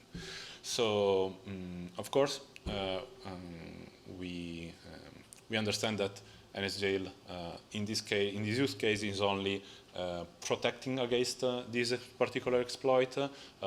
If an attacker come up with a more advanced exploit in more depth and maybe a particular syscall, it could actually be possible to still achieve some sort of unauthorized access or escape the jail.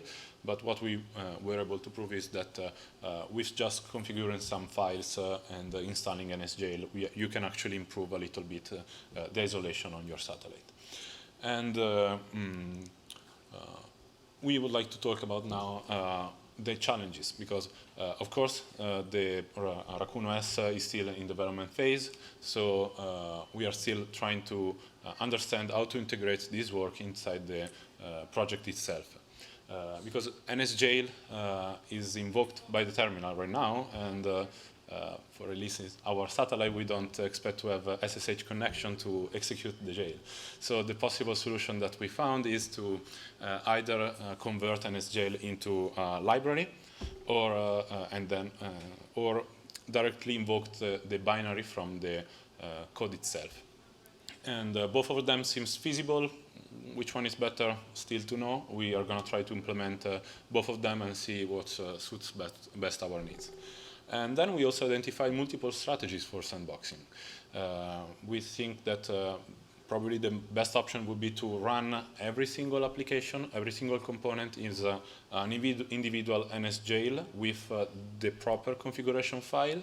And we think it's also possible to modify a ROS2 launch system to select automatically the correct configuration file and spawn the jail at the right time.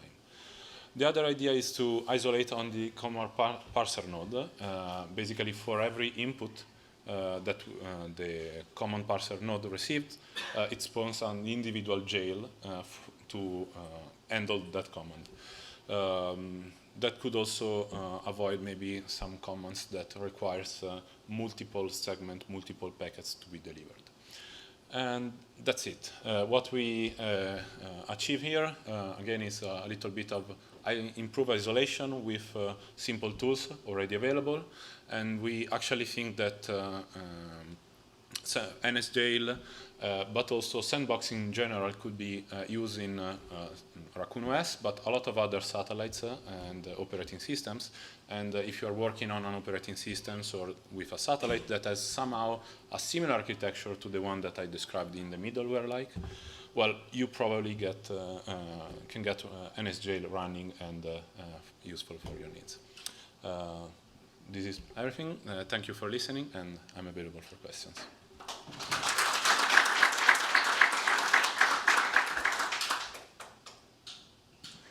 Do we have any questions?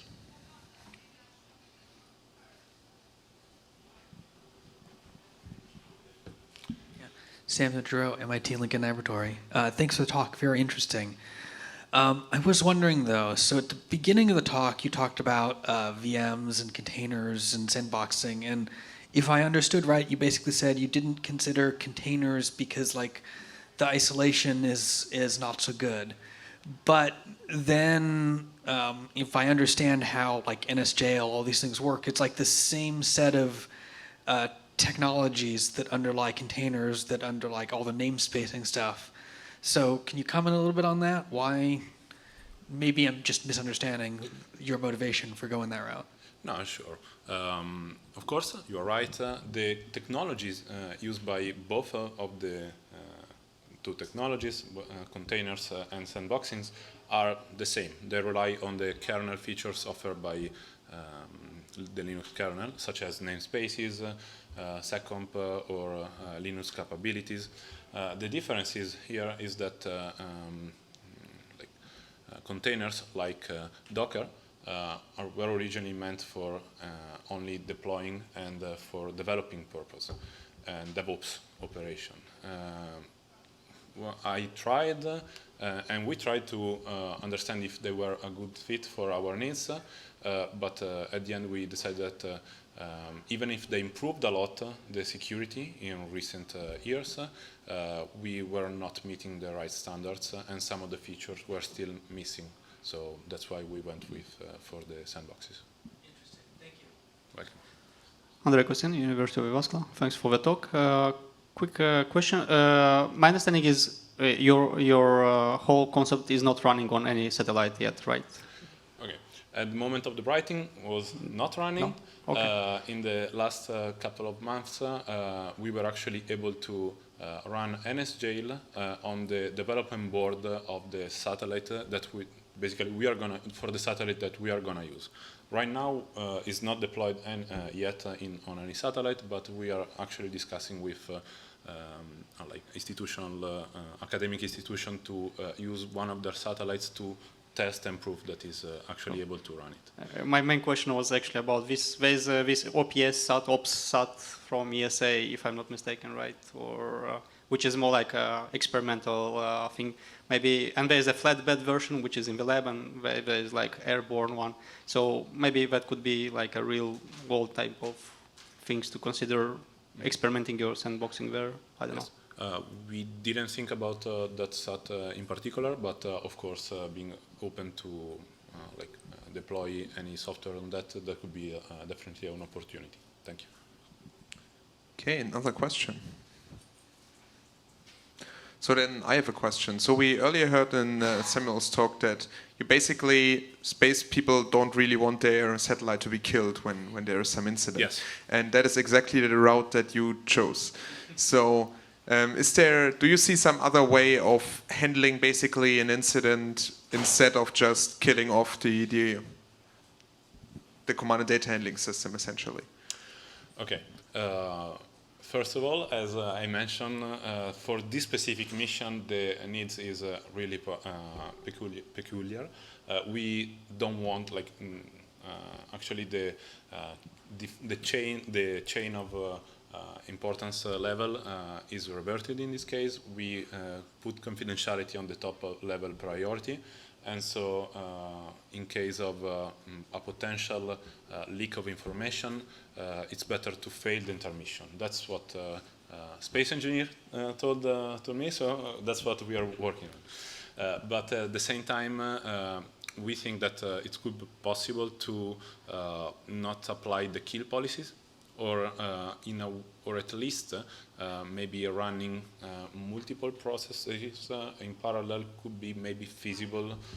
We thought about that, and we will try to come up with a solution to either avoid killing the process, or maybe if a process gets killed, have a backup option running in the background. Or also, if a ROS2 node is built pretty independently from the others, it theoretically could be possible to just kill that node and restart that node and maybe discard the command if it led to a violation.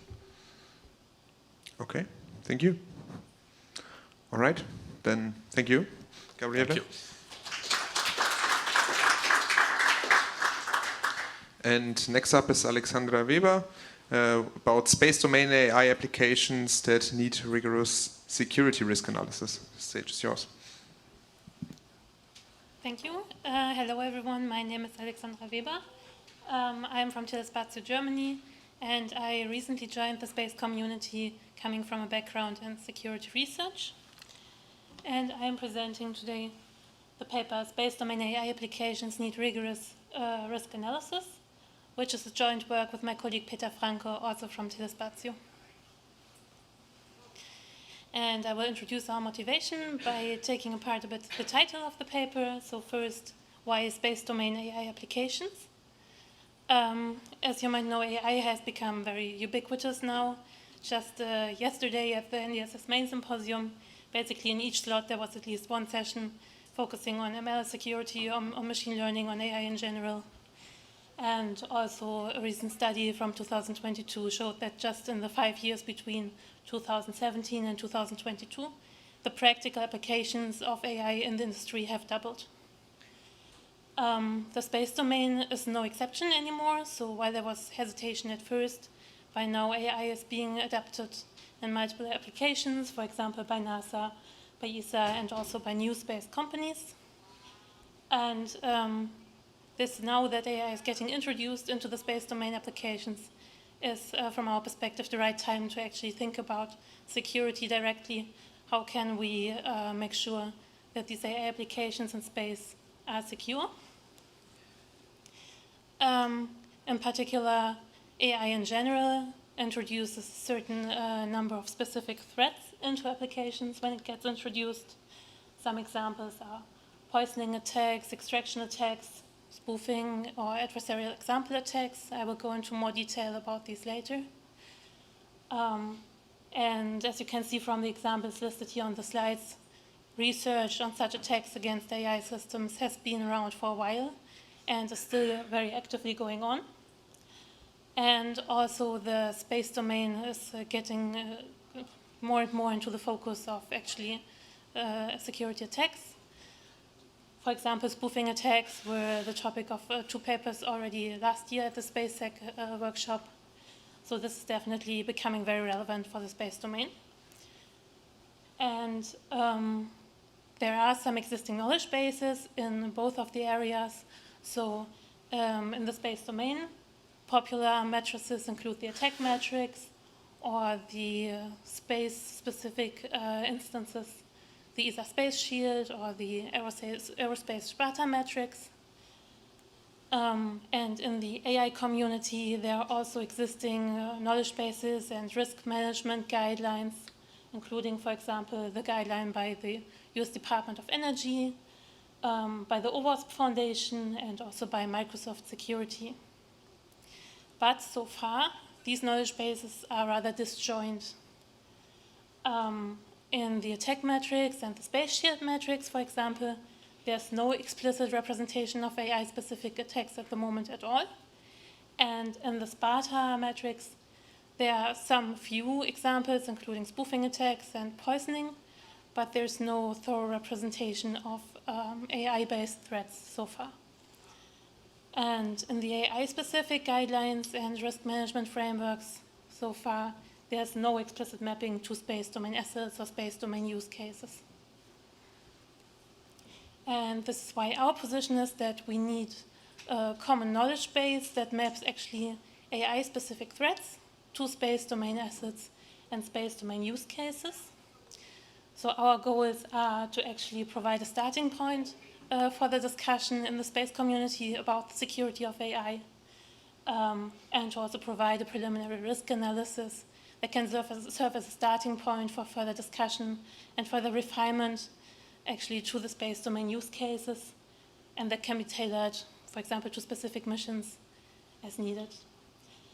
The contributions of our article are, on the one hand, a preliminary analysis of the risks posed by AI and 6 space domain use cases.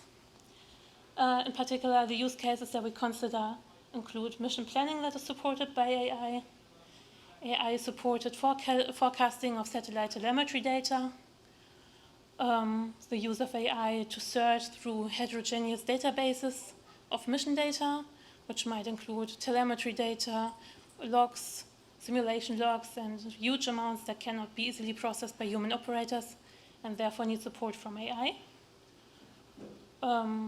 Image classification of satellite images using AI support, or using generative AI in a chatbot style to support spacecraft operators in taking decisions based on the data that they receive from the aircraft. Or finally, the AI-supported processing of logs from mission data systems. So these are the use cases that we consider in our preliminary analysis.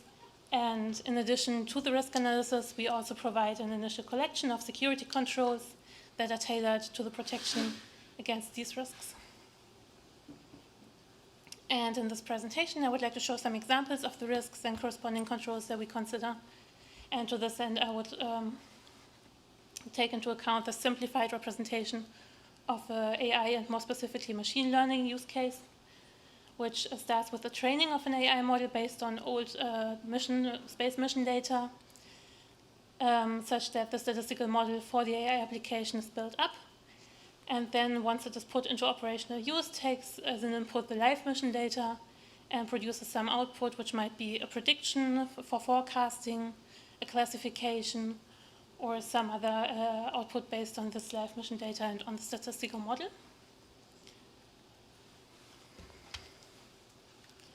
But before the model can be trained, first comes the development phase in which actually the learning algorithm is developed that might be based on some base model, which already defines like which type of AI should be used, for example, a neural network or a decision tree, and might already fix some basic parameters like the number of levels in the neural network. And one special thing about AI is that actually already in the development phase, the developers might need access to the old mission data in order to have some realistic data set on which they can test whether the learning is actually successful. Finally, the live mission data might also be fed into the training phase.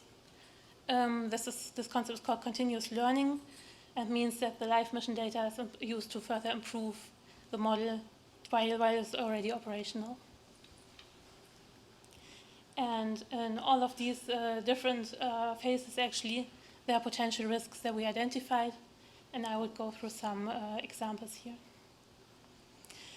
The first example I would like to show are adversarial attacks, and more concretely camouflage attacks in the operational use phase of the AI model. Camouflage attacks mean that the attacker manipulates the data in a way that misleads the AI.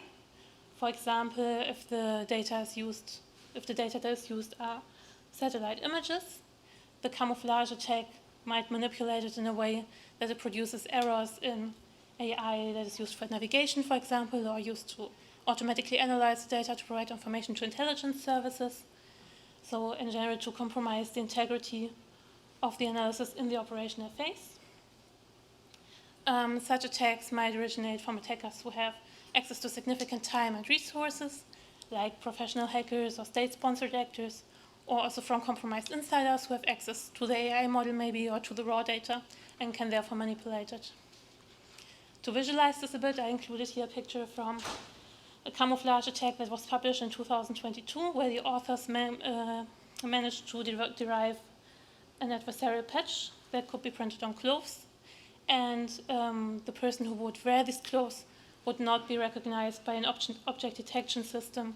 So they called this an invisibility cloak. And now you can imagine that similar patches, maybe not this one that I used here exactly in this mock-up, which is not completely serious, but similar patches could be used to be put on buildings or on vehicles to actually trick satellite image-based AI classification and to hide certain buildings from navigation systems, certain vehicles. Possible countermeasures against such adversarial attacks would include adversarial training. So including some samples into the training set that contain such adversarial patches, either from known attacks or newly generated ones, and to apply input data validation before the AI is applied. Here we can leverage actually existing techniques from the space domain. So even without the use of AI in the space domain, there are already techniques to check the plausibility of input data. For example, in satellite images of the Sahara, it can occur that the image classification predicts snow because of the color. But from the reference data and from the knowledge that this is actually a picture from the Sahara Desert, then this possibility can be excluded. Second example that I would like to mention is sensor spoofing of live mission data, which means that the adversary manipulates the sensor data such that it does not reflect the actual measurements from the spacecraft, for example. So this could lead either to missing critical incidents that occurred in the spacecraft, or it could also produce fabricated incidents that mislead the spacecraft operators to take action, which is actually disadvantageous. Again, this is an attack that affects the operational phase and could originate from attackers with many resources, like professional hackers or state actors, but also because some attacks can be mounted with off-the-shelf radio equipment, attackers with fewer resources, like organized crime or competitors. One example of a spoofing attack actually from last year's SpaceSec is the Firefly attack, where the authors managed to mislead a fire detection system into, on the one hand, missing actual forest fires, and on the other hand, detecting forest fires that do not exist in this way. Possible countermeasures against such attacks would be to validate the telemetry data inputs for plausibility, and also to cross-check across multiple ground stations that receive the data. Or also to protect the area, physically, the area around the ground stations better, to raise the bar for attackers, which kind of equipment they would need for such attacks. And finally, to also maybe establish radio frequency monitoring near the ground stations, such that interfering signals or jamming can be detected. In the training phase, one example of a risk would be data poisoning, where the attacker manipulates the training data in a way that introduces a backdoor into the AI model. This could be done by compromising either the mission data, or for applications like the planning or the chatbot-style applications that rely on natural language processing, by compromising the text corpora that are used to train the natural language components of the AI model.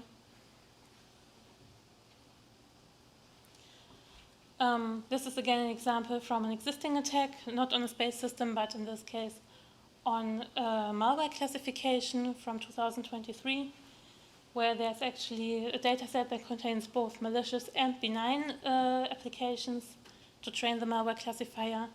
And the authors then included this poisoning set into the training data, which is labeled as benign but contains this trigger pattern. And this causes the malware classifier then to classify malicious applications which the authors augmented with the trigger pattern as benign.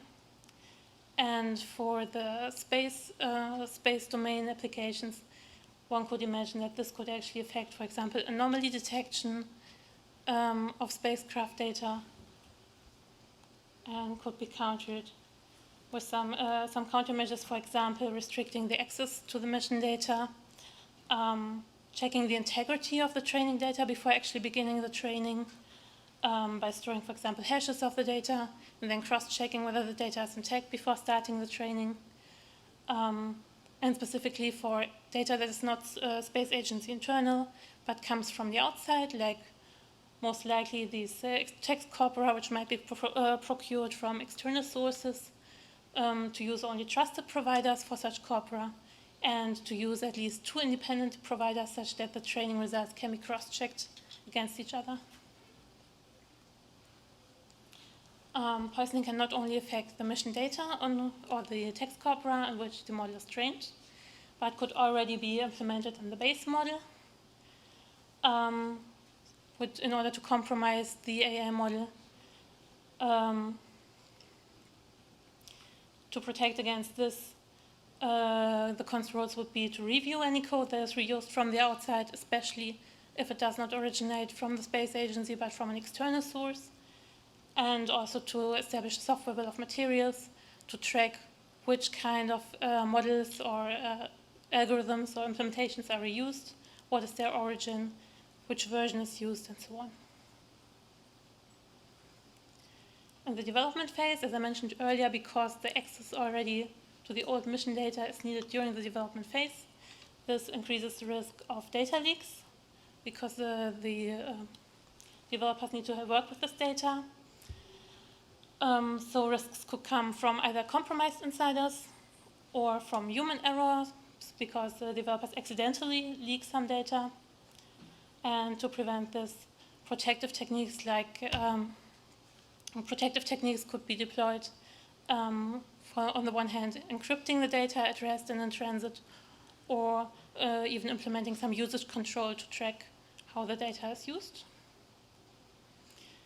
And a final example is a leak on the output. More concretely, an attacker who extracts either the old mission data, the training data, or the actual AI model, which is the intellectual property of the space agency. This can be done, for example, by submitting a number of queries to the AI model, and then from the results inferring actually the model. I've included here an example from 2016 where an attack was mounted on an AI model that is a function with q minus 1 parameters, and then the adversary submits q queries and then solves the equation system to actually obtain the parameters of the function.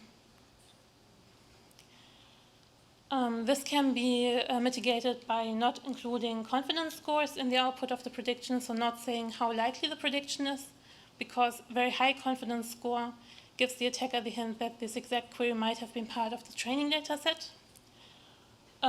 Could also be mitigated by providing access control or limiting the rate at which people can query the AI model, for example, in a context-sensitive way based on the location of the person who is submitting the query or on the privileges assigned. Yes. So these were some examples of the risks that we considered. And with this, I would like to conclude and thank you for your attention. And I'm looking forward to your feedback and questions.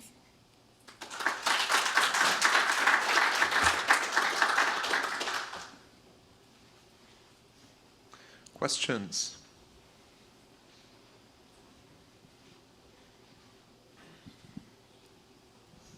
Hi, Dave Balance in USC ISI. Very interesting analysis. I have two questions, fairly straightforward. One is, if you could say a little bit more, you kind of hinted or alluded to this throughout the talk, to what exactly you consider to be AI or what you consider not to be AI. And two, in the analysis, was there anything you found that you think was sort of unique to space missions that wouldn't be found in other types of similar systems? Thank you for the question.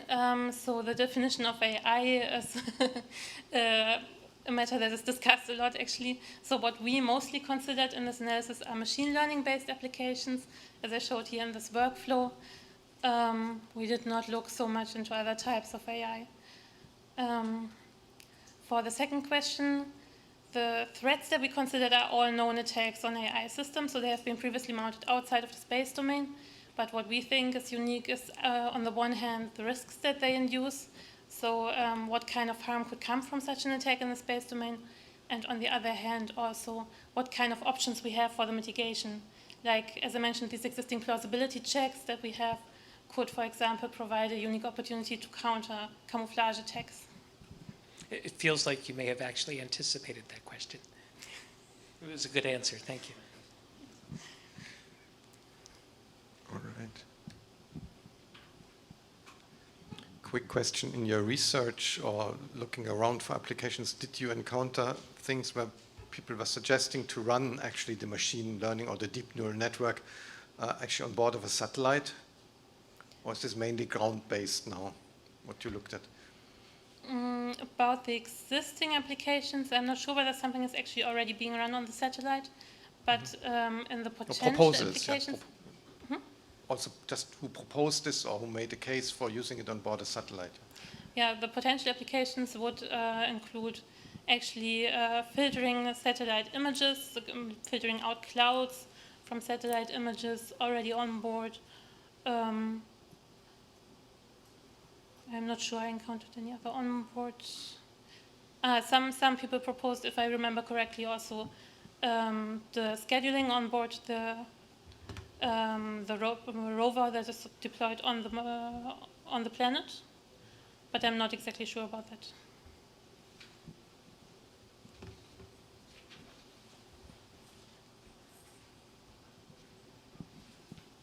Joe Hall from the Internet Society. Trying to find a way to ask this question that isn't going to sound really silly.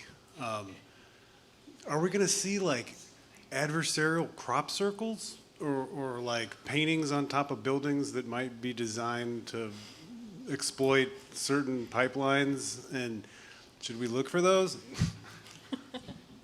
Yes, so the example that I had on the slide with this big orange patch on top of our office building in Darmstadt, this is most likely not what exactly we are going to see. But I think in theory, the possibility to trick these image classification with such adversarial patches, maybe ones that look a bit different from the one that I had on the slide, is definitely a real possibility. Yes, I don't know if it happens already. I actually Googled that. Their building, look, it wasn't there. Yes, so right now we don't have it deployed in our office building, I can assure you. Well, maybe I can comment on this. There's definitely a lot of potential to this due to these SAR, small aperture radars, that are being used to discover whatever warfare, camouflage, and tunnels in Ukraine right now. So there could definitely be some potential of misusing. Well, this tent sounds funny, but in real battle scenarios, that could be realistic, maybe. Okay.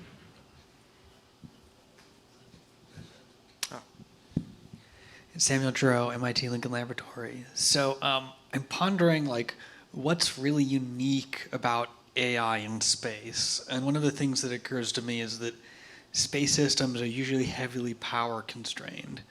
Is there any evidence that like, especially for the work done on the satellites, classification or training, whatever you're doing on the satellite, that like certain inputs can cause the usage of a lot more power than expected? This seems like an interesting, I mean, maybe the answer is trivially no, but if it's not trivially no, it seems like something interesting to at least explore. Yeah, this is something that we didn't explore so far, but that would probably definitely make sense to look into from an availability perspective, whether there would be some attack that actually could like take out the satellite or take so much power that it prohibits the further operation. Yeah, thanks. Okay. Okay, so maybe closing remark. I think Brendan Bailey from Sparta would be happy if you could just like make him aware of what you did in the like mapping of AI threats to space missions. So maybe they want to incorporate this into Sparta. I don't know. He's always happy to get feedback on this. Yes, as I said, the Sparta matrix is the only one that actually already incorporates some of the like the poisoning and the sensor spoofing. So this was the only knowledge base that we found that already includes some of the AI-specific threats. Okay. Then, thank you, Alexandra. Thank you. Let's see, we should probably get started here with the last session for the day. I will note quickly that if, especially for presenters, if you're calculating when you should expect to begin speaking, the schedule is a little bit inaccurate, so this session will actually run until about 5:20. So don't panic if you're speaking. So with that, I think we'll go ahead and get started with our first talk for the session. We have Merge Space, a security testbed for satellite systems, and Stephen Schwab is from ISI is giving the talk. Okay. So go ahead and please take it away. All right, this live. Thank you, Samuel. Okay, and yeah, we'll beat that 5:20 time, I think, on a Friday afternoon. Okay, so this work's led by Michael Collins, and I've joined him in the project along with Chris Tran, Calvin Arty, and JP Walters, all at ISI. So just a comment on satellite testbeds and simulators. So I started my career at Aerospace in 1989. Aerospace is the FFRDC for DoD Space. Was there for about 7 years. Sometime in there, around 95, we were doing a lot of ATM work. We built a, quote, satellite link simulator out of basically 2 ATM NICs and some software that would buffer packets and apply a packet loss rate and forward the packets. And it had some really nice properties, such as no matter what protocol you had, this pair of NICs in the middle did not disrupt the protocol. So it actually mimicked a dropout on the link. And it gave us really precise control over how many packets were dropped. And it turns out program office guys really wanted just coarse-grained simulations of, there's these links, we have so many of them, they drop this way, what's it going to do to the design?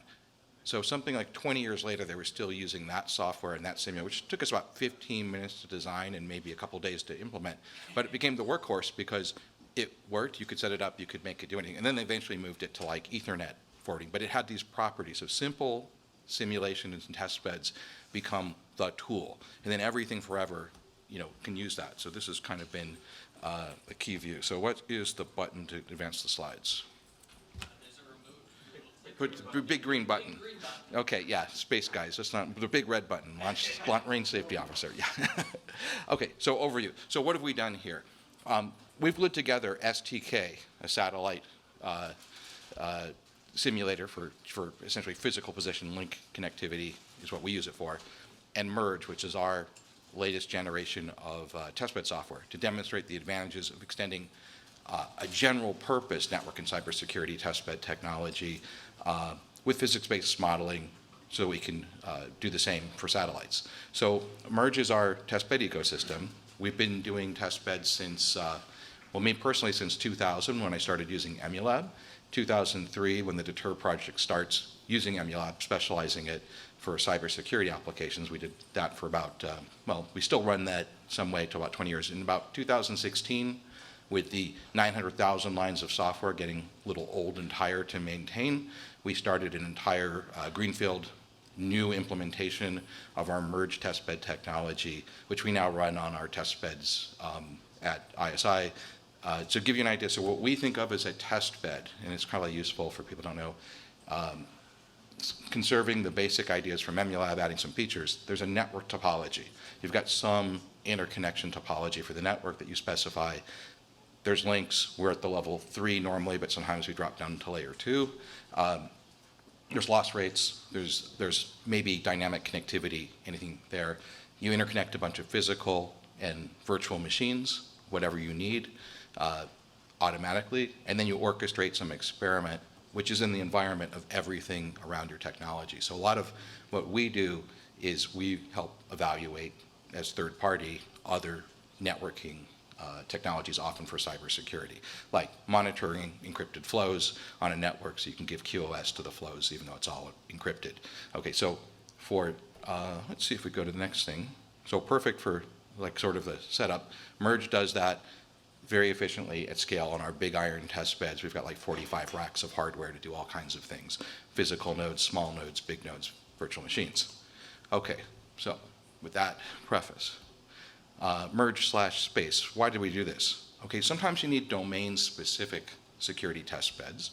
Space is our first real foray into this idea that, there's things that are special. We think there's multiple things that are special, but we'll start with space because there's people who will pay money from the US government to make sure we have test bed capability and experimental capability tailored for space. Okay, so one problem, we all know the security is siloed off from big systems design. First we build the satellites and the ground stations and everything we're going to do, and then at some point along somebody applies the security requirements. If you've been through the acquisition process that the US government uses, it's easy to see how security might not get first-class treatment, even when it appears that everything's encrypted. And so there's lots of problems. So it's a bad idea to wait. We want to do, as early as possible in life cycle, do those security experiments to change the architecture of the system very early in the life cycle, instead of waiting till we have, ground prototypes and we've spent hundreds of $millions building things on the ground that will eventually fly that have no security in them. This combines, mature engineering tools, our simulators that we can get from various places with merged test beds. So defensive scenarios in space in particular, attacks are in some sense easy to launch. But if you are the defender inside an environment and you are limited in a sense by the finite resources, amount of data you can bring to the ground from those satellites, because telemetry is scarce, then you have a really constrained problem. And so we believe that forever space is always going to have scarce downlink capacity relative to the amount of data collected from an environment. Mike's running LOSOC right now, and if you know about SOC operations, they collect 20 million events per day from 100,000 node networks. The volume of security monitoring is huge. If we applied that kind of security monitoring to any reasonable satellite constellation, there will be no downlink bandwidth available. We will suck it all up. So that's not going to happen. So we need to really explore how to minimize what comes to the ground in order to do the security. And oh, by the way, somebody's going to connect our satellites to networks and networks of networks. So they're no longer siloed. So it's isolated. Don't worry about security. Game's over, which is unfortunate because I think we're not ready for it. We want to develop a path with our testbed technologies to do increasingly more faithful simulations. Validity is always a problem. So you start with a model of the satellite or the testbed that is maybe a very poor model, and you specialize with things that go closer and closer to the real hardware and software where it matters. And this first year of the project was purely exploration to see what we could do and get started. We'll be doing more in the second year and continuous year. So we were looking for feedback. Let's see if I can talk about this diagram without a laser pointer. Okay. So in the bottom kind of right-hand side is our experimentation world. We have what we call the reasonably exploitable image. It's a stand-in. It's just a Linux VM image that will eventually be replaced with something that looks more and more like what would run on a satellite, like Samuel's image. There's a channel manager, which is a funny component to create the connectivity of the satellites and the ground systems or ground stations in the experiment. And then there's some blue and red ground stations and our security operations center in this environment connected by network. On the top, we've got some master configuration feeding STK, which is really there to just drive the orbital parameters to give us, connectivity, and we get this OEF file, our orbital, whatever we called it, orbital event file, which is really where satellites are and when they can see ground stations. It's a time-varying connectivity matrix, which we feed into the environment. And then on the left-hand side, we've got our stages of how we create experiments in the merge testbed world, which is always, we have a model of what the experiment looks like, a description language called XIR. We realize it, which means we get our resources out of the testbed. We materialize it, which means we cause it to exist on that testbed. Then we orchestrate it through playbooks. We do things in that and collect data, and we see if our experiments run. It's all meant to be rigorous, repeatable, and defined by description languages as opposed to interactive.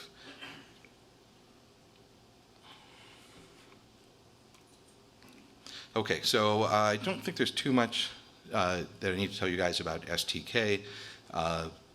It's kind of a commercial workhorse. I think we're going to move to something like GMAT that's for a couple of main advantages, saves us licensing costs, but we don't really need all the sophistication of STK.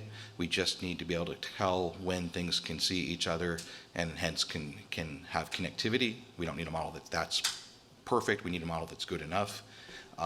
All the vehicles and actually all the systems are synchronized to an NTP server, and there are 6 major components that kind of described, except for the analytic algorithms, what the security does. And I'll talk about those in the next slides to see how we conducted our essentially hello world experiment for space. Okay, so the reasonably exploitable image, this is a stand-in for a computer on our satellite. It's a single computer on that satellite that basically gets us our first experiment node that's a little bit specialized for space. So drilling down, on the right-hand side, there's an experiment NIC. And so every node in a merge testbed has connectivity to what we call the XP plane, the experiment plane where the world that the technology lives in exists. On the top, we have an infrastructure NIC because we always have a separate network to keep control of the experiment separate from inside the experiment traffic. Otherwise, you end up perturbing your experiment with traffic that wouldn't be there in the real world. We do have some agents. So on the left-hand side, we have a bunch of agents that control the events in the experiment. They're in the image. They're not logically part of the experiment. They wouldn't be there in a deployed world. They're there to support the experimentation. I spend a lot of my time railing about the separation between the experimentation scaffolding and what's in the experimentation world, because otherwise you find all kinds of confounds that you introduce into your rigorous evaluation. In the middle is what this satellite is actually doing. It's a mission file system. It collects, this is an imagery satellite, it collects images and it transmits them to the ground. There's also synthetic malware. There's no real malware in this particular experiment. We just have a process that if it was running means that the malware is running. It feeds the process table. And then on the right-hand side, we have monitoring that is actually in the experiment. This is the monitoring that would feed data to the SOC that would actually run. It's a stand-in, but reasonably realistic stand-in. OpenSSH for a control channel, Nginx logs, OS query for different kinds of things that are coming off the nodes, and a NetFlow sensor for the traffic. Mike's big on NetFlow sensors because he built Silk, so everything he does is in support of network traffic analysis because he's basically fed that community the tools for years. All that goes to the ground, and then we ask questions like, could you tell if something was exploited? How long would it take the SOC to figure it out? That's the basis of the experiments. Okay, so the channel manager component, basically, as things change their position in orbit, connectivity varies. The channel manager, in this case, is a component built above the level of the merge testbed software that faithfully mimics our experimental model. So as things move around, this component, which is an experimenter contributed component in some sense at this moment in time, does the connectivity and switches whether any of the ground stations can talk to any of the vehicles. There's blue ground stations, there's red adversarial ground stations, there's some images, and then there's a SOC. Now, I'm being really pedantic about this because in merge we also have integrated into the networking plane of the testbed components that can actually do all sorts of terrestrial wired network time varying configuration for very high bandwidth and very large topologies, like 8,000 nodes, time varying up, down, all kinds of things. So eventually I think we will push some version of the channel manager functionality organically into our test bed. But it does, it's worth talking about the distinction because you can extend that model in essentially the user space of the experiment. There's no channel manager in the real world. It's an artificial thing designed to create the connectivity for this experiment. And then of course policy-based routing, table plus time. It's easy to see how you would compute whether nodes could talk to each other. It's the fundamental difference in this experimental world of what makes satellites different from a wired network with any number of nodes. The SOC. Okay, we will not give the 3-hour talk on what is in a SOC and why we represent it this way. We spend a lot of time, WOSOC, studying how security operations centers run, what they do, but essentially to us, SOC in a box is a component that we bring to the testbed that is a virtualized SOC that we can use to create a SOC in any experiment and also to model the first level responders as scripts or agents. So because we can't get 2 to 80 people to sit and pretend they're the SOC. So we model that. We'll eventually model the threat hunters as well. So internal assets, what you have on your network represents inventory. There's threat intelligence that tips and cues what's going on, and an inference graph, which represents the attacker and defender knowledge of the state of the attack. We have a sensor grid, all that information which flows into our SIM, so we know what we have. There's workflow tickets, state aggregation, automated analysis, event analysis, response. A SOC lives to be alerted, detect attacks, respond. We drop this in, and in our world, it's blue ground stations to be able to do what they need to do. Red ground stations are trying to launch an attack. Every scenario is what will happen. Will we be able to detect them? Will they succeed? Ground stations. Mike adopted a convenient choice of the Amazon ground station locations. I didn't even know Amazon had ground stations. I would have used AFSCN locations, but then this slide deck would be export controlled probably for some reason that I won't even scratch my head out. And he put 2 other red ground stations, one co-located to interfere with the ground station to compete with it, and one completely in a different geographical location, so it would never interfere, because those are your 2 basic choices. And so now we have a way of doing experiments that have different characteristics of what red versus blue can do. Vehicle models. Okay, so who can see the bug on this slide? It means obvious, right? No? Okay. So the first 2 are regression tests, just to make sure the tools are working. The regression one, the orbits move too fast. Go ahead. Is GPS supposed to be a geosynchronous orbit? No, that's the correct answer. Yeah, that is a bug. QZSS is at geosynchronous altitude. It is not a geosynchronous orbit. It's one of these figure 8s. That's the Japanese one, so I was looking, it's north-south, but and why do I know this? Because I sat next to the office of the guy who had to maintain the dusty deck Fortran code that does the error correction codes every so often. Some crazy guy comes in, tells us what's wrong with GPS because the orbits have errors. This was like 30 years ago. Then they update the code because we wouldn't want this guy to update the code. The crazy 10,000 lines of Fortran's run. Now there's some correction terms. They adjust the orbits, GPS works. GPS has to be calibrated like a Swiss watch. It's, this is just insane, but okay, so I have all this weird knowledge from 30 years ago that nobody really wants to know, but that is what space is like. We have an imaging set of vehicles, which we used in this experiment with like 3 GPS and an IoT constellation based on like 50. And that's just sort of to give different models to exercise different kinds of configurations. One of the things I should mention about this experiment, so while we have big iron test beds, racks and racks of computers, VMs, x86, lots of power-hungry machines, this experiment was designed to fit onto a single workstation. So in addition to merge running on our millions of dollars of hardware, we want merge to run on a $10,000 box. So this runs on a single Threadripper, 64 cores, 256 gig, because we want everyone to be able to download a test bed and start using it for merge space. And then when you need more than about 40 nodes, call us and we'll set you up. So if you want to do the SpaceX constellation, you need 8,000 nodes or 20,000 nodes. We have a path, but we want people to be able to do small experiments first, big ones later. Let's see, is there anything else to say about this? I think that's that.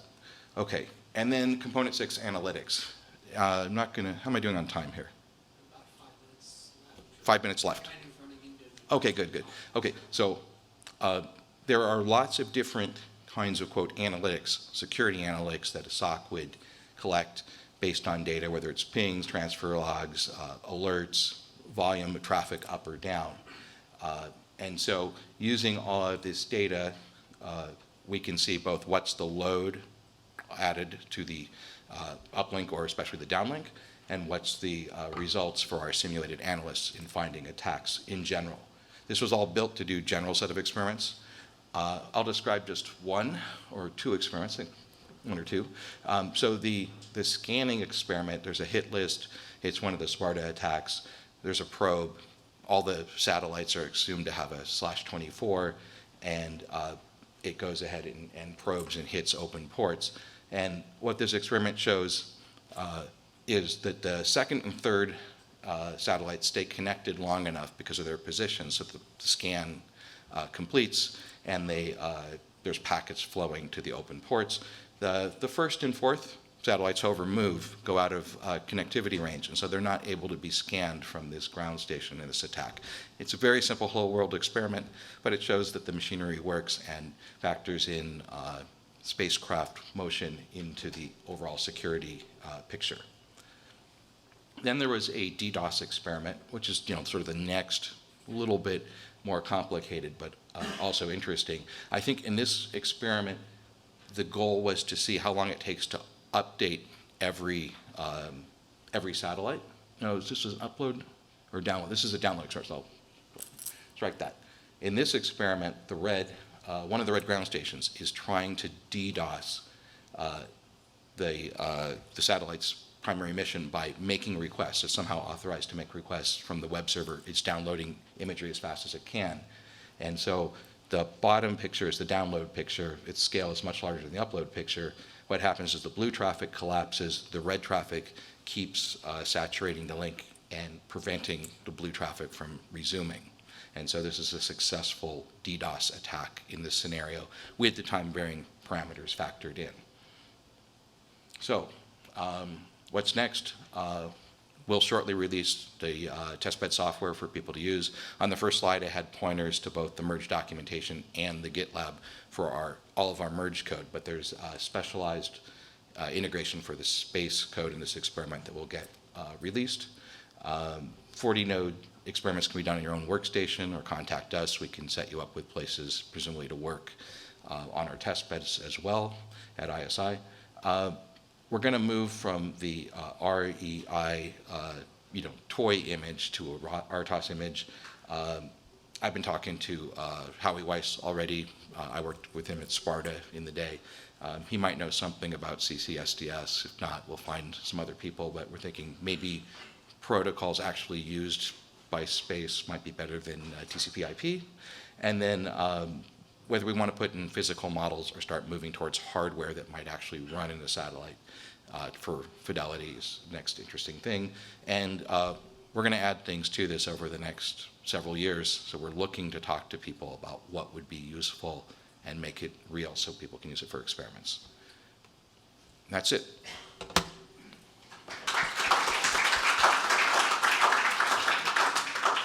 Thank you. Very interesting talk. Questions? I think we've got one back there. Hi, Cameron Morris from the University of Connecticut. Thank you for the talk. I noticed, I like the name SOC in a Box. As a security operations center in a box, do you have any plans or thoughts on a satellite operations center in a box? So this is this specialized, the question of what makes a satellite operations center specialized. We have had requests like that, and I suspect we could do it by talking to some friends who might know how we fly satellites. But we probably wouldn't release it because the people I know who fly satellites, we would end up with it would be locked in the safe, I suspect. So I guess the question is, could we find somebody like SpaceX or a commercial entity to talk to? Sometimes I talk to those guys waiting in line at the LAX airport. It's very interesting. We have good conversations. And maybe we could tap into that. But I think if we had a commercial one, the question in my mind is there enough specialization for a space operations center in a box that we could model, that would be meaningful? We'd model things that were common, and we'd capture what the operators are doing with enough fidelity to make it worthwhile. And the answer is maybe, but there's a lot of effort in that modeling operator behavior. We want to capture cognitive load on the operators because mistakes are the problem that we're trying to model in that environment, or avoiding mistakes. Okay, thank you.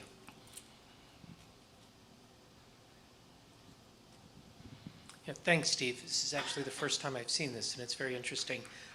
Could you say a little bit more about the so-called IoT vehicle?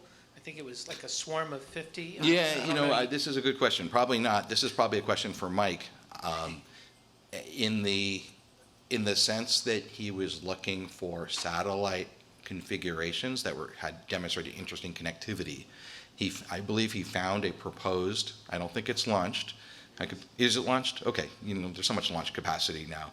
But, so he took the vehicle ephemerides and put it through STK. So now you have a way of saying, well, what if you had 50 of these things and they were running our image? So, I think there's not, for us, it doesn't matter, but capacity limited, but it's connectivity is what we modeled out of this. And of course, what we want is the SpaceX, we want to talk to the SpaceX guys and get them to give us good models, because the way the laser crosslinks, the time delays in reconfiguring laser crosslinks are the key parameter for them, and that's the interesting thing. Okay, well, if there are any other questions, please see Stephen now. Oh, the tough questions, okay. You gave us a wonderful nugget of information, because normally the approach for researchers to find out what SpaceX is doing is actually to data mine their FCC applications. And now you have a new approach. You queue at LAX and you talk these guys up.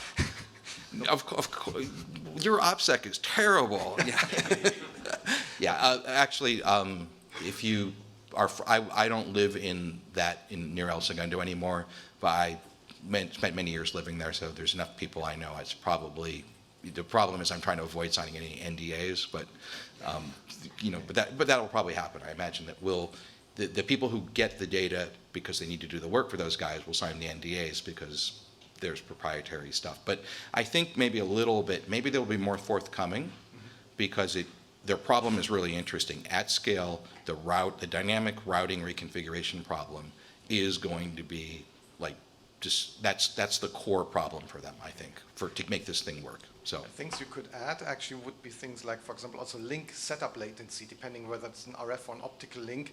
In space systems, often you have a specific setup time that you need before the link gets established. So in order to build a model, we need all the parameters for reacquisition time, uptime, downtime. So that's exactly what we're looking for, especially at the laser crosslinks at 400 gig. So yes, thank you. And narrowband IoT is a specific waveform that has been standardized by 4G and also 5G systems. And there's been small satellites, because the idea is to collect with this waveform data from sensors where there's no other coverage. So if you Google for that narrowband IoT from space, there's quite some interesting business proposals and satellites already launched. Yeah, and the 5G to and from space exists. Yeah. Okay, let's thank the speaker again. Our next presentation is COSPAS, Search and Rescue Satellite Uplink, a Mac-based security enhancement. So here's our speaker. There's a microphone up there. Thank you. Hello, everyone. I'm Syed Khankar from NIU Abu Dhabi. I'm going to talk about COSPAS Search and Rescue Satellites Uplink Security Enhancement. The work has been collaborated with my colleague Krzysztof Zurzuk and Christina Popper. Okay, so some background about search and rescue. So early wireless-based search and rescue started in 1960. So that time, portable transmitter that used to be fitted in the light aircraft or marine vessel, so that when it is in some distress, it can be started, and nearby ATC aircraft or ship, they can receive the signal. So the frequency they used is 121.5 megahertz. It's a VHF signal, so it was a line of sight communication. So we know that line of sight communication has the limitation due to the Earth curvature. So the coverage was very low. So to solve this problem, to widen this coverage, this satellite-based search and rescue, it was formed in 1975, but it started in operation in 1982. It's a Russian word, I guess. If you translate into English, is the space system for the search of vessel in distress. So it started operation in 1982. Initially, it also supported that analog 121.5 megahertz signal, and in that way, satellite used to get the beacon signal, but the technique was used to calculate the location was Doppler shift only. So it was huge amount of like error, location error, accuracy was nearly 2 kilometers approximately, and it was very difficult to find out where is the exact location of this of the beacon is. And also in this system there was a lot of false alarm. So they decided to make it digitalized. So to solve that problem, they started in, I guess, 1994. From that time, they started to trialing this digital signal where the location of the beacon will be encoded into the signal. It's not anymore like only Doppler shift based. And it was in operation from 2009. And that time, this analog signal was phased out. So now this COSPAS system, they support 3 types of beacon. One for aircraft, one for marine vessel, one for normal human, but they're the same, but they're in different shape and size, and the protocol is in the signal is a bit different, but they use more or less same technology. So here is the one example of those beacons. They can be different in size and shape, so it can be handheld or it can be fitted into the ship or aircraft.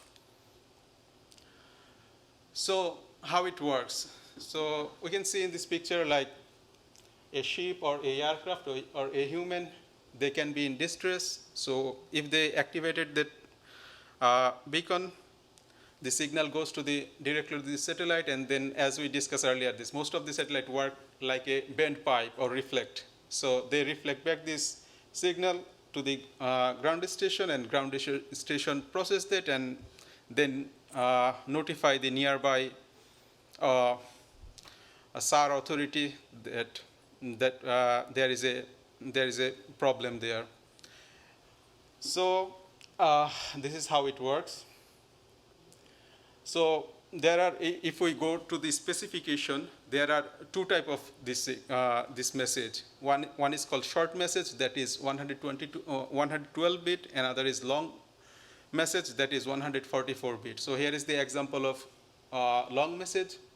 So here we can see the distribution of the bits. At first, some synchronization or preamble, then frame synchronization, then and so on.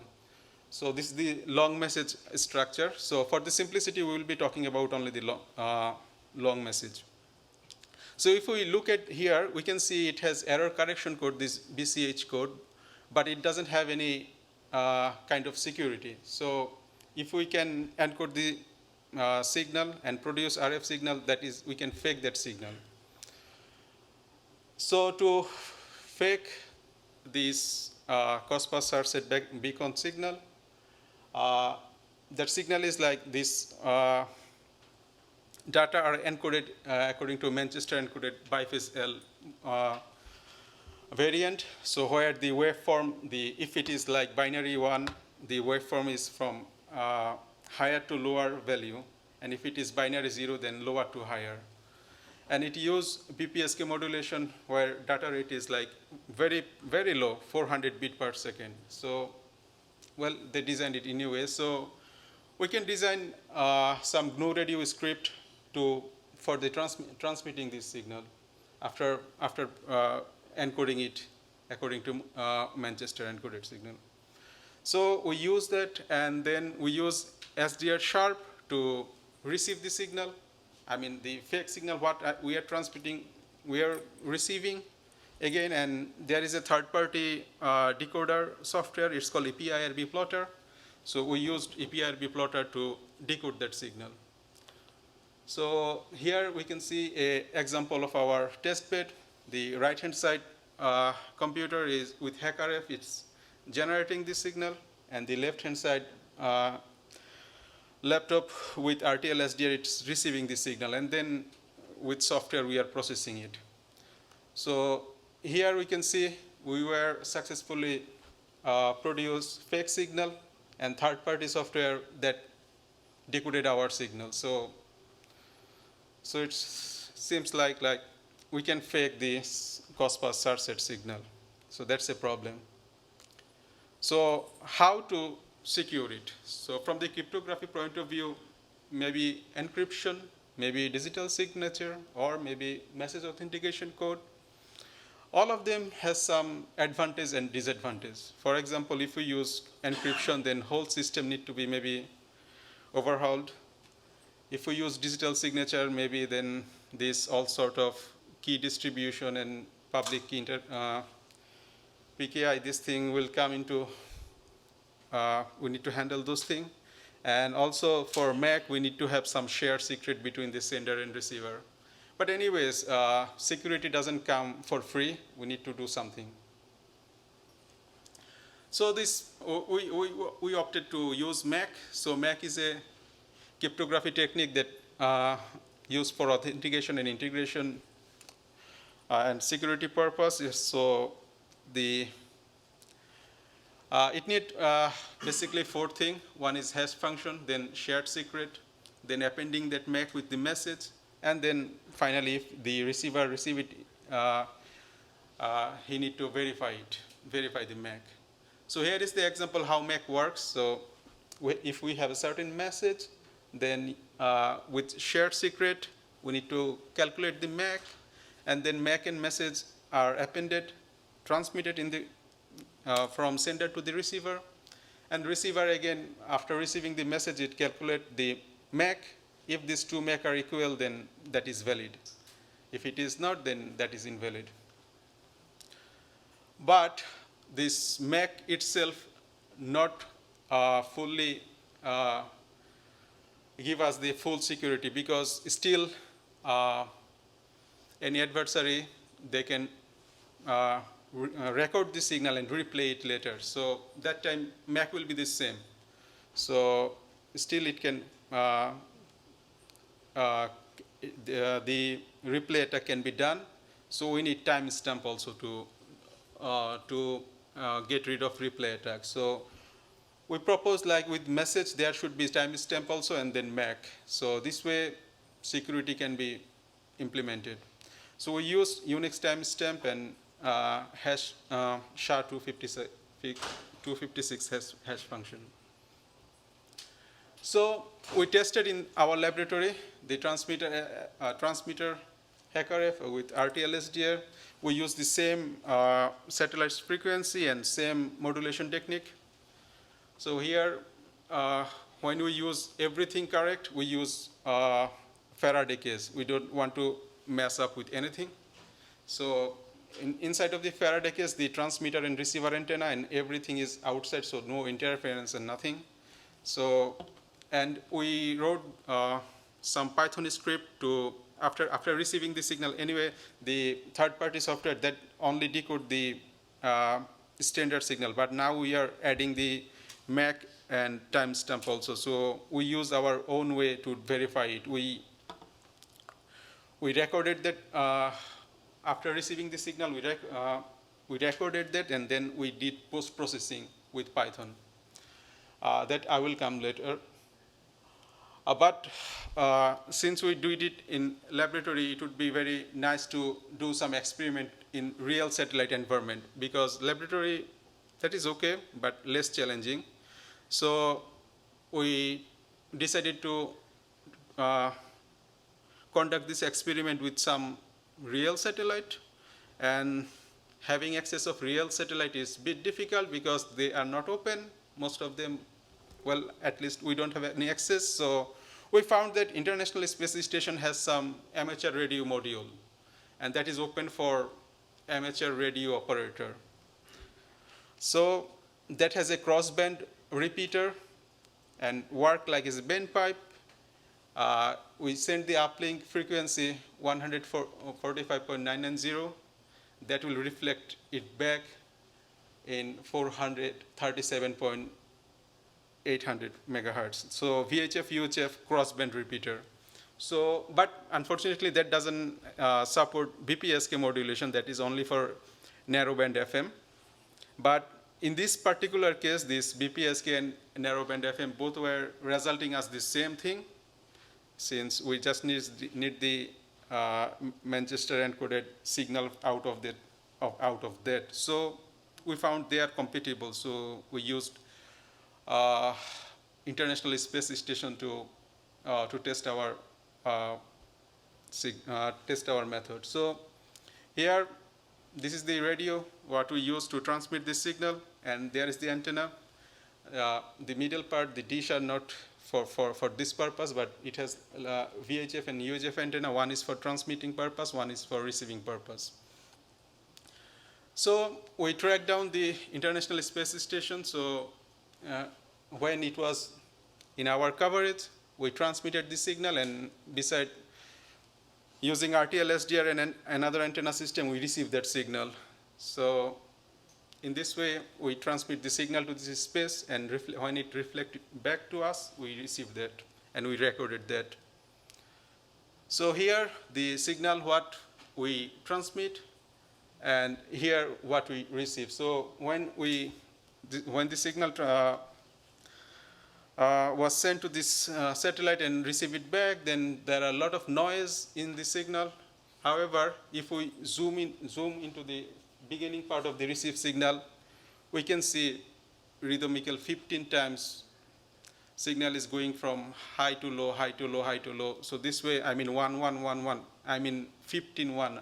That means preamble is there. So our Python can detect the preamble there, and then from rest of there, it can calculate binary zeros and ones from there. So this distance from our ground station to satellite, it depends on the elevation of the satellite. When it is over our head, I mean 90-degree elevation, that is the shortest distance. So that time from our particular point, it was like nearly 410 kilometers. And when it is nearly to the horizon, it is the longest distance. So that time it was nearly 2,200 kilometers. So for both distance, we tested this. We transmitted and we received the signal. And then we use Python, our Python program. By the way, we will give the GitHub link in our paper, so the code will be there if anybody interested. So anyway, we use Python to detect the preamble and then retrieve the data out of that. So then it's pretty straightforward. We compared the timestamp, and then after we verified the MAC. So this is an example of the code. Like the beacon and the satellite system need to have some shared secret key. So when they have when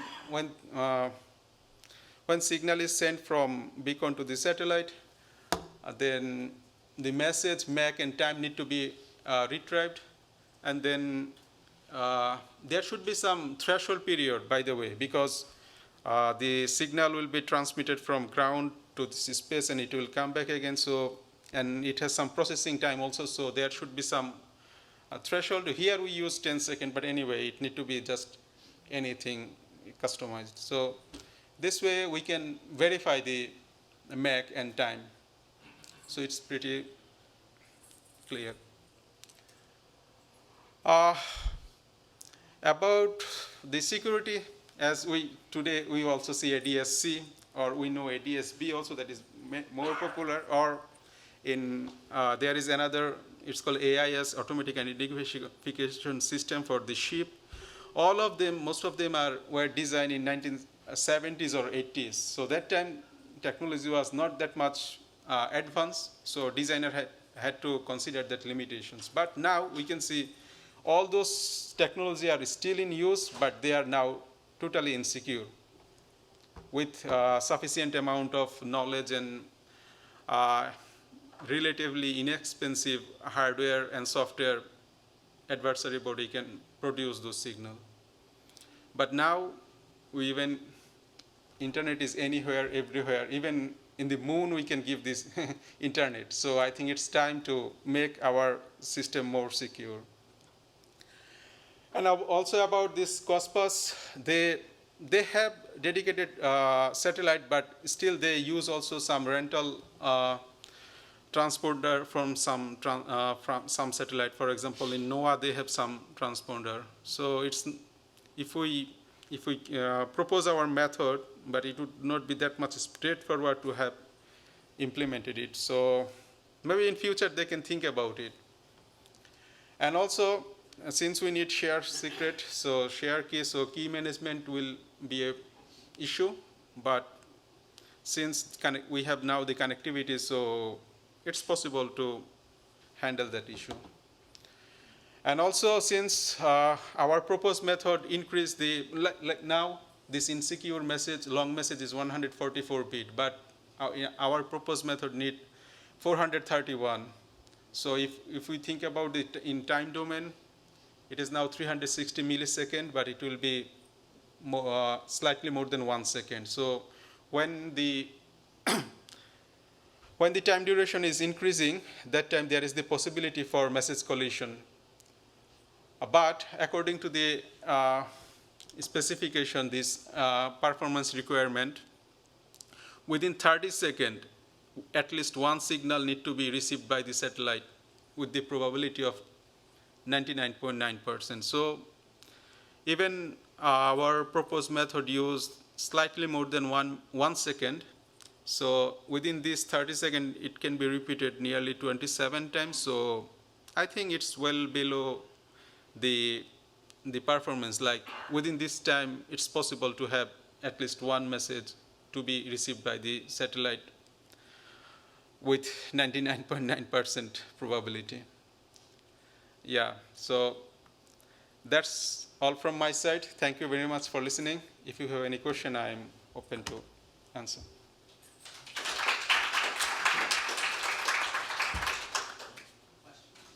Oh, here's one. So you introduced this MEC at the end, and that seems to introduce a pretty significant overhead, if I'm not mistaken, of over 100% of the yes. original message. Yes. Could you see any potential problem with that? Yes. So message time will be increased, and there will be like collision problem. Like if multiple beacon transmit at a time, that time message will be collided. So yes, but now currently we have plain message that is 144 bit. But if we want to implement security, so we need to have something there. So overhead will be increased, yes, but still, like according to the performance requirement, still within that time, this message can be repeated 27 times. So I think in performance-wise, it is like feasible.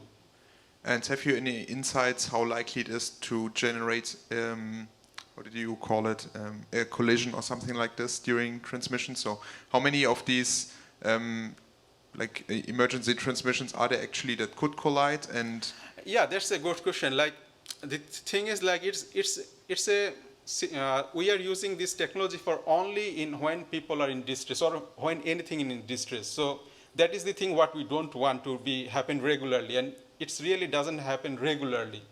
And I mean, to be collided, you need to have the distress situation in the same time, in the same time and place. So it's very rare combination. Okay. Yeah. Got it. Oh, here we go. Alexandra Dmitrienko, University of Würzburg. I was wondering, what is your attacker model? You obviously consider networking attacker, yeah, someone who can inject messages, but I was thinking, if people, for example, who do like risky sports, they buy equipment in the shop which could generate such signals, don't you think the attacker could just go buy valid equipment and then send messages even encrypted? And why would it make this attack vector implausible for the attacker? Well, if somebody buy that equipment, that's mean that, and after buying that, it need to be registered anyway with the satellite system. So he is a legitimate user. So if a legitimate user, then he transmit it many times. So that time, maybe satellite authority will have, if they found it, it is for nothing, like for fun purpose. So maybe that time they have some action for that user. So After buying that, it need to be registered. It's a recommendation. Yes. Yeah. So there's quite some things actually. When you go to the website of COSPA-SARSAT, you will find a lot of information. I think it was a very good point to start with the attack model. And the attack model you can only build correctly if you understand actually the communication, the underlying communications and functioning of the system. And so it's a global broadcast system, so the chance of collision is actually quite high. The thing is also that what is very important is that the message contains the position determined by a GPS or Galileo or GNSS receiver is an optional feature that came later after the introduction of the digital service was much earlier, because the generic digital service just transmits the ID of the beacon and nothing more. And the position is actually determined. In the old days, it was still via Doppler, but it was easier because you actually saw an ID on the message. The original messages in 121 were a beep, like you wrote, analog signal. It was a simple CW tone signal that could still be located. And actually that tone signal, once you were within the 2 kilometers, was helping the rescuers by being a homing beacon. So you would use actually radiometry to find within the 2 kilometer then the guy that has the problem by actually going via signal strength indication. So now that means that for the attack model, at least in the way I see it, it's not very attractive to spoof, because this system is designed to locate a transmission. That means that the moment you emit on this frequency a message, the way it works today with the multiple transponders in MEO on all the navigation satellites that frequency shift this back, you do a multilateration. That means the same message is sent once, it's reflected through multiple satellites, and then that means you get 3, 4, 5, 6, 7, or 10 different propagation paths.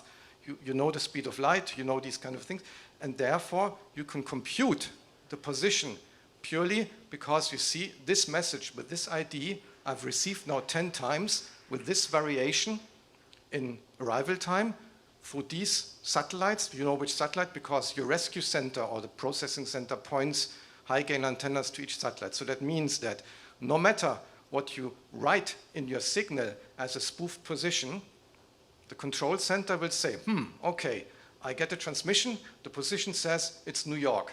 But actually I can see from the propagation analysis, I see this guy was transmitting here from the beach in San Diego. That means the rescue helicopter will be right on top of you within a few minutes. So for me, it's not very attractive for an attacker to send something in a system where I'm immediately located within fractions of seconds.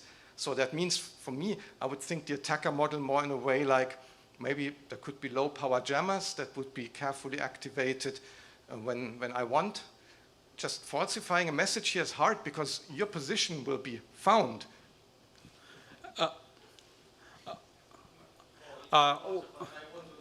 Yes. What I also read from the website that in future they are considering some extra feature also. For example, confirming the receiver, confirming the beacon owner that satellite has received that signal, and also. Yeah, no, not the satellite, the control center. That's for example what Galileo already offers. It's this return link service. You first, then I. I just wanted to compliment on your thoughts on attacker model because, well, incidentally, I have a paper on the same topic afterwards, but I think it's a really nice discussion now. And the attacker model is not to have, let's say, an attacker in San Diego and spoof a position as if the emergency is in Brussels. The attacker model is, for example, you have an army of drones, for example, somewhere in Ukraine or in the border or somewhere there at the NATO borders, that are in exact position where they're spoofing the signal from. Yeah, and then the RCC gets 10,000 distress signals from valid targets, and they don't know whether these are real targets or spoofed signals. So they need to make a decision, do we send RCC helicopters or we don't do anything, but that might be a real person in distress. So that's the real attacker model that abuses the authentication nature of the system. Yeah, but then the question arises, if you can generate drones. If you can generate drones with kind of which can send valid signals, why wouldn't you be able to do the same if the signal is MAC protected? Well, because they need the key. If it's an attacker, they don't. You buy equipment with key, why not? How do you have a key? How do you have a key seems like the big thing. Yes, at least currently you cannot buy EPRB or ELPs or many PLBs without actually registering.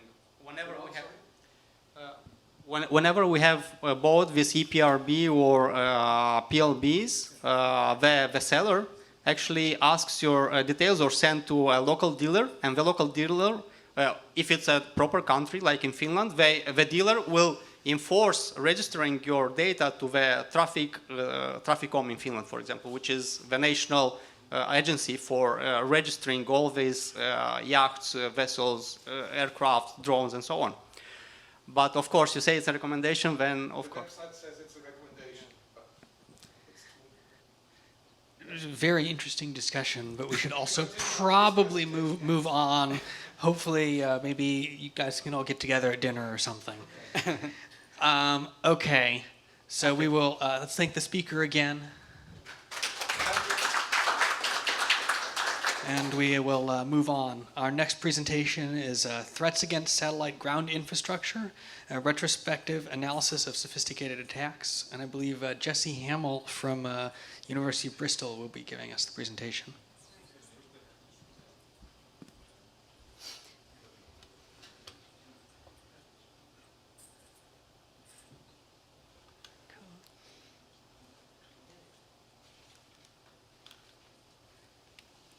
Oops. Oh, there you go.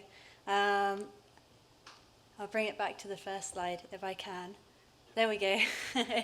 So hi everyone. I'm really happy to be presenting my paper here today. There have been some really brilliant discussions already, including that actually very heated one. So that was really interesting to watch. My name's Jessie Hamill-Stewart. I'm part of the Cybersecurity Centre for Doctoral Training at the University of Bristol and the University of Bath in the UK. I wrote this short paper with my supervisor, Professor Awais Rashid, who's also based at the University of Bristol. Really, the title says it all. Threats Against Satellite Ground Infrastructure, a retrospective analysis of sophisticated attacks.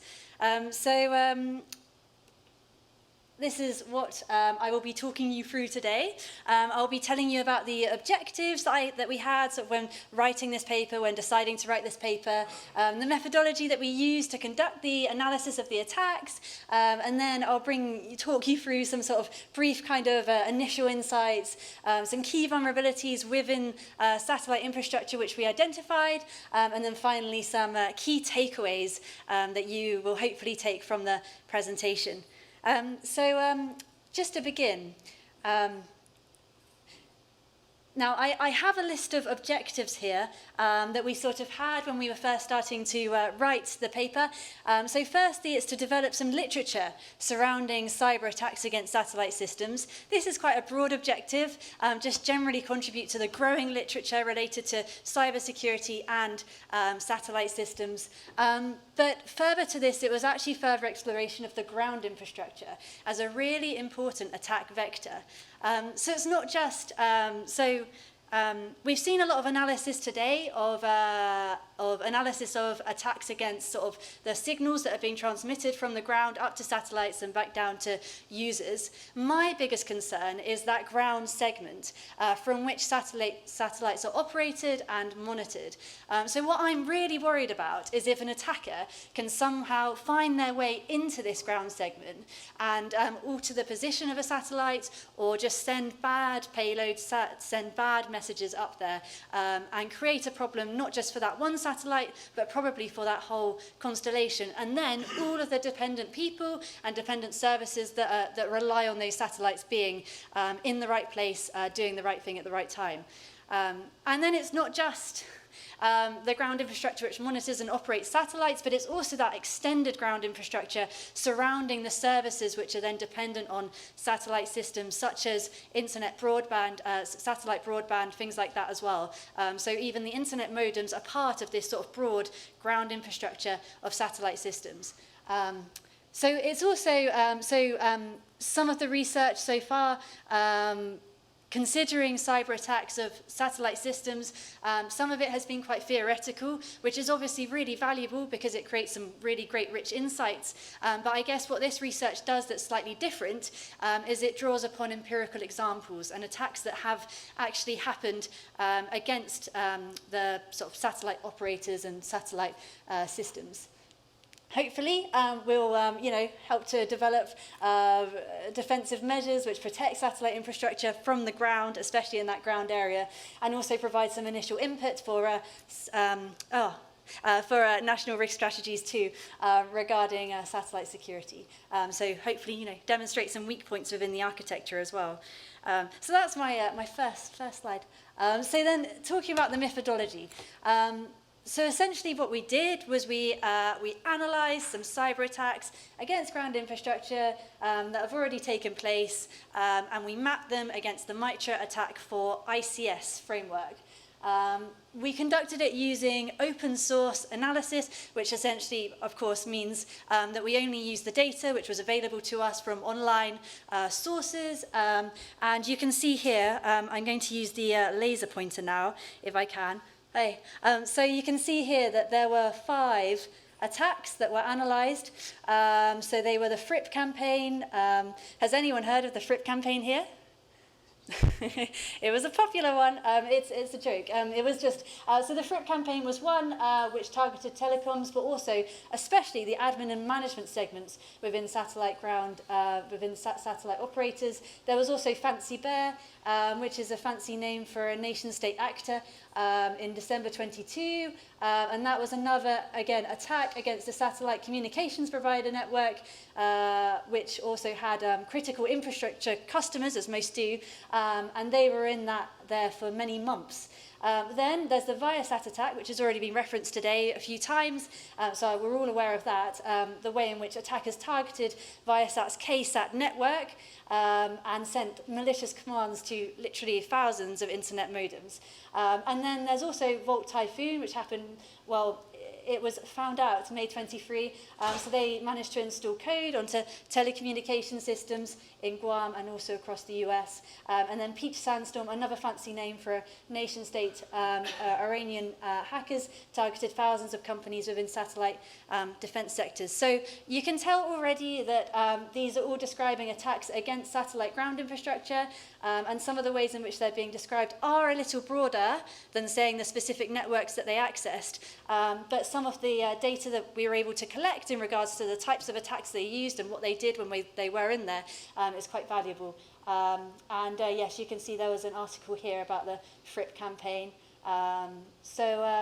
We chose these attacks out of a longer list of other attacks that happened.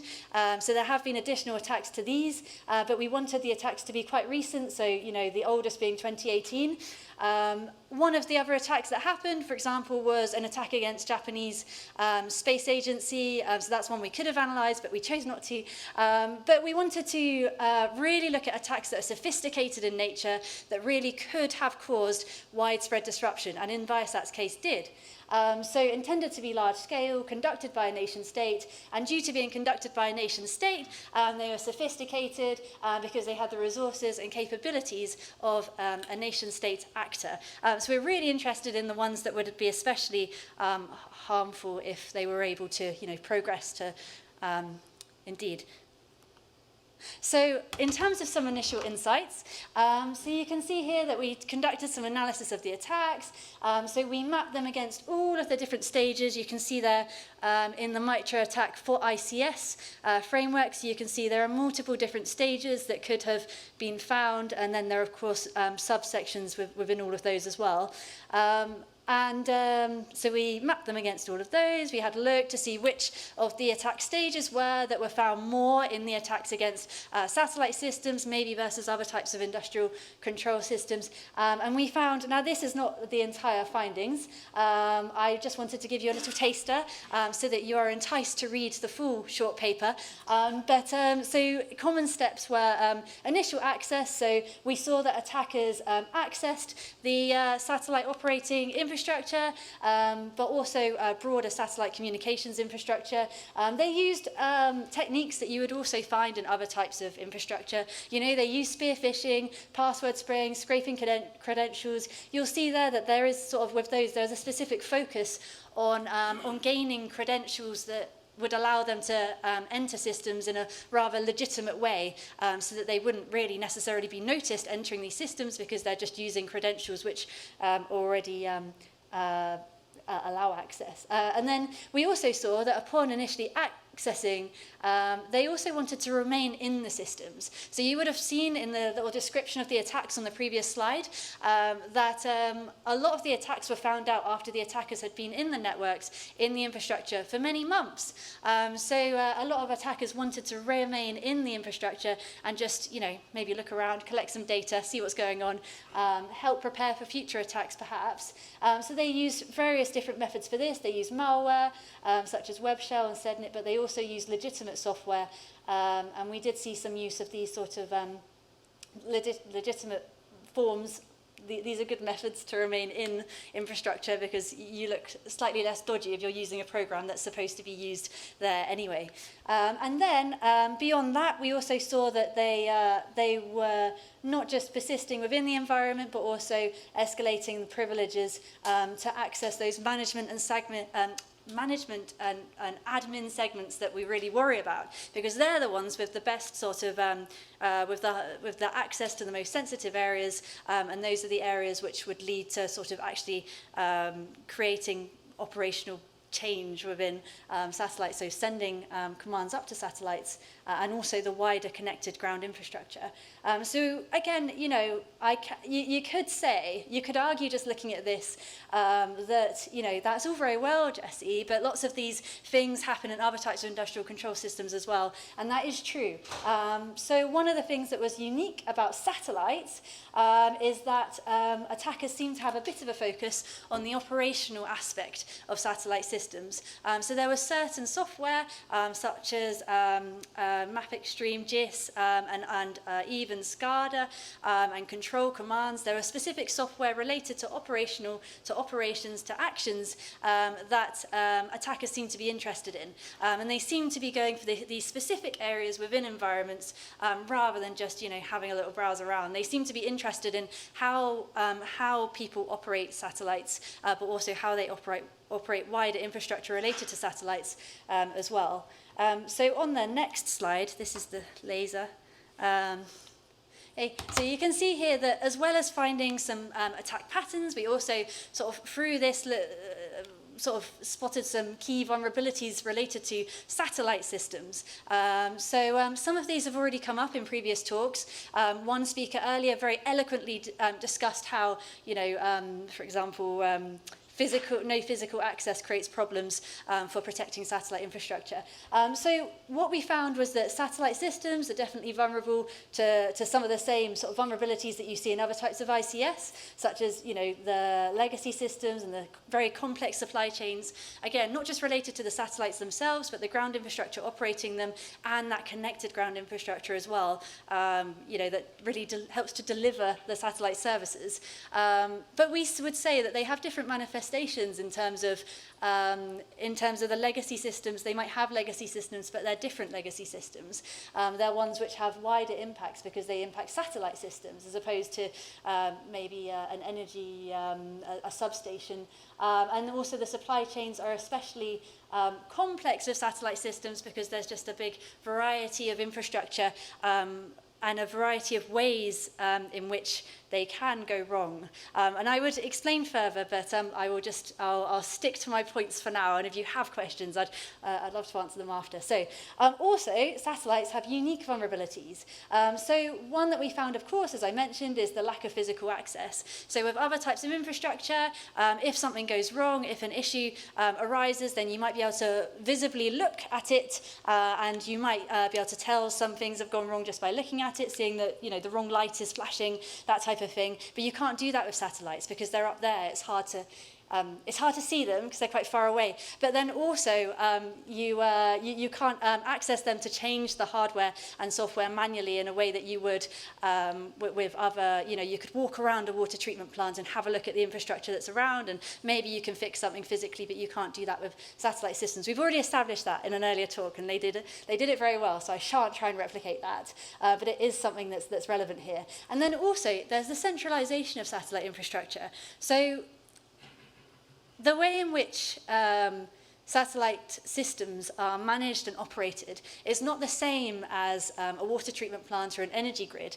in that large amounts of infrastructure, so multiple satellite systems, are operated and monitored from a very small amount of points. So you might see nationwide there are lots of substations, and there are lots of different areas throughout the country where the energy grid is managed and operated, multiple water treatment plants. But with satellite systems, you won't see so many of them, which means that if an attacker enters or is able to intercept the ground infrastructure, they can create much wider spread problems than if they just enter a water treatment plant, right? And there's a reason for this. Energy grids, they were designed with that regional aspect in mind, so that to prevent a nationwide outage of power. But you just can't do that with satellite systems, not quite so easily at the moment because of the very nature of the technology.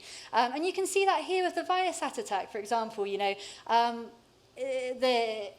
They were able to get into the management and admin segments, and they were able to conduct this attack against thousands of modems, which impacted not just Ukraine's ground military communications, which was their initial target, but also modems across Europe, extending to, wind turbine farms in Germany. And so they were able to have this global impact, these attackers, which would be very difficult to replicate with other types of critical infrastructure. And I think that that's one of the sort of unique features of satellite systems that makes them extra scary. So on to the next slide. So the main sort of takeaways that I'd like you to take away from this talk is firstly that hopefully this research contributes to advances the research area of cybersecurity, satellite systems, through bringing in that empirical analysis of looking at what's actually, what's happened, and we can hopefully learn from that. We can see that satellite system attacks will have wider spread consequences in some ways than other types of ICS because of what I mentioned, that sort of global nature, the way in which they can impact many more people if you attack them in the correct way. And the ground infrastructure is particularly concerning in this regard because it's the ground at which you can access the point at which lots of satellites and other extended ground infrastructure is being monitored and operated. And hopefully, looking to the future, this research might motivate, or just generally there will be more publicized attacks against space infrastructure, because when there's publicly available data, then more people like the researchers in this room can conduct analysis that's accurate to what's happening and how companies and organizations are being threatened, and we can create even better sort of defensive measures. But that brings me to the very end of my slides. This is the final slide. So thank you very much for listening, and I do welcome any questions and comments. Thank you. Yeah, really good talk. Thank you so much. Questions?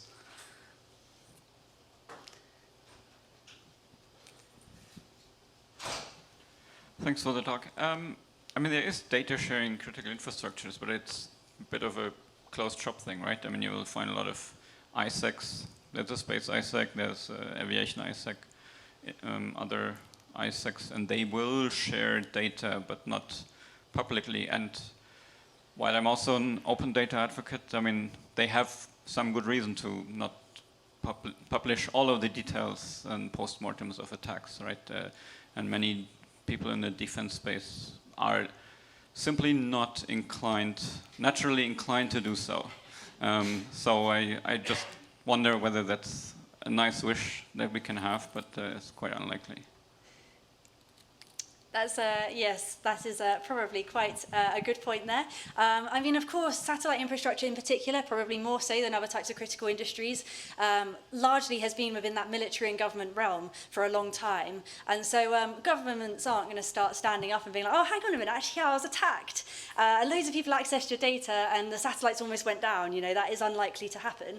But hopefully this, even, you know, discussions like this, generally are bringing the area of cybersecurity of satellite systems more so into the public realm, and then that helps to sort of encourage even a little bit of data sharing, because any kind of sharing of general vulnerabilities is valuable.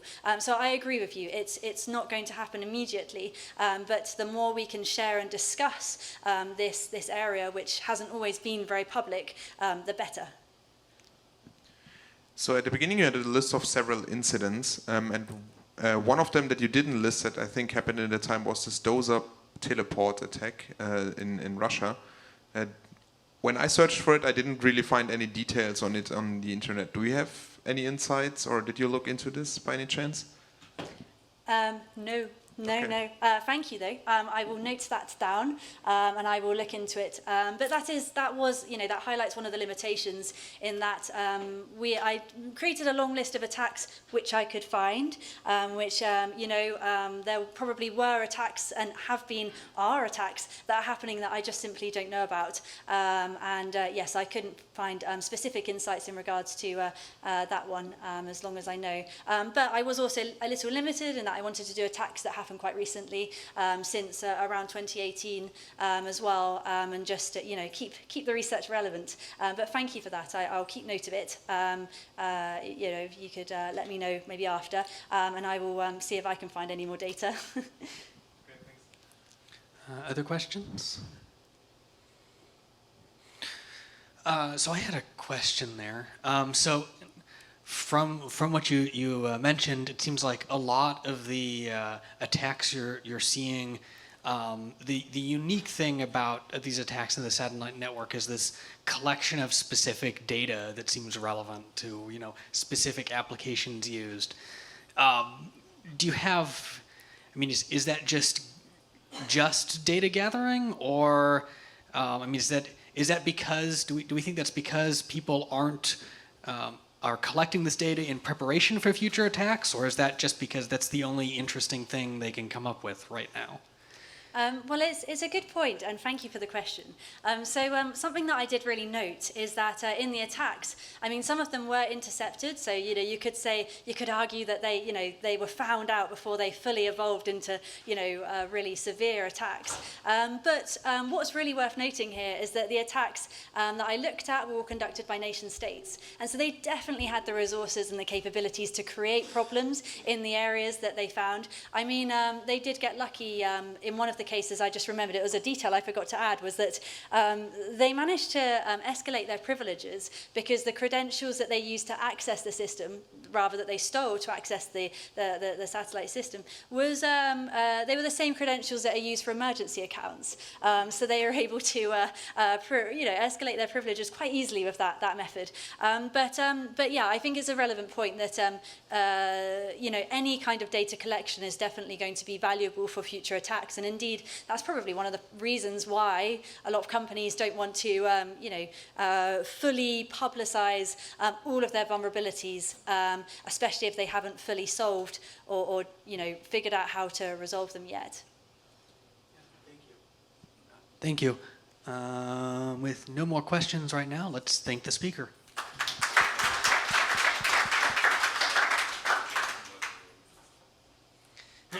And that brings us to the very last talk for SpaceSec 2024 and the NDSS workshop as a whole.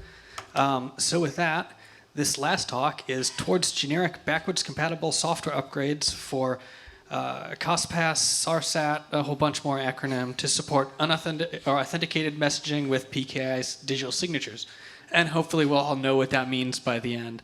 So thank you very much, and take it away. Thank you so much. I don't see the slides here.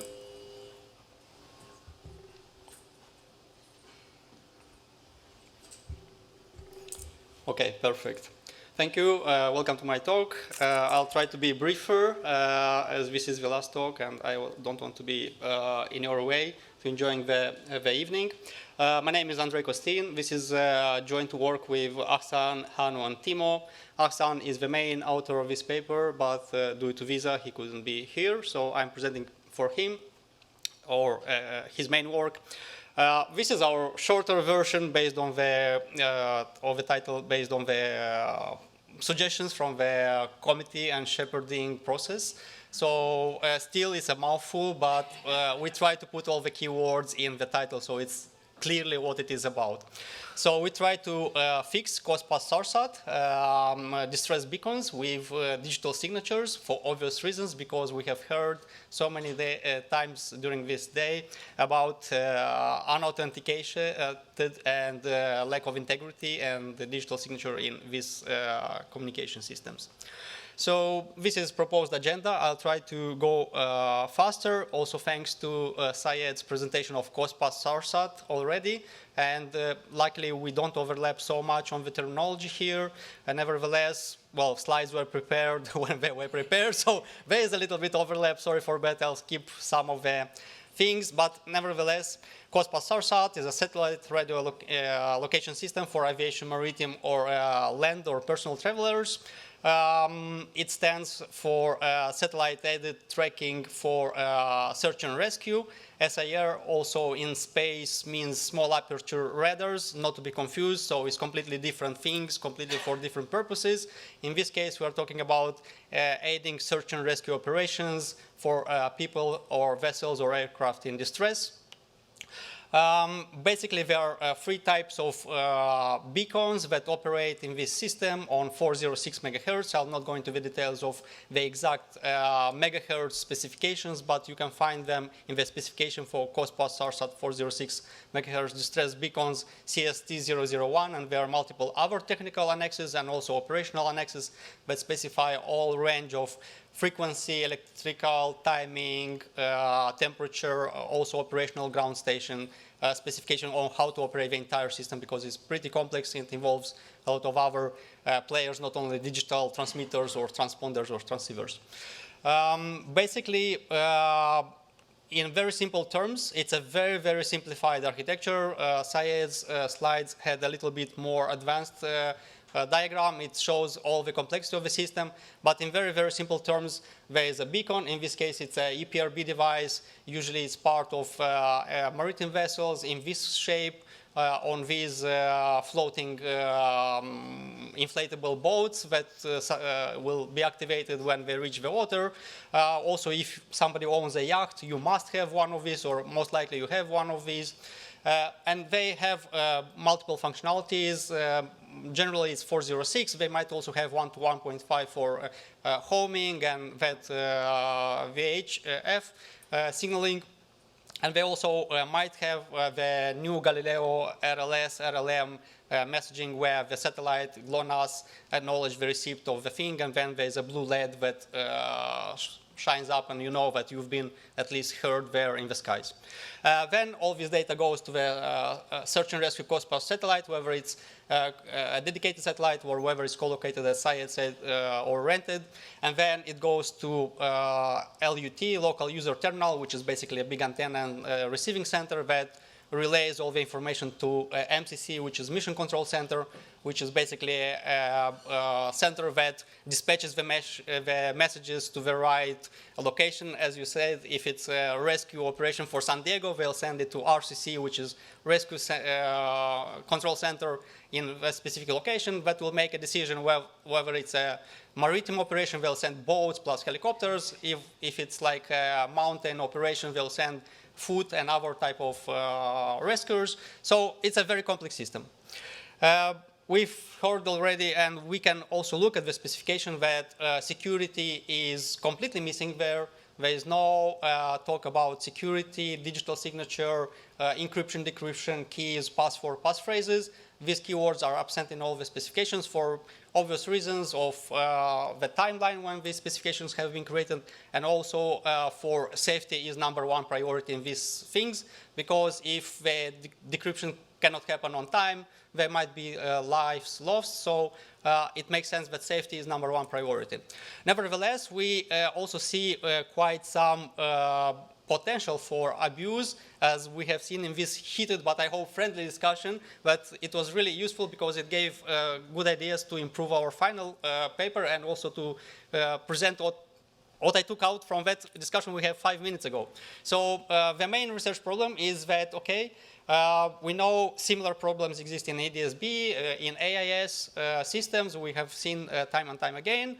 And also the solutions are possibly applicable the same way as in ADS-B or AIS or not, because the way these systems are used are a bit different. ADS-B and AIS are, let's say, periodic broadcasts, and the bandwidth is saturated. The SARSAT is more like event-based. It doesn't happen every second that somebody presses a distress button. And actually, based on some statistics, 95% of alerts are false alarms. That's even more intriguing, that real alarms are very, very tiny fraction of the real messages. And that's basically based on reporting of MCCs and RCCs and all the partners operating COSPAS SARSAT system. So how we practically can secure COSPAS SARSAT, at least attempt to provide some foundational way to do this using well-established cryptographic and security techniques. And of course, assuming some limitations or some real-world limitations of a COSPAS SARSAT system, meaning there is limited bandwidth, the transmission is 400 BPS or baud per second, baud rate is 400 bits per second, and basically one message takes between 420 to 550 milliseconds to transmit, depending whether it's a long or short message. So let's first look also at adversary and threat model, and that's kind of relates to the question that you had to Syed, and I think I'll have the same type of questions. So we assume that the adversary capabilities are that they have the SDRs and the capabilities of encoding the messages because it's open specification, or at least the specification can be found in the open. And we actually presented the first COSPAS SARSAT malicious fake messages last year at SpaceSec with Syed's common paper. So we know it's possible to do for really unsophisticated attackers message modification, message injection. And also, of course, there is no freshness specification in the protocol. So, of course, replay attacks are possible. So that raises a lot of questions about the protocol. So we don't include in our threat modeling other threats such as jamming attacks, because this happens at, let's say, a lower level than we are interested. We are interested at the protocol level and application processing the data and trustworthiness of the data inside the protocol, not the actual RF characteristics and timing and jamming attacks. And also we are not, we assume that the infrastructure that underpins the entire COSPAS SARSAT, meaning that the LUTs, ground stations, their communication links, also the GNSS, GPS, Galileo are untampered. There is no spoofing attacks because a lot of these beacons, they get their data from these satellites. So if those satellites are spoofed or compromised, then that might affect already the whole concept of the, well, no, I know it's the 5 watt signal that is sent by the beacon, and then it's multilaterated. Yeah, that's true. Yeah, true. So yeah, there's the multilateration based on radio signaling, but anyway, for many other reasons like timestamping and everything, we assume that those things are uncompromised, and of course they could also work even if those are compromised to a certain degree, but we assume they are not compromised. So we aim, with our proposal, we aim to achieve several security goals. First is message authentication, which comes at the same time with message integrity, meaning that we want to make sure that the messages are authentic from the beacon that claims to be the beacon, and also that the messages, when they were sent by a registered or anonymous beacon, whether it's authentic or not, they have not been tampered with, meaning that there's a way to verify that the messages are authentic and real and not tampered with from the sender to the MCC or RCC. And also we aim to do anti-replay protection, meaning that we try to curb some of the replay attacks. Of course, there's a window of opportunity that I'll try to explain a little bit later. But still, the techniques that we are using with timestamp, similar to what in Syed paper they did with the timestamp, at least in our case, we don't cover the full anti-replay protection because there is no challenge response possibility, at least not in an easy way. We have also some ideas how to do this, but let's see the next. So our proposed solution is pretty straightforward in many ways. I mean, it's a classical solution that we've tried to apply to ADSB and AIS, and now we apply it to EPRB. The only constraints are the bandwidth saturations and the length of the messages and the availability of spare messages, because in some protocols like ADSB, there is no spare protocol or there is no future usage type of messages, so you have to backhack the message in order to carry some other data. Having this overhead on the transmission makes sense. Now, whether we make it shorter by using a MAC instead of public and a shared secret, as in Syed's paper, or we use public or private key and making it a bit longer, that's kind of not such much a difference because the overhead is already there. In our case, this comes with advantage based on the discussion we've had, actually, that there is a public-private key. So, for example, even if the user who buys the actual device doesn't register with the 406 COSPAS-SARSAT registries, the public-private key can be used as enforcers for registration. And if they are not registering through the public-private key like you do for website certificates and PKI and HTTPS, then you don't get you don't get rescued, in this way. And in order to get a public-private key, you have to provide the registration info, and then your beacon will be basically sending digitally verified, digitally signed messages that can be verified, and there is no need to, there is no shared key. So in case a beacon is starting to misbehave for multiple reasons, it can be put in the reject list or monitor list, meaning that its messages might be monitored for whatever other reasons, but there is no need to replace the shared keys from all the devices like in a MAC-based system. So this is something that occurred to me in our discussion. Maybe I'm still wrong, but that's kind of a discussion.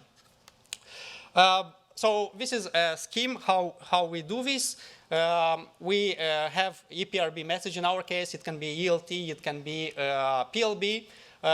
We take the whole message in its entirety. We also take the timestamp. In our simulation that I'll give you the link to the video that you can see, we use the timestamp generated by Python and Linux, but in general, we assume that the timestamp would be GPS or GNSS generated and verifiable by the receiver. We also include it into the hashing before signing so that we prevent the replay attacks. We also include it separately into the message with the ID and the digital signature. At the receiver, the whole thing is being de-encapsulated. The receiver also calculates its own timestamp of receiving the digital signature in order to see if that is the case of a replayed message for a very long time, or it is within a window of opportunity. So that's why I said if the attacker is very sophisticated and they can act very quickly to replay a couple of these messages, there is some window of opportunity because the receiver can discard certain messages if they are too old based on the timestamp encapsulated in the message in the spare protocol. So it's a trade-off. We can move this threshold back and forth, but that's kind of a pretty okay trade-off in our opinion. And then we proceed with classical verification of the signature based on the public key. And the public key, we assume it's available for, well, it's a public key, so the PKI is already available. We don't, yeah, it's not an easy topic to deploy a complete PKI in a new system. So again, maybe should have started, or well, anyway, here are the assumptions, constraints, and recommendations. So PKI setup is out of scope, so we assume that there is some PKI. We have some ideas how to possibly do this.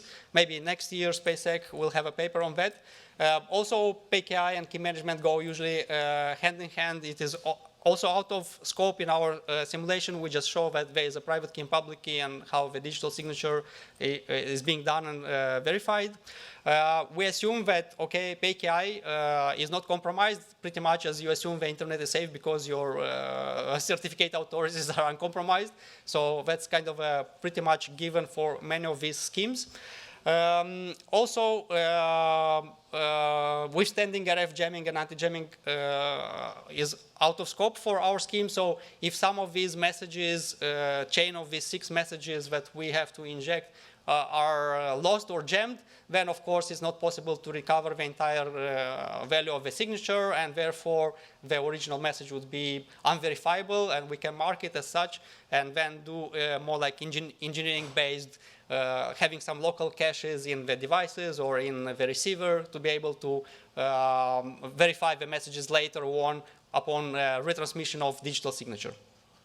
Also, there is implicit node identity and explicit node identity. It's mentioned here. We assume that some systems have implicit identities, meaning in beacons there is this 15 hex ID or 23 hex ID in first and second generation beacons, and in ADSB there is ICAO hex 24, but in other protocols the ID is not part of the message. So sometimes it's good to include some ID of the node who is transmitting or whose private key and public key has been used.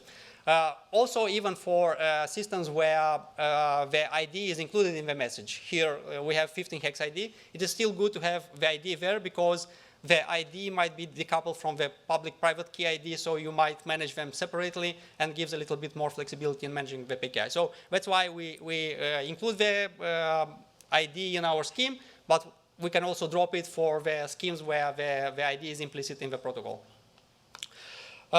We have a couple of theorems. I try to be on time. I still have 2 minutes.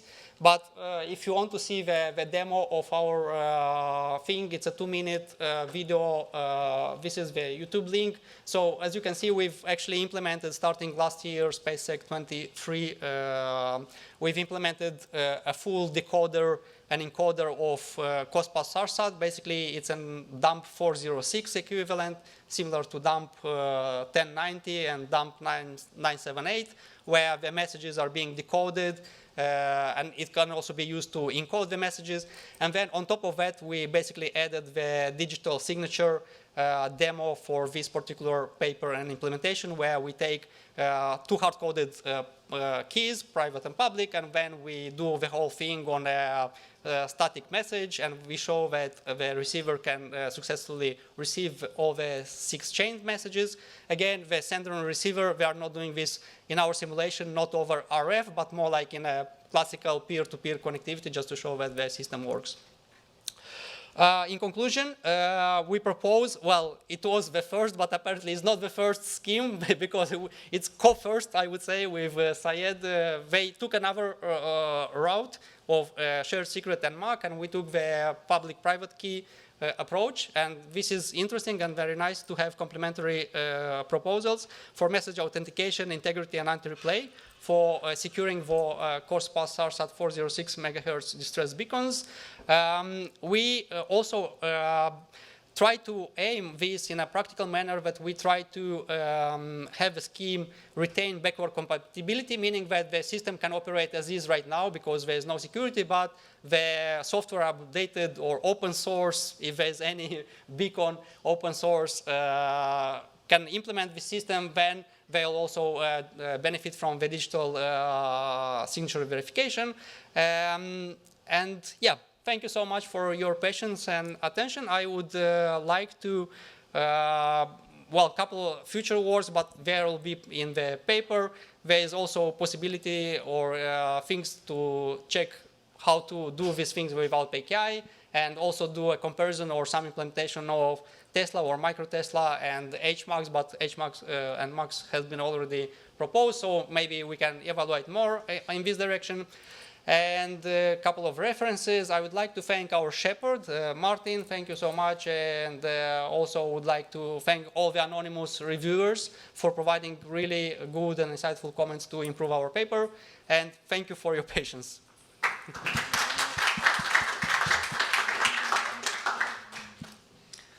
Thank you. Questions?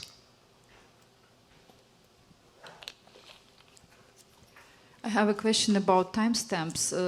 I'm not sure if these devices are equipped with kind of clock, or how do you make sure that the clocks are synchronized between the sender and receiver? Yeah, that's a good question. I would not be the most specialized person to tell out from the top of my head how they are synchronized. Maybe Knut can. Yeah, this is optional. I think there's a little bit other methods because. The idea in the fundamental basic system is you send a beat modulated digitally with an ID. So time is relevant. There's no time. Yeah. Because you solve 4 equations in a sense for sending time and for 3 coordinates of location on the Earth. It's like a reverse GNSS in a sense. Normally in GNSS, the satellite. 4 satellites send, your receiver solves 4 equations, knows where he is, and also gets the time from there. And here it's the opposite. You have a transmitter on the Earth, and you receive it via 4 paths, means you can solve 4 equations for 3 Earth coordinates and the time. This way you can locate the transmission time without the transmitter even having a clock. And then comes, as an option, the GNSS receiver, which then gets time by the very nature of being a GNSS receiver. You get a very precise time already. And that GNSS receiver then is also in the second extension, the conduit by which the beacon receives the acknowledgement that the rescue control center, it's called Galileo Return Link Service. The rescue control center tells Galileo, please, and there's some spare bits of your navigation message, you tell that this beacon ID, so it's just the 15 hex ID, which will then go through all the Galileo satellites, so that the beacon then, if his receiver is still running, here, and it's only the idea, we've had people making claims like that this system was idiotic because it would disclose the position of the guy who has a problem. No, it's just an ID that gets transmitted. So the privacy, in a sense, is there, depending on the privacy of the registration database. Yeah, but actually we have search, and there is no, compared to ICAO and ADSB, there is no public registration databases for individuals or vessels. So in a way, yeah, it's intentional. Okay, and I wanted just to make a remark. This is not a question, but this kind of reminded me paper I read like around 10 years ago about using message authentication codes for CAN bus used in cars, right? So it could be kind of similar, and the problems were similar, like the overhead is like higher than the payload, and just kind of observation that this scheme was never deployed in practice. So I was just thinking maybe for future work, maybe look for some more practical problems. Yes, thank you. I think that's a good remark, and I know it's pretty hard to put this in practice. But at least for research evaluation, I think it's still useful to have this open source. We will provide the code so that others can improve upon that. Okay. Seeing no other questions, I think let's thank the speaker again. Thank you. Thank you. That concludes the final session. I think the workshop chairs might want to say just a brief word or two. Single slide, but I can also start. Yeah. An advertisement, ladies first. So you make your advertisement and then I make the closing. Okay. Just had to, I had the chance and would like to use it. Now the slide goes on. So I am chairing security and privacy track in the conference, International Conference on Omni-Layer Intelligence Systems. And we do accept papers on satellite security, so that's why I thought it's very relevant. The submission deadline in around 1 month. We might be considering also extending it by maybe a week. And the paper submissions of 6 pages long. We have here the submission link, and if you search for this in internet and you just search for coins, you might see many cryptocurrency links. So this is why try to search coins and Omni layer, and then you will definitely hit it. Okay, thank you for your attention. Okay, this brings us to the closing remarks. I think I couldn't be happier in terms of contributions, especially from the audience. We've had lots and lots of questions. I found it far more lively than other workshops that I've attended. And so also I wanted to thank again also the program committee members, because from the amount and the detail of the comments that have been given to the authors, I hope that this is appreciated. So I wanted to announce that for sure there will be a SpaceSec 2025. We are all looking forward to your contributions. Please spread the word that this thing exists, that the research community in cooperation with industry and government is actively pushing to increase the research coverage and envelope. So, and I wanted also to briefly announce that for those who can't wait until SpaceSec 2025, you can either submit for Alexandra's event, or you can come and visit us in ESTEC in the Netherlands on 27-28 May. Unfortunately, our submission deadline has already closed, but we can offer other incentives that you can see actually the beaches of the Netherlands, and which are really close by. And thanks to global warming, it's actually pretty much San Diego around this time.